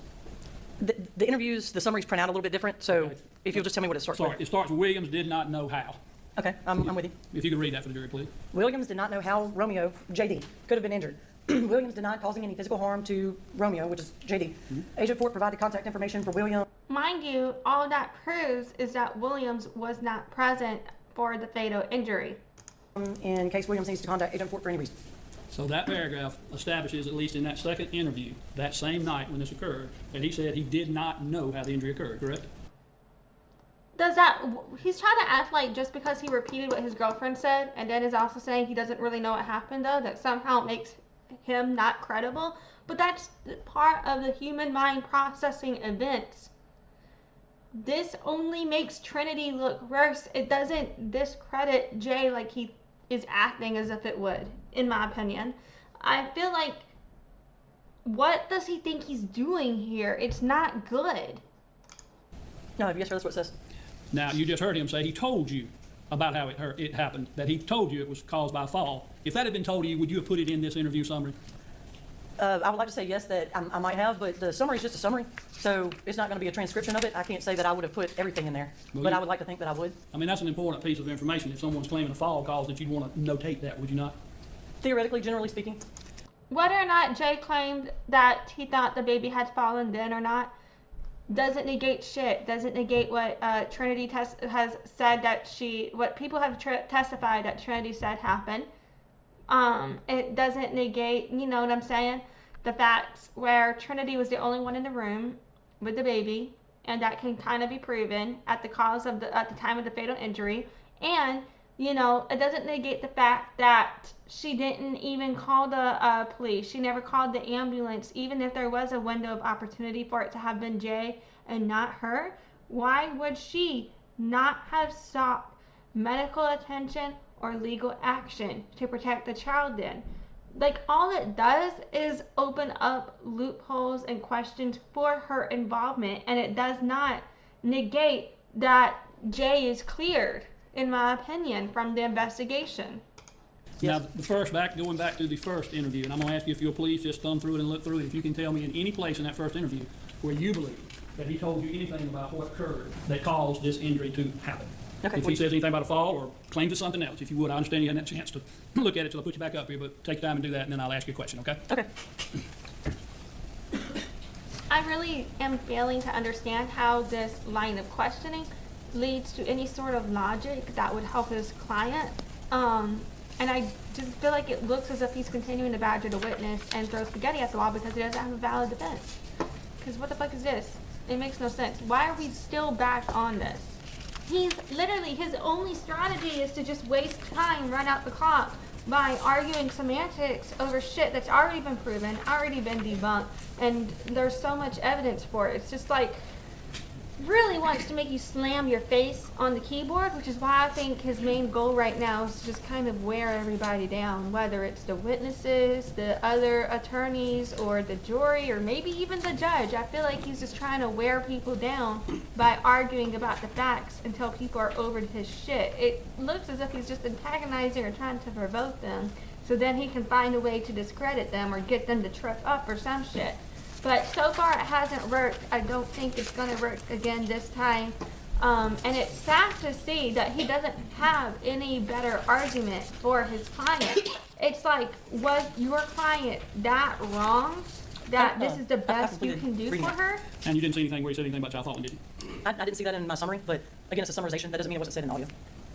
So you're saying there's some possibility that he might... All right, sorry, I had double timed that, but all she said was she didn't see what he was claiming in her summary, but that doesn't necessarily mean it wasn't there because it's not a full transcript, basically. Said it to you, but you just didn't find it important enough to put in either one of your summary investigatory notes? I'm not saying that it wasn't important enough for me to put in there. I'm just telling you I don't know if it's in the audio or not. It's not mentioned in... I also think that's really silly because she already discuss how this was recorded at a different time? So even if she didn't record it at one time, if it was recorded later, why would it matter if she didn't record it the first time or not, when she's still trying to understand and process the facts of the case herself? So, and she can only process what was said. So if it wasn't said yet, then you know what I mean? She couldn't have written it down. I don't know. And I feel like now he's just trying to look for like technicalities and legal loopholes to try and get whatever he can thrown out if possible, but I don't know if it's gonna work, and it doesn't negate the evidence in my opinion. In the summary. So that part we do know. You've got two sets of notes concerning the interviews, and neither one mentions him saying anything about a fall, correct? I haven't fully reviewed the other one yet. Well, you saw the ending where it said he said he didn't know anything about how he got injured, correct? There was that paragraph, yes. Yes. Now the third interview, do you have notes from it or anything with it? I should, yes, sir. Now that interview, you recall, he just testified that, yes, his sister did come into the room with him to be, well, he was being questioned and she came in the room while you were there, correct? Yes. And then he stated that he was not interviewed, or he stepped out of the room while she was in there. Do you remember him saying that? Yes, I do. Now you have a recording of that particular interview, do you not? I don't remember if it was just audio recorded or video recorded. I can represent to you, I've got it over here that can be played, and it may happen, but you have no reason to believe that it's possible that you had the audio and video, It was correct? either audio or video recorded. Okay. And if I tell you that I believe that interview was 59 minutes and 17 seconds, would you agree that that sounds about the length of time it took for that particular time? I mean, I have no reason to disagree. I'd have to look it up. Would you disagree with me that 39 minutes and 53 seconds of that video showed both Ashante and Jay in the room with you while you were at least conversing with them? I don't remember how long they were both in there together. Yeah, I'd ask for permission to show the entire video. But is that the point in which she was given the evidence? And if so, wouldn't that then just back up and align with what they were already saying? And that's this agent, she can authenticate it and then play it for the jury. Well, Your Honor, I don't think that is the correct approach to. I mean, I don't know if you can play the whole audio, but I mean, if you have video, I guess. Without video. Okay, so you want to show the video to demonstrate that the sister was in the room? What I would like to do, Your Honor, with it is to play it and start it with the period when Ashante shows up into the room, because the rest is not anything I'm really questioning about, and it will show a time period for when that occurred, and then be able to show from there forth who is in the room for the remainder of the period. I think you're allowed to do that. I don't think you can play the audio because you have to call the witnesses if there's going to be a testimony. But I would suggest periodically moving it up, or maybe show the beginning and the end point or something of that nature. I think, Your Honor, if she says that she doesn't remember, that the correct approach to that would be to allow her to refresh her memory, and that's not something you would do by playing it in front of the jury. Now, we can all sit in here and he can let her look at it on a computer, but I don't think that I mean, if the point is that he, wants the jury to see this going on, I mean, he has to, like, for instance, if it were a statement, you would not say, here, to refresh your memory, read this statement aloud to the jury. You would say, read this statement to yourself. And having read this statement, does it now refresh your memory? So you give Agent Fort an opportunity to review the video, and then you can ask her, having now reviewed it, does it refresh your memory? Instead of playing it in front of the presence of the jury. We'll let her refresh her memory outside the presence of the jury then. Thank you. I'll let you step into the jury room, please, for hopefully not more than 10 minutes. I can kind of see why this matters, because if he is trying to spin it as if she was interviewing two people at once and together instead of separately, and that's not what happened, then what he's doing could misrepresent that to the jury of what happened. But, so I can see, like, for that type of logic, why that is procedure. In this case, I actually think, like, if they're going to play it with the volume off, it's not going to clear it either way to be able to determine whether or not that was just giving the evidence or not, if we can't hear what's happening possibly. So either way, it's going to be a misrepresentation. So either way, we just have to go on the witness's testimony as to that. And so there wouldn't really be a point in playing it to the jury to put an idea in their head of what happened beyond the witness testimony. You know what I mean? So I can kind of see why that matters here, I guess.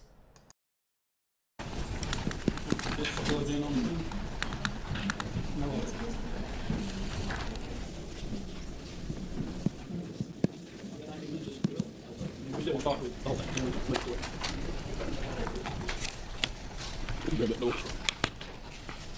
All right, let's see if somebody can call up the video.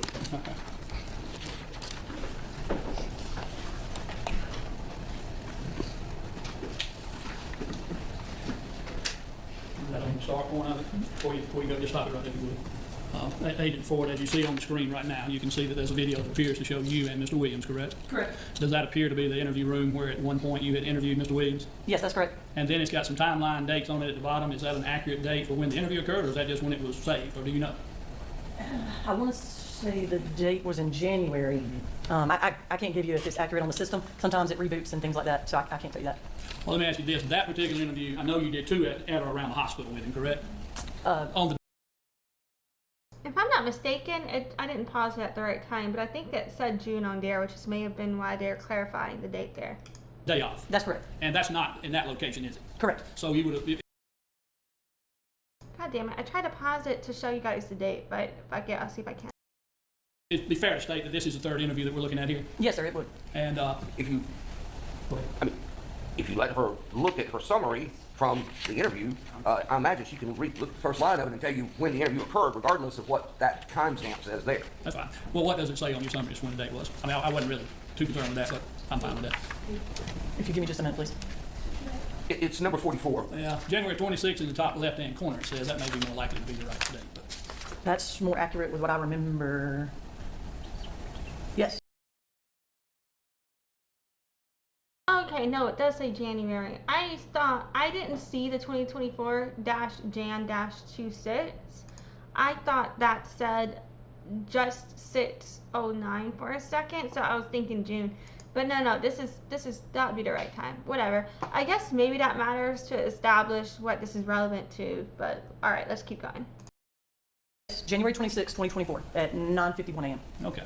So that's the beginning of that interview, and I want to, if I could, so can you testify and state that it appears to be an authentic copy of the interview you're about to conduct with Mr. Williams? Yes, sir. What you see so far? And if I can, Your Honor, begin to play it without the audio, and I'm going to ask you to be okay. Play it for just a minute, just to show you. I mean, we're just showing it for her to refresh her memory, so, and the jury's not in here. Yep. But If you would move it, just move it kind of fast forward in here. You see you're in here interviewing him solo at the moment, correct? Correct. And now we're moving the timeline up to first few minutes, same thing. Keep on.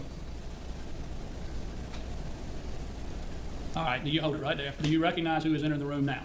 Yes. And who is that? That's Mr. Williams' sister. So his sister comes in with him. Is that Ashante Burr? Yes, it is. And now she's about to have a seat, and that is showing what time on the video? Oh. 1935? Approximately 20 minutes into the interview, yes. Okay. And if you would now, play the, just scoot it on through in a reasonable fashion where it's not just flying, but enough to see what's going on.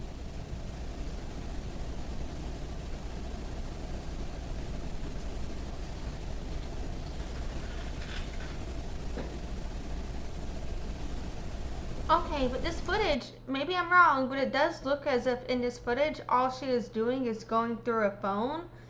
And that would align with what was testified earlier. So if I'm right about that, I understand even less what the defense thinks he's doing here.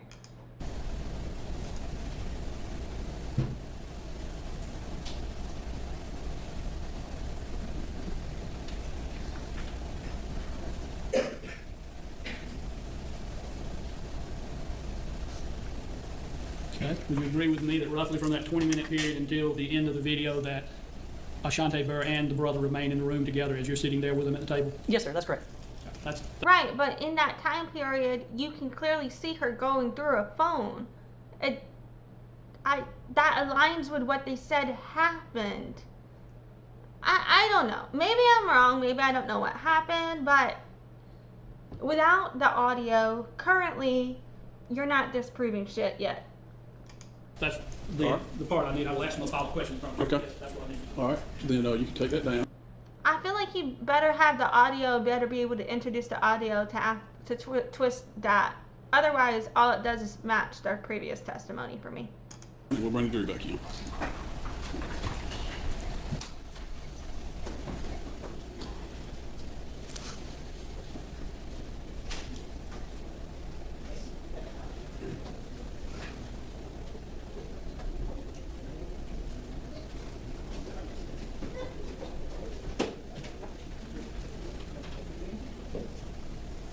Wait a minute about the change. Double timing here. See what happens when the defense is back in. Like, what are they doing with this footage? All right, Mr. Gamble, you can continue your cross-examination. Agent Fort, I understand it's been almost 2 years since you were initially involved in this case and interviewing people and whatnot, but since we took a break, have you had an opportunity to review a video dated from January 26, 2025, in which you were interviewing Mr. Williams? I reviewed January 26, 2024. I'm sorry, 2024. Yes, I'm sorry, 2024. Correct? Yes, I did. And that was viewed just visually without any audio playing, correct? Correct. But the date coincided with the notes that you had that was the proper date for that third interview, correct? Correct. And we went through it showing you on the screen where it began until it ended on both visually watching it and a timeline as far as how much time it was taking, correct? Correct. And at some point during the video, Miss Ashante Burr, the sister of Mr. Williams, comes into the room with you and Mr. Williams, correct? Correct. And I believe when we were talking about that earlier, it was around the 20-minute time frame of the film, correct? Correct. It was a little short of that, but close enough to round it off, right? Approximately, yes, sir. And then from that point on, it showed video that all three of you remained in the room until the interview ceased, correct? Correct. Which, if I'm correct on how much time it was for the entire interview, it was about 40 minutes of them being together, correct?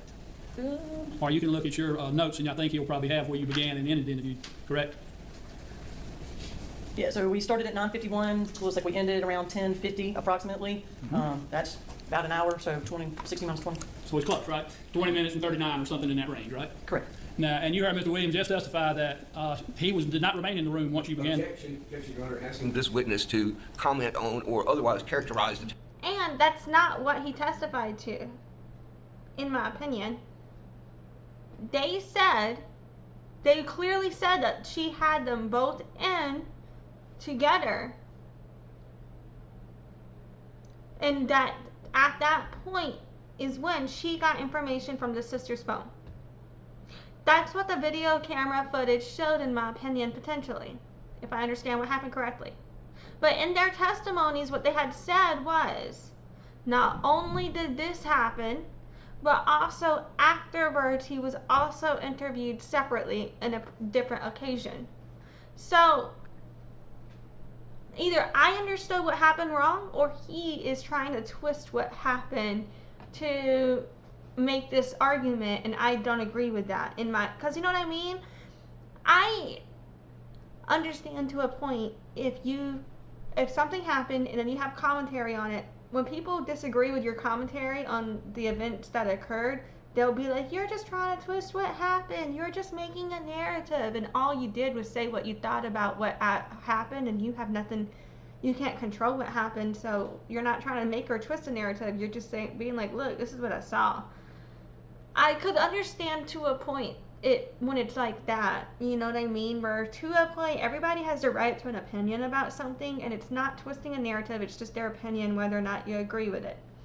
But on another level, when you're trying to tell people they said things they didn't say, and you're trying to act as if when people told you what happened and then you show what they said happened, like that's not what happened, when what you're showing matches what they said happened, that does then look as if you are twisting a narrative, in my opinion. You know what I mean? Like, it doesn't sit well with me, his approach.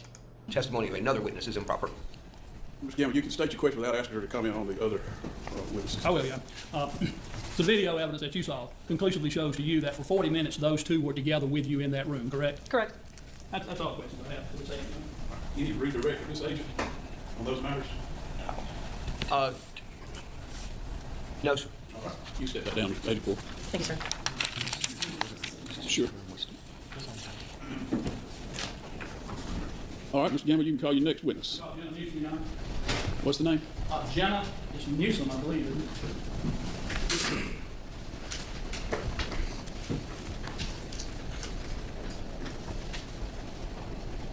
Let's see who this is.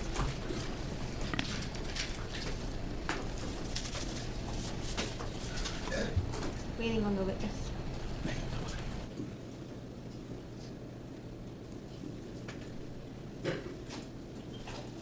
There we go. Ms. Watch that wire, please, as you walk across. And before you sit in the witness stand, face Mr. Gamble and receive the oath, please. You can come up here. All right. Raise your right hand, please. You swear or affirm the testimony you're about to give in the matter before the court today, the truth, the whole truth, and nothing but the truth, so help you God? That's it. Ms. Newsome, I wonder who the fuck she is, though. I guess we're getting to that, but... could you please state your full name for the court? Yes, Jenna Newsome And where do you live, Ms. Newsome? in Blakely, Georgia. And do you know the defendant seated to my left, Trinity Poague? I do. How do you know Ms. Poague? We have a jury key here. I'm sorry. Microphone's going on. Tap it for me, please. Okay. Speak You just louder. step a little Okay. bit. Make sure it gets to the mic. Okay, sorry. How do you know her?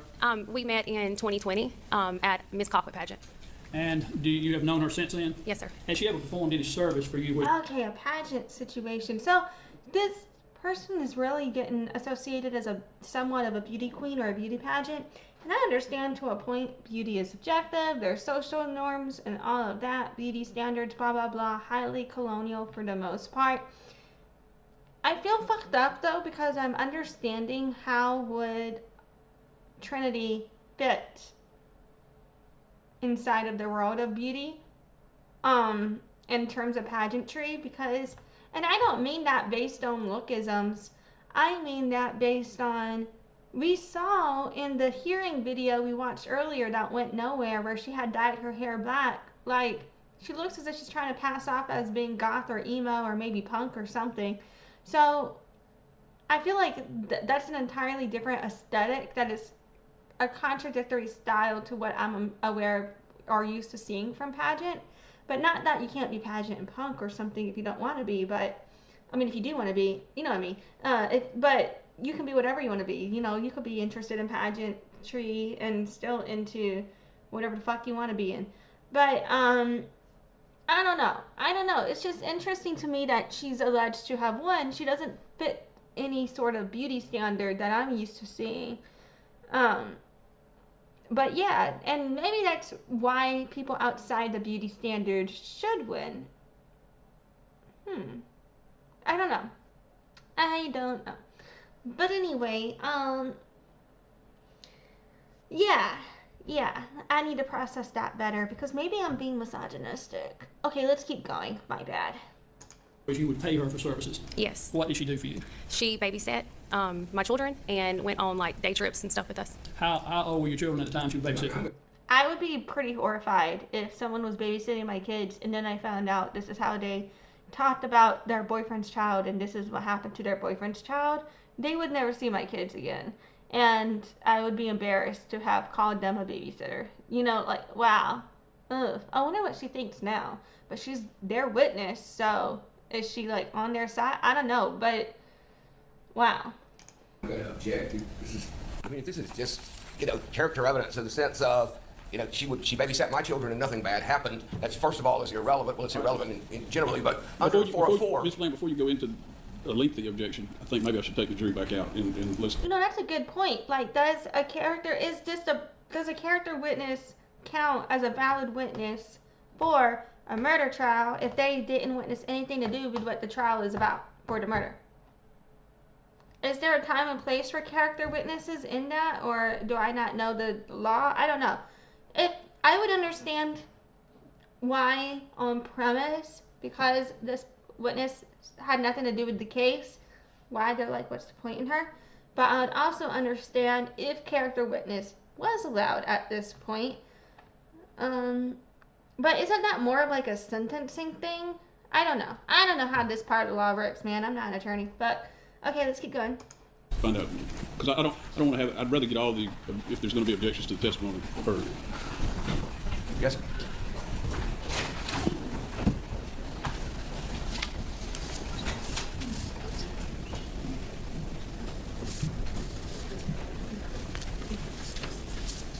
All right, I'm going to let you step back outside for just a second.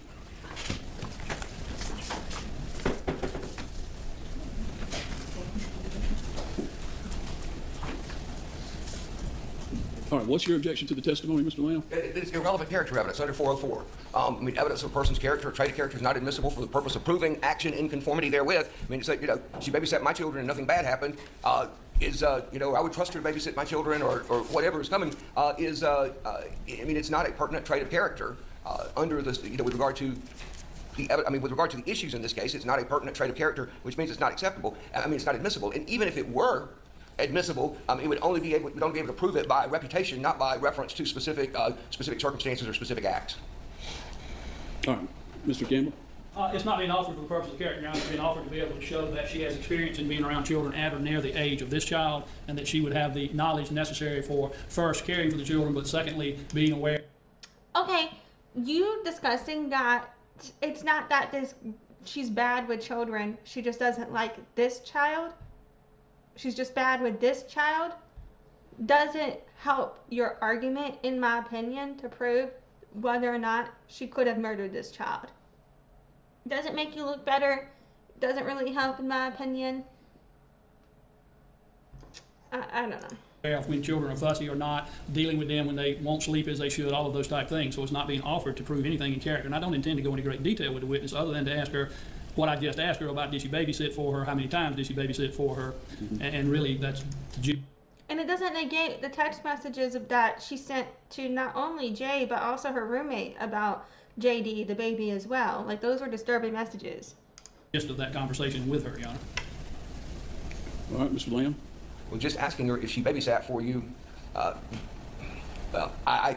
think that it is sort of a backdoor attempt at putting character evidence in, but I'll stand on the objection as it stands now. Obviously, I'm not going to try to raise any further issue with the court. Well, 404A has I looked at this before we got here, anticipating that there may be some of this. 404A allows evidence of a pertinent trait of character. But he's saying he's not offering it as character, but I don't know whether what I don't see is what a pertinent trait of character offered by an accused is. But that is an exception to the disallowance of character evidence. And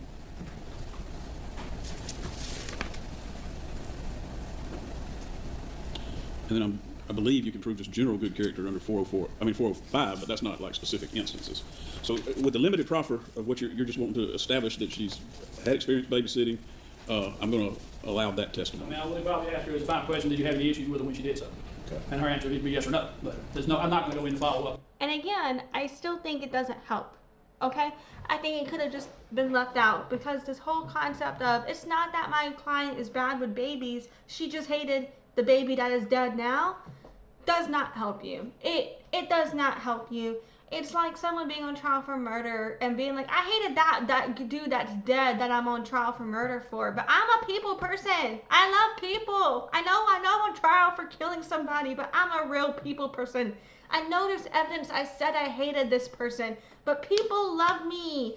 You know what I mean? Like, I don't think it helps his client at all. Like, at all. It's just a waste of time, in my opinion. About, you know, all kind of care and, you know, what did you watch her do and da-da-da-da. I will tell you, I have 2 of these witnesses. That would certainly be irrelevant to ask her if she, did you have any issues with her, or you trust her with your children or whatever. That would certainly be irrelevant. Is that, how do I interpret 404A1?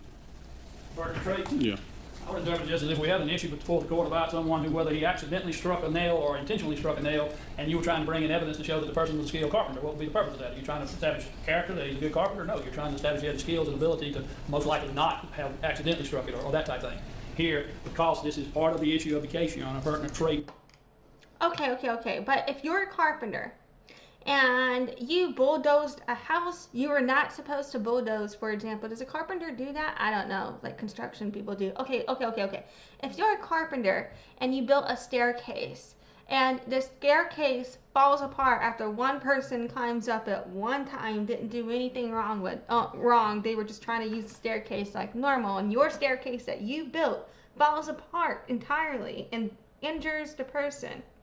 And you've built other staircases that didn't break, and you're like, but I built all these other staircases that didn't break, so don't worry about if I broke this one. Those other ones I built didn't break, so it's not my fault.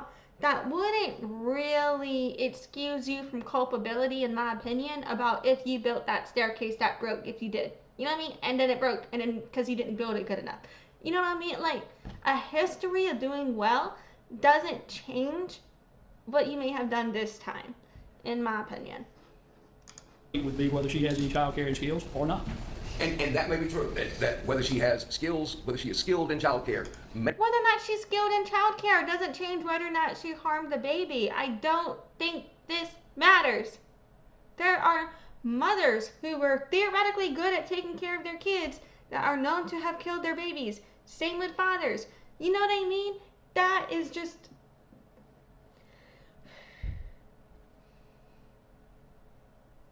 I've done a great job of taking care of plants. I have kept a lot of plants alive for a long time. But have I killed some plants? Yes, I have. Maybe, you know what I mean? Like, where is this logic for me? I don't know. May be admissible under this rule, but then following it up with, you know, did you have any problems with her? You trust her with your children, you know, et cetera. Those are the questions that I'm saying would be irrelevant. I mean, he said that's going to ask. So. You can ask her if there was ever any problems with the care she provided for her children. I think that will meet the pertinent trait character evidence, or pertinent trait evidence allowable under the character evidence code section. All right, y'all want to take 5 minutes before we bring that jury back in? Does anybody need a restroom break? Yes, we. Okay. All right. We'll come back in 10 minutes. We'll come back in at 2:20. Yeah, Mr. Gamble, are you going to need that cord with either the next couple of witnesses? It's just a. Okay, I was trying to see what the fuck they were saying. We are going to skip through this break. Okay, let's double time it here. I think they're about to come back.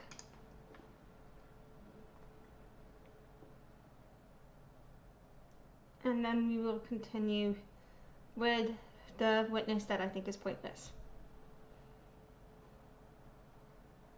Which would be the bitch that she babysat for. So, oh, we're back. All right, let's bring the jury in. Okay, here we go. I'm gonna try to shut the fuck up for a second. You bring it back in.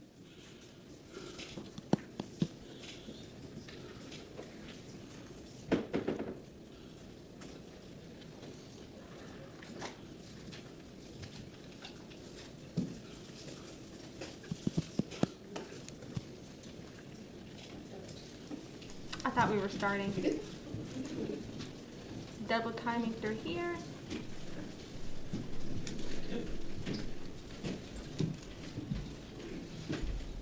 All right, Mr. Gamble, you can continue. Yeah. Ms. Newsome, I know we got interrupted. I'm going to try to not just start from the front, but I don't know exactly where to stop, so I'm just going to ask you again. When did you say you first employed Trinity Poague to be your babysitter?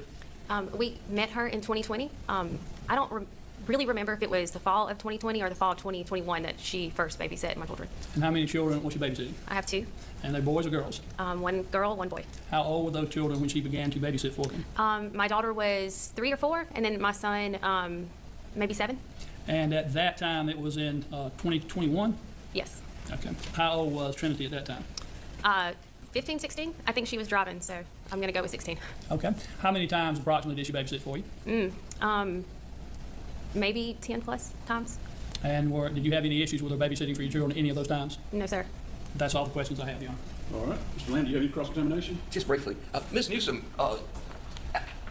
you'd certainly expect her to be able to recognize injury to a child, wouldn't you?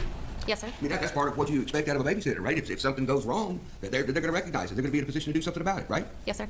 You would expect her to take every reasonable measure to protect a child that was that needed protection, wouldn't you? Yes, sir. If there was a child being physically abused, was grossly neglected in some way, and it was occurring in her presence, then you would agree with me that that would be a gross failure on her part if she just did nothing, wouldn't you? Yes, sir.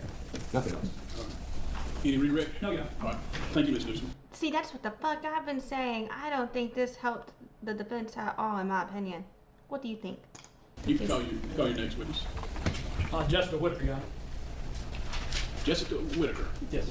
Oh, I thought we had a vote. Oh, I did too. I don't think. No, Sherry's going to go. Thank you. Yeah, I thought he'd do it.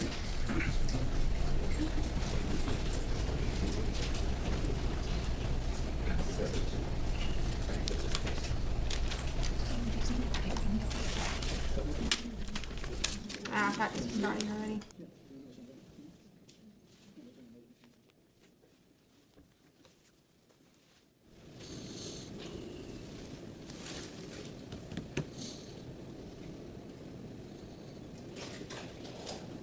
Jesus, where the fuck is this witness at?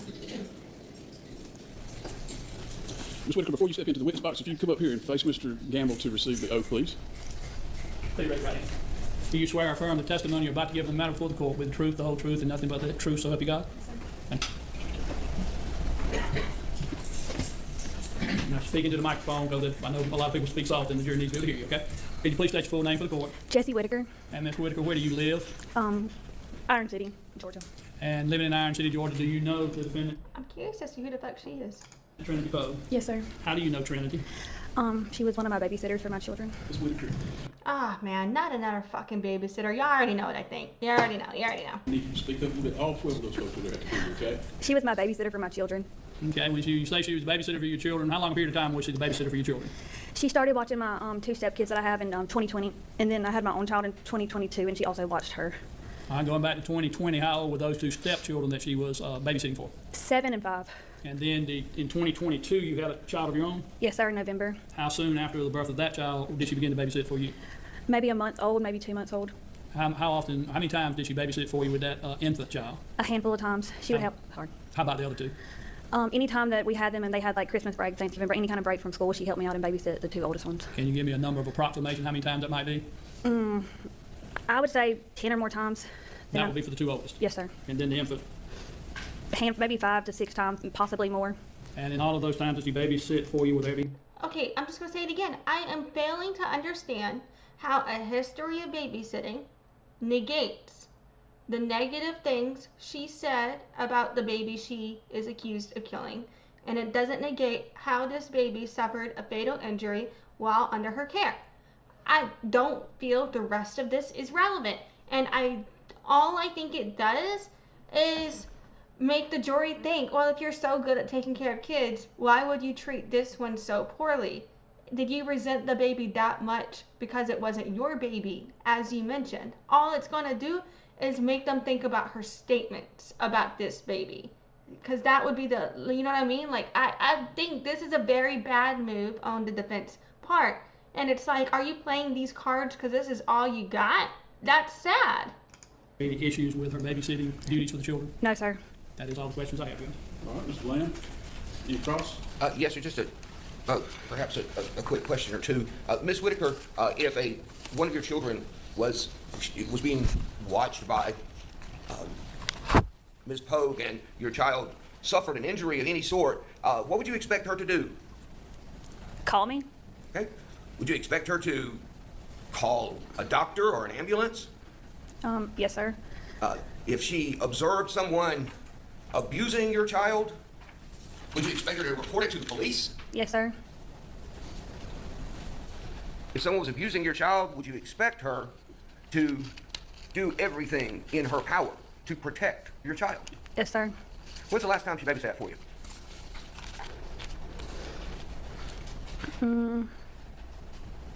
Probably 2023. And she started babysitting for you in 2020? Yes, sir. So that was 5+ years ago? Okay. Okay, nothing further. Anything else? No, Your Honor. All right, thank you, Ms. Whitaker. You're free to stay or go. You can call your next witness. May she be excused, Your Honor? Yes, sir. She's excused. She can stay or go. I would call Megan Pitts to the stand, Your Honor.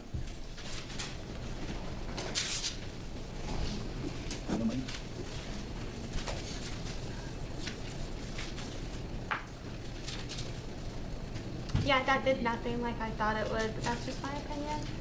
Where the fuck are these witnesses at? I'm double timing through here. I'm just getting redundant at this point. I'm like, I don't know. Maybe something new will happen, so I'll have something new to say Ms. Pitts, here. walk up here to the witness stand, and then before you have a seat, face Mr. Gamble and receive the oath, please. Raise your right hand, please. Do you swear or affirm the testimony you're about to give in the matter before the court today will be the truth, the whole truth, and nothing but the truth, so help you God? I do. Have a seat. If you make sure you speak into that microphone, okay, because everybody needs to be able to hear you. Ms. Pitts, could you please state your full name for the court? Megan Nicole Pitts, And Ms. Pitts, where are you from? Not where you're living right now, but where's your hometown? Griffin, Georgia. And where do you currently live? Americus, Georgia. And in Americus, are you attending college anywhere? Yes, sir. Where do you attend college? Georgia Southwestern State University. And where do you live on campus at Georgia State Southwestern? Yes, sir. And where do you stay at? Where are you living at there? I live in the dormitories on campus. What's the name of that dorm? Pines. Did you previously live in a different dorm? Yes, sir. Back in 2024, January of 2024, which dorm were you living in? Oaks. And how long had you been in college at that time in January of 2024? Roughly about half a semester. Were you attending college under any kind of scholarship or anything? Yes, sir. What type of scholarship? I had multiple, but the biggest one was President Jimmy Carter Leadership Program. Tell me, what is the Jimmy Carter Leadership Program Scholarship? What does it entail? It's a group of students that go through an interview process, and they're selected from the incoming freshmen, and we are a service-based group that does community service throughout the year. Do you have to have particular qualifications in order to be able to receive it, or is it just based upon the interview alone? Particular qualifications. What type? You have to have a good grade point average, and you have to be a good leader. Now, when you attended on the Jimmy Carter Leadership Program Scholarship, did you meet Trinity Poague at any time? Could you repeat the name? Trinity Poague. Not I want to call it Tiffany. I said Trinity Poague. I'm sorry. Yes, sir. Okay, just like the prosecutor had said before, I feel like this is a backdoor way of introducing character evidence here. I'm just saying. But honestly, like, I know a lot of kids that did well in school. It doesn't change whether or not they were fucking assholes. And it takes me back to the argument I was making with the construction example earlier and the staircase. Now I'm over here like, okay, so I do marketing. It doesn't matter how many good ads I run, right? I could be running 10 ads for a client.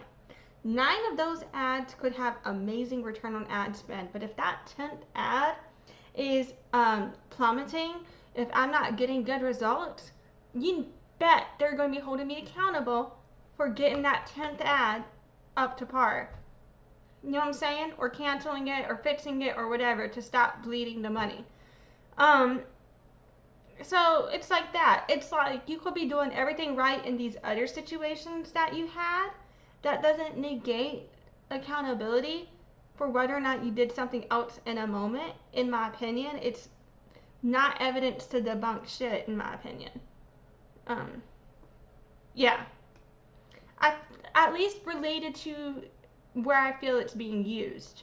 I do believe there is a time and a place for character evidence, but I don't think character evidence should be your first 2 witnesses when you haven't been shown to have a good defense for your client. You know what I'm saying? Like, am I making sense? I don't know. And does she live in the same dorm as where you were living in that January of 2014? Yes, sir. Her room compared to yours, how close was it? Across the hall diagonally. And so, not too far away? Yes, sir. You got to say yes or no, of course. Back on January 13th, getting later into the day and night, bleeding over into January 14th, which would be the early morning hours, which you might commonly still think of the same Saturday night, but getting into Sunday morning. Did you hear anything that got your attention during the night while you were in your well, first of all, were you in your dormitory during that time period? Yes, sir. And when you were in your dormitory during that time period, how late did you stay up that night on Saturday, January 13th? Do you recall? I don't recall, but I remember being asleep and being woken up. Okay, when you were sleeping, got awakened, what awakened you? A baby crying. Okay, was it, can you describe, I know baby crying is baby crying, I guess, but is there any way you can describe as far as volume or anything of that nature? It was particularly loud considering I was across the hall. Okay. Enough that it awakened you? Yes, sir. Now, after you heard the baby cry, was it just one cry, or was it baby crying, or what was going on? It was continuous and then eventually stopped. Okay. Do you know how long you heard it crying before it ceased? I don't remember. And was this in the middle of the night? Yes, sir. Yep, that's all the questions I have, John. Cross-examination. Good afternoon, Ms. Pitts. The baby was crying that night, loud enough at some point to wake you up, right around 1 o'clock in the morning. Yes, sir. Is that about right? And you don't know how long he cried thereafter, but just until, I guess you said, until he stopped crying. Yes, sir. That wasn't the first time that baby had woke you up crying, was it? No, sir. Actually, he cried a lot when he was there around Ms. Poague, didn't he? Yes, sir. Every time. Every time. Yes, sir. He actually behaved better and was calmer if, like, her roommate or somebody else was there that could help, tend to him instead of her having to do it, didn't he? Yes, sir. He responded better to other people than he did to her. Yes, sir. That right there, which is the defense's witness, mind you, is debunking the other two witnesses the defense just put up right there. Because, like I was saying, it doesn't matter how good you are with other people if you are bad with and to the one person who you're accused of murdering. You know what I'm saying? And especially in a circumstance where you are proven to have been with the person right before the event of their fatal injury occurred, or right when it occurred. All of that, doesn't look good. I understand, like, having a bad relationship with somebody and getting to a point where you say fucked up things to each other. However, if you're never with them again, you can prove you're never around them, like, or especially around the time of any events that occur, you can prove, for example, say you're like me and you live stream. You can literally prove, look, I was on a live stream at this time, or I was shopping, like our the father of the son here. Like, you can prove certain things of what you were doing, for example, that clear your name.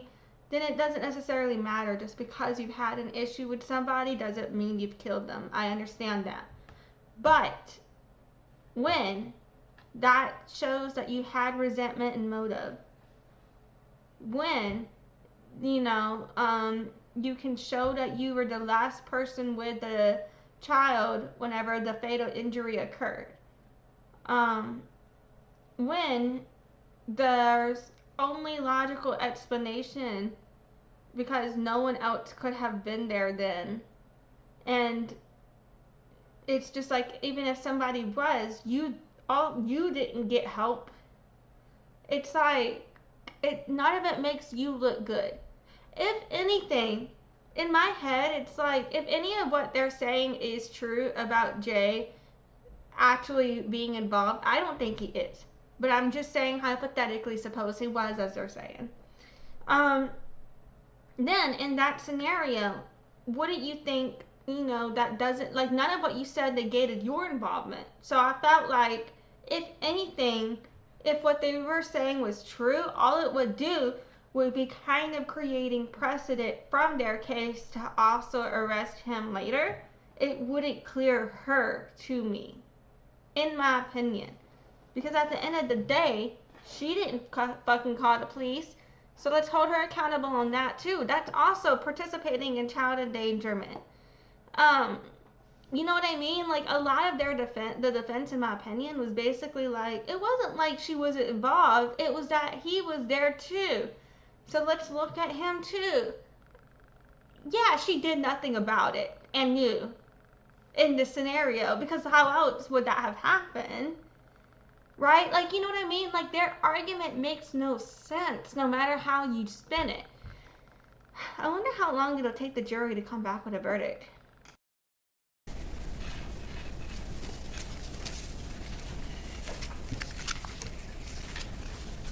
She told you at some point, or did she tell you that she had known that child for his whole life?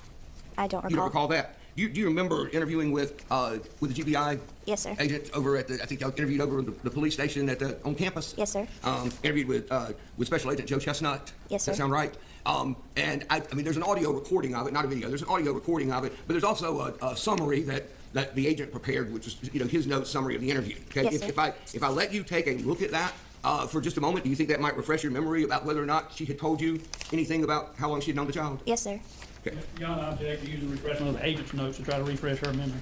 Well, it doesn't matter whose notes they are. I mean, anything that if the witness says that she believes it will refresh her memory, then I think she can review the notes and then make it if it will refresh her memory. If it doesn't, it doesn't. I mean, I guess that one's kind of fair because that aligns with the objection he made earlier. So it's just like, we saw this the last trial too. I guess both of these attorneys like to do that for each other. They will object to something and then do the thing they objected to later. And I'm like, well, you can't object to one person doing it and then you do it. But the difference between them is this guy's like, oh yeah, you're right, my bad, let me do this the right way. Versus the other person was basically saying, since he objected to something, he's gonna do it anyway. And I'm just like, okay, so the defense was arguing because the defense objected to something and the prosecution argued against the defense making that objection, but the judge ruled in favor of the defense, so the defense got that objection, right? Well, later on, I think it was day 2, if I'm not mistaken, later on the defense was trying to do what he objected to, and when the prosecution was like, we ruled earlier we couldn't do this because you objected to it, the guy said, yeah, but at the time you argued in favor of it, so I should get to do it now. And I'm like,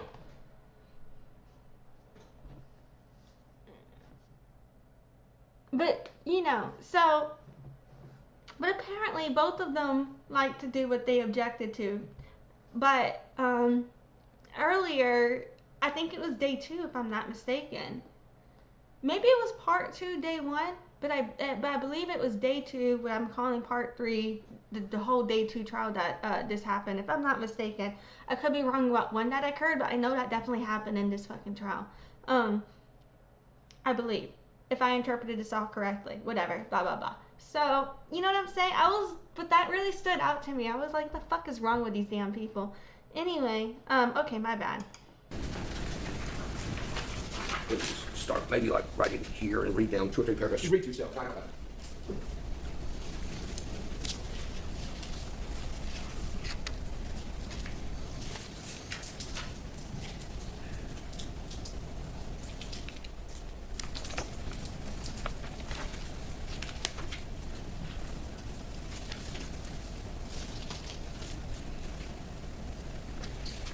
you have a chance to read over that? Yes, sir.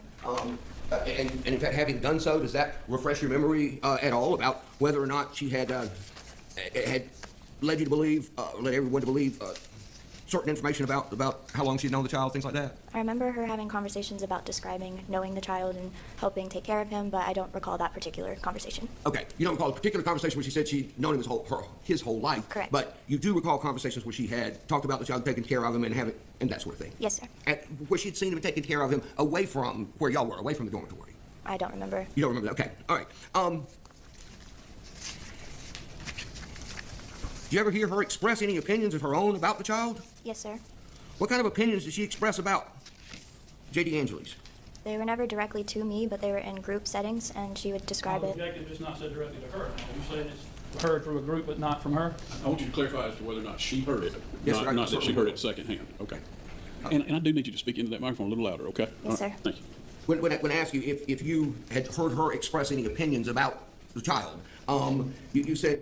I think this matters because if she heard it secondhand, then it's hearsay and she can't testify to that. However, if she heard it directly from the horse's mouth, then I believe she's able to testify as to her experience to what was said.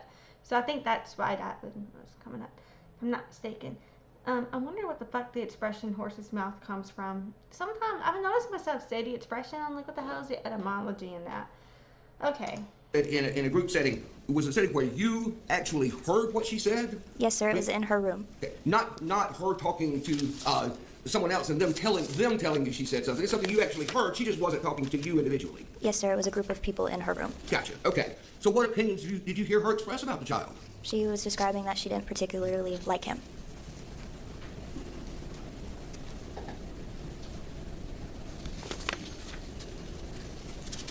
So mind you, this is the second witness that the defense has brought. Because the prosecution rested their case. We're on to the defense's witnesses now. This is the second witness that the defense has brought. That, in my opinion, is just helping the prosecution out a lot. A lot. Maybe I don't understand correctly, but that's, you know, my, civilian take over here. It sort of seemed obvious from her interactions with the child that his feelings about that were mutual. Yes, sir. Nothing further. Redirect? No, Your Honor. All right. You can step down, Ms. Pitts. You're free to stay or go. She's excused, is that correct? He said, you redirect. The guy's over there like, no, Your Honor, I'm fucked. I'm just kidding. You don't have any objection to excusing her? No, Your Honor. No excuse, yes, All sir. right. All right. You can call your next witness. Call Laney Brioux. I don't know if Breaux is a Brioux. I'm not sure how to pronounce that last name. Breaux, I thought. Okay, thank you.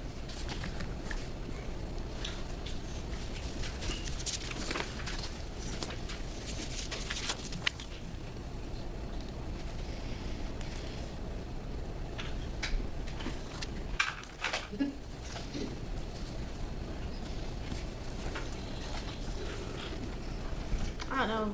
I guess they're waiting on the witness, but it's, here we go. Ms. Breaux, before you have a seat up there in the witness chair, if you face Mr. Gamble and receive the oath, please. Raise your right hand, please. Do you swear or affirm that the testimony about giving the matter before the court will be the truth, the whole truth, and nothing but the truth, so help you God? Could you please state the full name for the jury? Laney Marie Brioux. And Ms. Breaux, where are you from originally? Perry, Georgia. And are you currently attending college anywhere? Yes, sir. Where do you attend college? Georgia Southwestern. And are you living on campus anywhere? No, I live in an apartment off campus. Back in January of 2024, were you living on campus? Yes, sir. At that time, where were you living? Oaks 2. And in Oaks 2, did you have the occasion at any time to meet Trinity Poague? Yes, sir. How did you know her? We were in the leadership program together, the President Jimmy Carter leadership program together. So you would have met her through that to begin with? Yes, sir. Did you also see her from time to time at the dormitory where you lived? Every once in a while, yes, sir. Did you ever see her to know whether or not she had a boyfriend? Yes, sir. Did she have one? Yes, sir. Do you know who he was? I saw him, but I never knew his name. You just saw him with her boyfriend? Yes, sir. Do you know whether or not they had there was any child involved in that relationship? Yes, sir. Did you see the child as well? Yes, sir.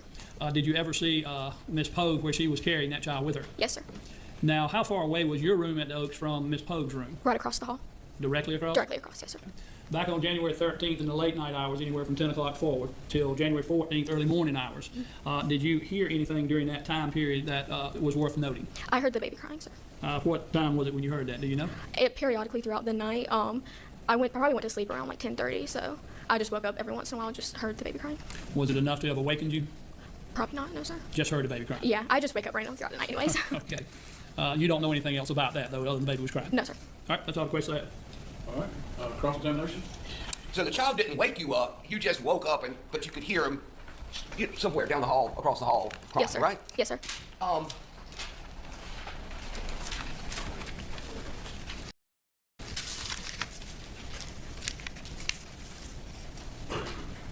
When you heard the child crying, was there anything that seemed or sounded abnormal about it compared to when you had heard the child cry before? No, sir.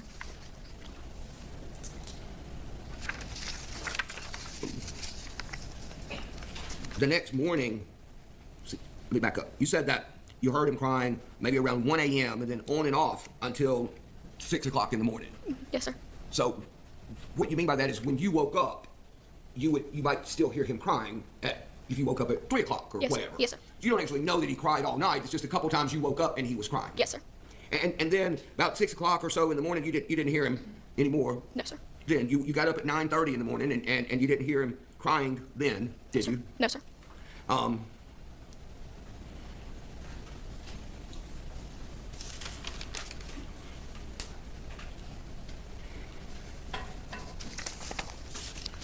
The child cried often when he was there, didn't he?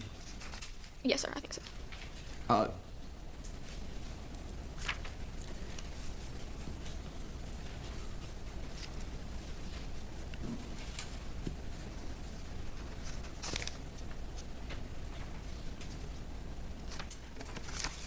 don't think I have any more questions, Your Honor, but I would like to have just one second, please. I wonder why he needs a second if he has no more questions. All right, you redirect, Mr. Gamble? No, Your Honor, she can be excused for as far as we're concerned. All right, Ms. Breaux, you can stay or go. You're free to go, Okay. or stay. Next Excuse me. victim. All right, you can call your next witness, Mr. Gamble. Yeah, I would ask for about a 15-minute break to discuss some things. All right. Ladies and gentlemen, we'll be in recess until 3:05. All right? If anybody needs to step downstairs, Chet, make sure somebody goes with them. Obviously, we don't need to do this. No, don't need us. Okay.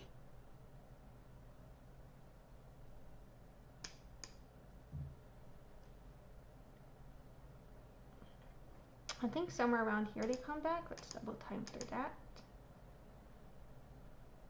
Ooh, here we go. I'm seeing the mics come back on.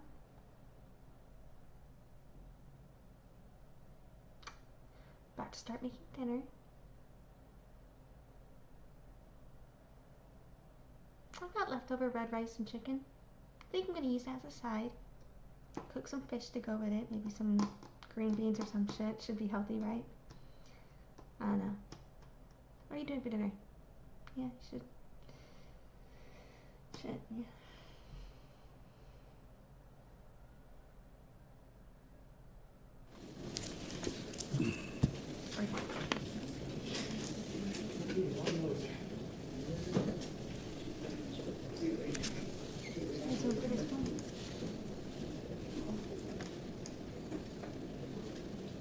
I feel like my captioner's not working. I just realized that. I need to refresh that.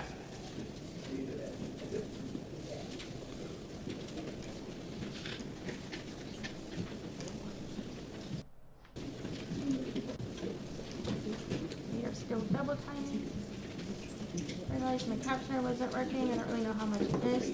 I'm hoping the All right, other Mr. Gamble. captioner- Yeah, we close after we rest. Second, the defendant rests. Ms. Lane, do you have any rebuttal evidence? Oh shit, the defendant just rested on that? That's what the defendant rested on? They really didn't have shit.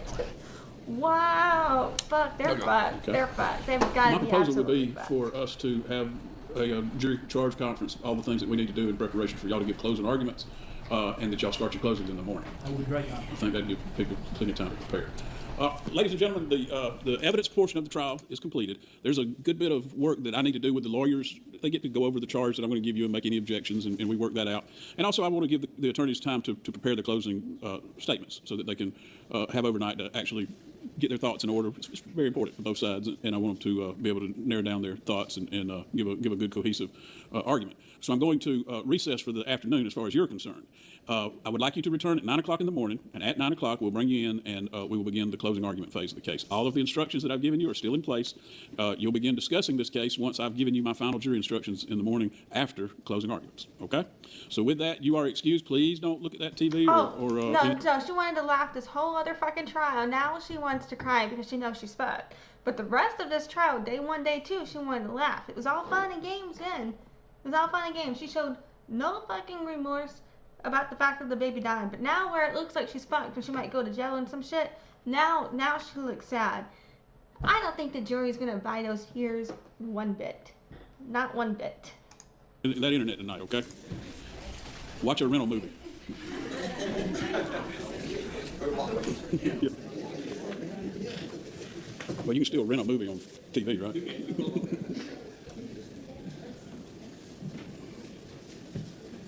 Sorrows, prayers.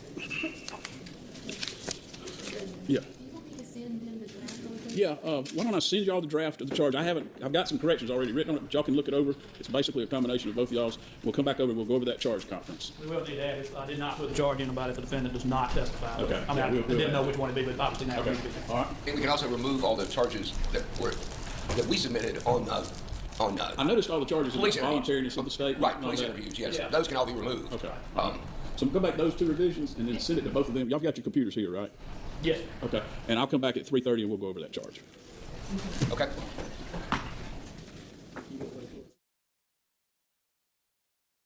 I think so. That's my preference if we're able to. Yes, I mean, I know that you do in other cases, I'm just making sure. Okay, I'm going to go past this. Let's see. It looks like it says defense rest or whatever still here, blah blah blah. Okay, let's get here. You reviewed the charge that Mallory just sent? Yes, sir. And I'm gonna make some grammatical changes, you know, like take out parentheticals and eliminate things that are not applicable. You reviewed the charge that Mallory just sent? yes, sir. And I'm gonna make some grammatical changes, you know, like take out parentheticals and eliminate things that are not applicable. But we'll, in general, are there any that you believe need to be added or stricken? I don't recall anything that I don't. I guess the charge 13710, character of the defendant. I mean, he says it's not character evidence. It's evidence to show that she had great child care skills. That's a different thing than character evidence. I think that that charge should probably be removed on page 6. Mm-hmm. Well, it's on my page 5. Okay. Well. I think when I read it, it's Oh, okay. So you're asking that that one be removed? Yes, sir. I don't think it relates to anything that is in evidence in this case.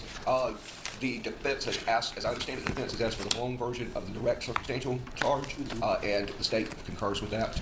Okay. I don't have an objection to it. In fact, I prefer it. The long version of the circumstantial evidence charge. It doesn't make, it's right there. As you can guess, I usually give the short one. But Well, I know, and I do sometimes in certain cases, but I think this has a little better description, Your Honor. All right. I'll take out the short one and give the long one. I don't think there's. I don't have any other objections or comments, I suppose, at this point. All right, Mr. Gamble. Nothing else.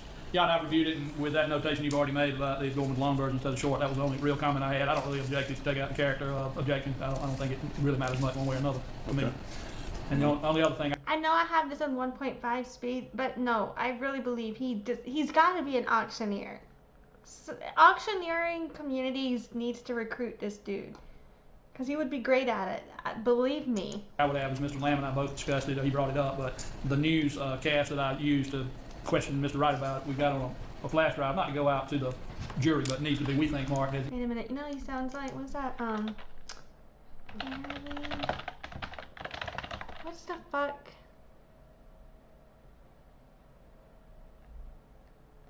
What the fuck is that dude's name? It's something like Dimmerdome or some shit, damn it.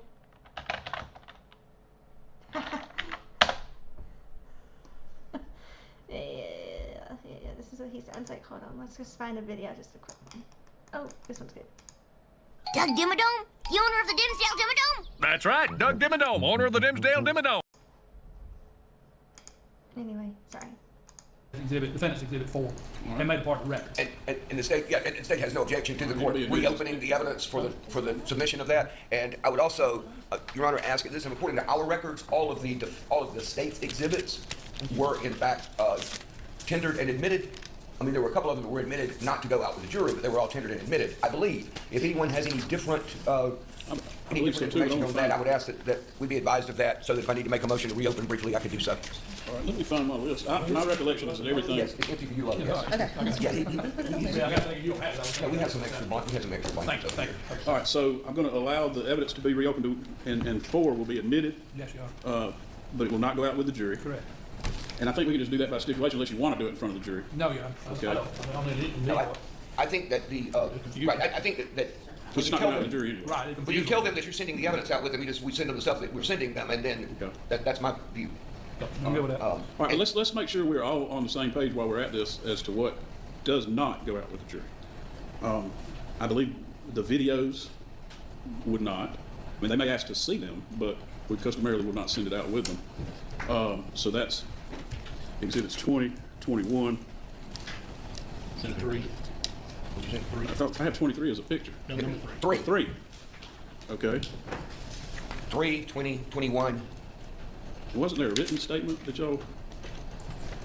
The coroner's statement, whatever it was. Yeah, that's what I was thinking. I know it was. That's 40. Exhibit 40. Yes, it's not. Okay. That would not go out. That's subject to the continuing witness rule. I think. Did you put the article that you used for impeachment? Did you put that in? to evidence? It did not go into evidence. It was not. It did not. Okay. Oh, you mean the treatise? Yeah. I think the rule says you can read it in evidence, but you can't say it. Right. That's what I'm saying. I mean, if it was not admitted, and I don't think it needs to be. I think it has to be, but if it were, then it would not go out. The medical records, I don't think are subject to continuing witness because they're not actually statements. They are summaries of actions. I think they're admissible. And then the only other one that won't go out would be Exhibit 4, the noose. So it's prosecution Exhibits 3, 2021, and 40. And defendant's Exhibit 4 will be the only ones that don't go out with the jury. So I will go back to my desk and I'll make some minor changes to maybe even the order that they're given. Like at the end, I like to conclude with the one about deliberations. Well, she's already did. She's already done that. What about a verdict form, Your Honor? That's the next thing I was going to ask. You want us to prepare a verdict form? Doesn't the court have a law clerk? That was us. I definitely said us. Yes. I mean, I certainly have no problem. Okay. All right. And Sherry's got a good form for it too. So we'll get the verdict form. We'll send that to you before I leave today. I'll make some minor changes. There's one change I noticed was on stipulations. Yes. I wonder if they wouldn't bring her into custody until after, but if she's already been arrested previously for this and then got bailed out or what? Cause I just feel like she looks like obviously throughout the course of the day her hair frizzed up, but at the beginning it looked straightened, and it still kind of does. And the other 2 days it looked like her hair was curled, and she's wearing jewelry. It looks like she's not in custody to me. So I feel like reality is setting in that she's gonna actually have to spend time in jail now. But yeah, I don't even know what all this legalese is. I haven't really processed all that, but it looks like they're basically sorting out shit related to, I don't know, like protocol and documents related to the charges and blah blah blah. But yeah, we'll see. We're just gonna see if they say anything else worth commenting on, I guess. I thought maybe the first paragraph, but I couldn't really see how I would give the second. Well, there weren't any stipulations. There was some stipulation about. There was the only stipulation was as to the admissibility of Exhibit 26, but it wasn't a stipulation as to a fact. It was simply that it wouldn't go out with the jury. Well, right. it was just a stipulation that it would go in, that would come into evidence because it was tendered under a certificate, pursuant to notice, and so. I think that's accurate. So, do either of you request discharge on stipulations? Well, I did only because I did know that we did do a couple of stipulations. They may have been on some minor issues, but that was why I put it in. I think if the only stipulation is as to the admissibility of evidence as opposed to a stipulation to a fact, then I don't think that the stipulation charge is necessary. I mentioned stipulation in another part where I tell them what the evidence is. So my inclination would be to take the actual charge out. No objection from me. Well, I just note the second paragraph talks about where parties stipulate, and it says testimony, documents, exhibits only. This is in the nature of evidence. You may take that testimony as if it was given in court. You may rely on it if you find it credible. However, either party may dispute such testimony by other evidence. I don't know. I thought that part might need to be in there, Jan, but I'm not. Well, it's not going to hurt. I mean, if you're requesting it, I'll put it. It's definitely not. I would just request that part. All right, I'll give the second. So you're just not going to give the first paragraph of that? Okay. I'll give paragraph number 2. Look at it, does not apply. Sure. All right. Okay. Well, I'll send that to you all. And then we'll start closing at 9 o'clock. Y'all get here early enough to check your computers and all. Looks like y'all got yours. Y'all are just using the same portal at this point. Is that right? We are, yeah. Okay. Anything else we need to address before closing arguments in the morning? Okay. Nothing that I can think of. Is 2 per side, right? 2 hours? Yes, sir. Yeah, you each have 2 hours. I don't think I'll talk 2 hours. I never do that, but. Well, I mean, we have all day, so I'm not. Want to have it available, though. If any of you want to speak for 2 hours, you can. Yes, sir. Understood. Of course, you'll get to open and conclude. What I would like to do, if we start at 9, I guess. Is she laughing? That's wild. Earlier she was crying, now she's laughing. I wonder if she's just like, what's the word? It's not when you're delusional, but there's like a word, I am blanking on it. I'm gonna think of it later. For when you're just like in a state of heightened emotion. Shit. I can't think of it right now. But I don't know. I just feel like this is just a different level of processing. I can't believe she's laughing right now. And at this, it's just kind of wild to me. Like, that is crazy. Yeah. All right. Yeah, that's fucking wild. We'll see when the closing argument's finished. I might send them to lunch, let them come back and then charge them, or I might charge them and tell them they can ask for lunch. No, she was absolutely laughing. Oh no, we gotta go back again. Oh, so sorry.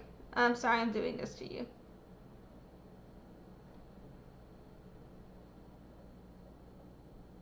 Because, okay, let's just silent. Look at this.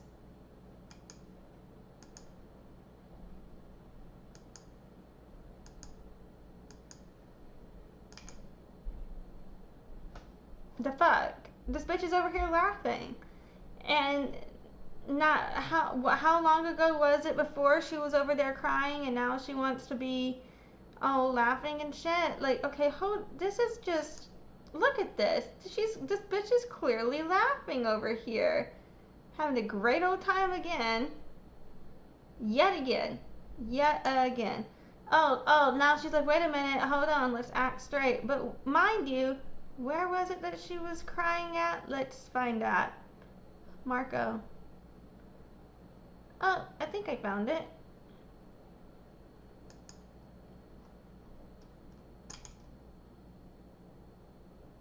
Oh. Okay.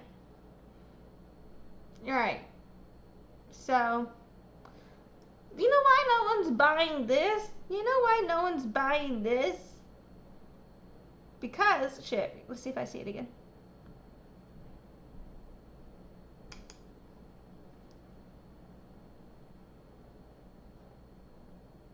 It's interesting to see. It's interesting to see.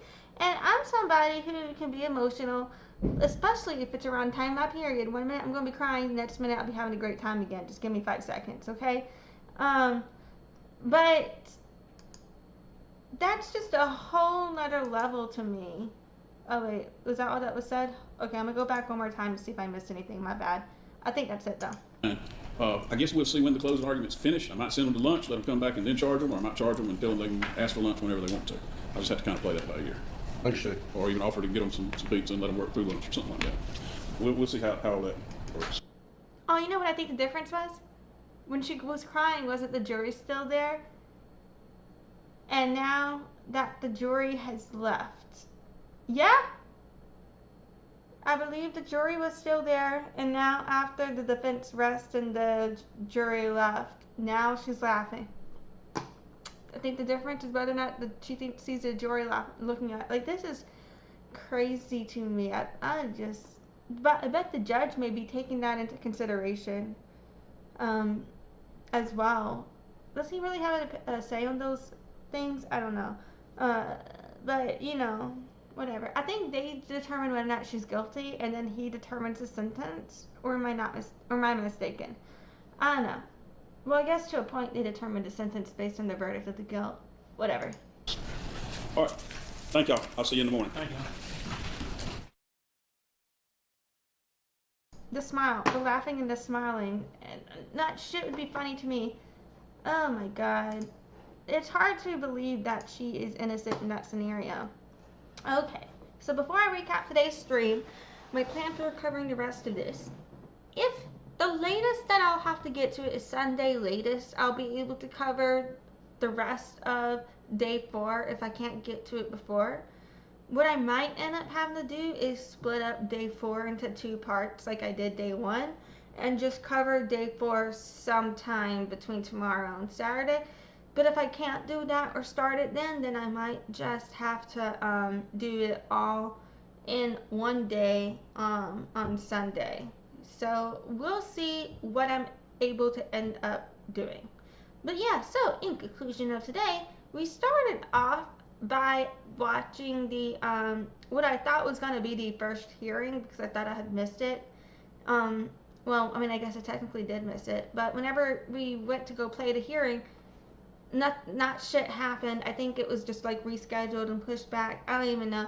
But what it did show us is how she looked about 3 months prior to when this trial happened, and she did change her hair in between. So I was making some jokes like maybe she was goth, and then I was like, no, I don't think the goths would want her. Maybe it's emo But I don't think the emo kids would want her either, so maybe she could be punk, but it's debatable if they would take her as well. And so, you know, I was kind of joking about that earlier, but to me that does show, like, reason to believe that she's obviously doesn't seem to be in custody. If she was arrested, I believe she was either never arrested yet, or, because sometimes, can that happen? Can you get charged but not technically arrested and held in, I don't know. Actually, I don't know. Maybe that wouldn't make sense. It looks like she was bailed out because she's obviously not in custody. I don't know. But I don't know all the laws behind how that could work. That's just what I'm assuming.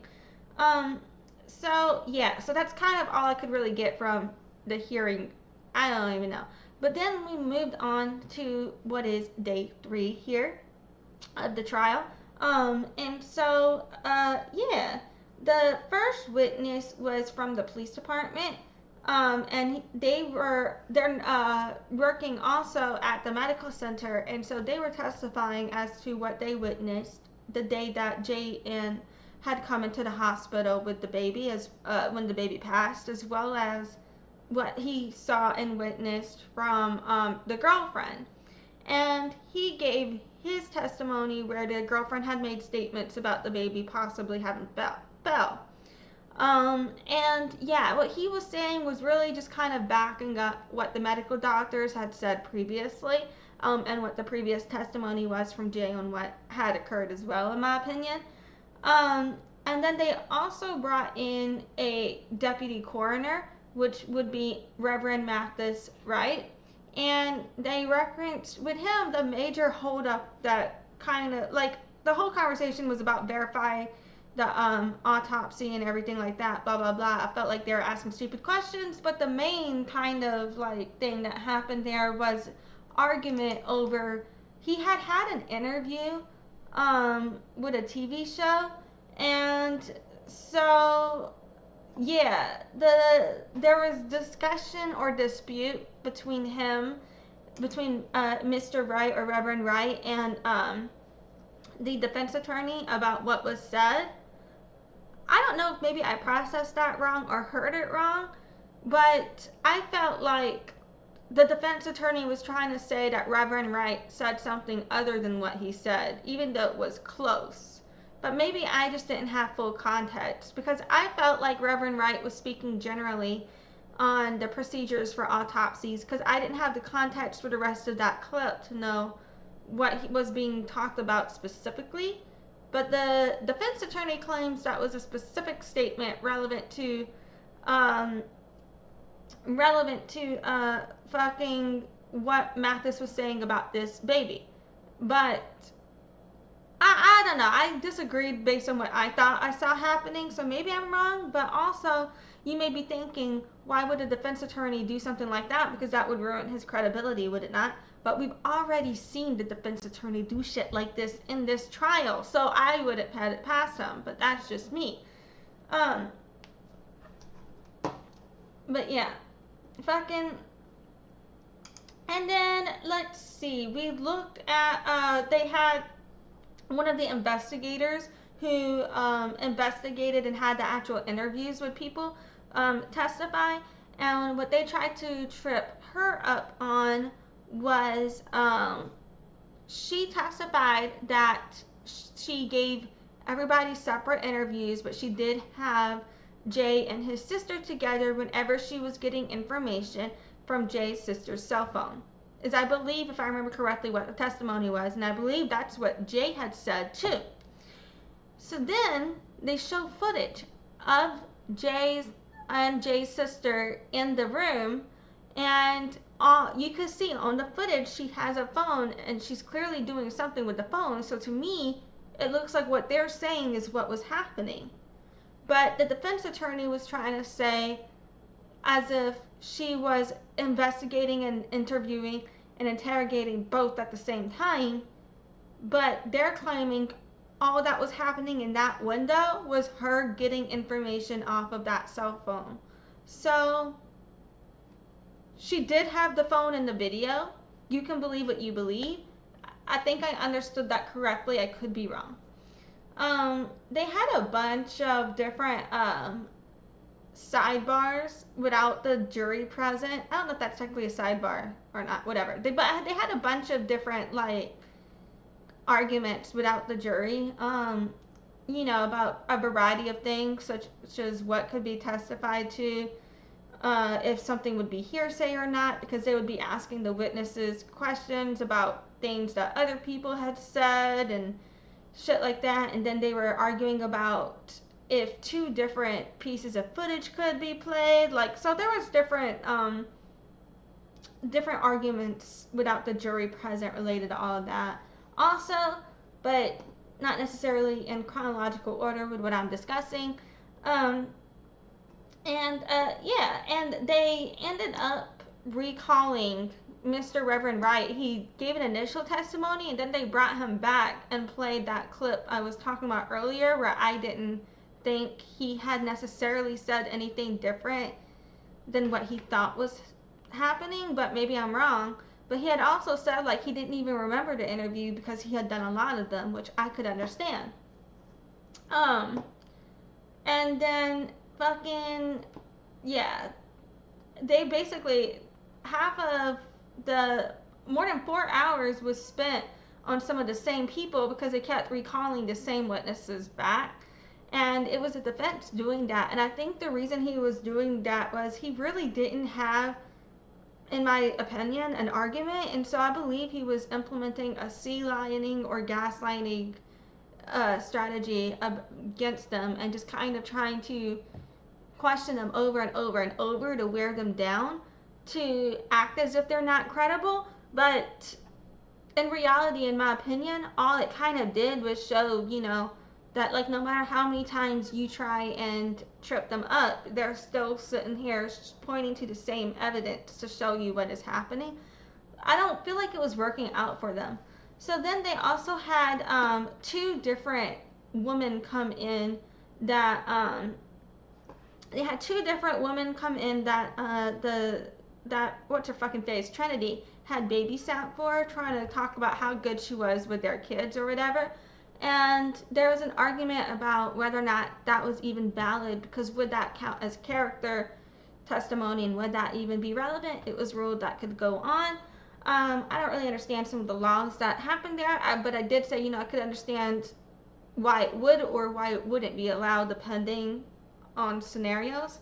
And then after that, we went into interviews from 2 different students, and both of those students basically testified in ways that supported the prosecution, in my opinion. I believe they were both basically saying that, basically in a nutshell, saying that, in other words, that they had heard Trinity make statements that could imply she had resentment towards the baby. Like, it didn't go well for a defense at all, in my opinion. And then the defense rested their case after that. And yeah, and around then is when we saw that Trinity, the person accused of murder, was crying, real upset, because I think she realized how fucked she was. And then we saw, after the jury left, is when Trinity wanted to be over there laughing. And I was like, what the fuck is this? But anyway, yeah. So we still got day 4 to get through of this trial.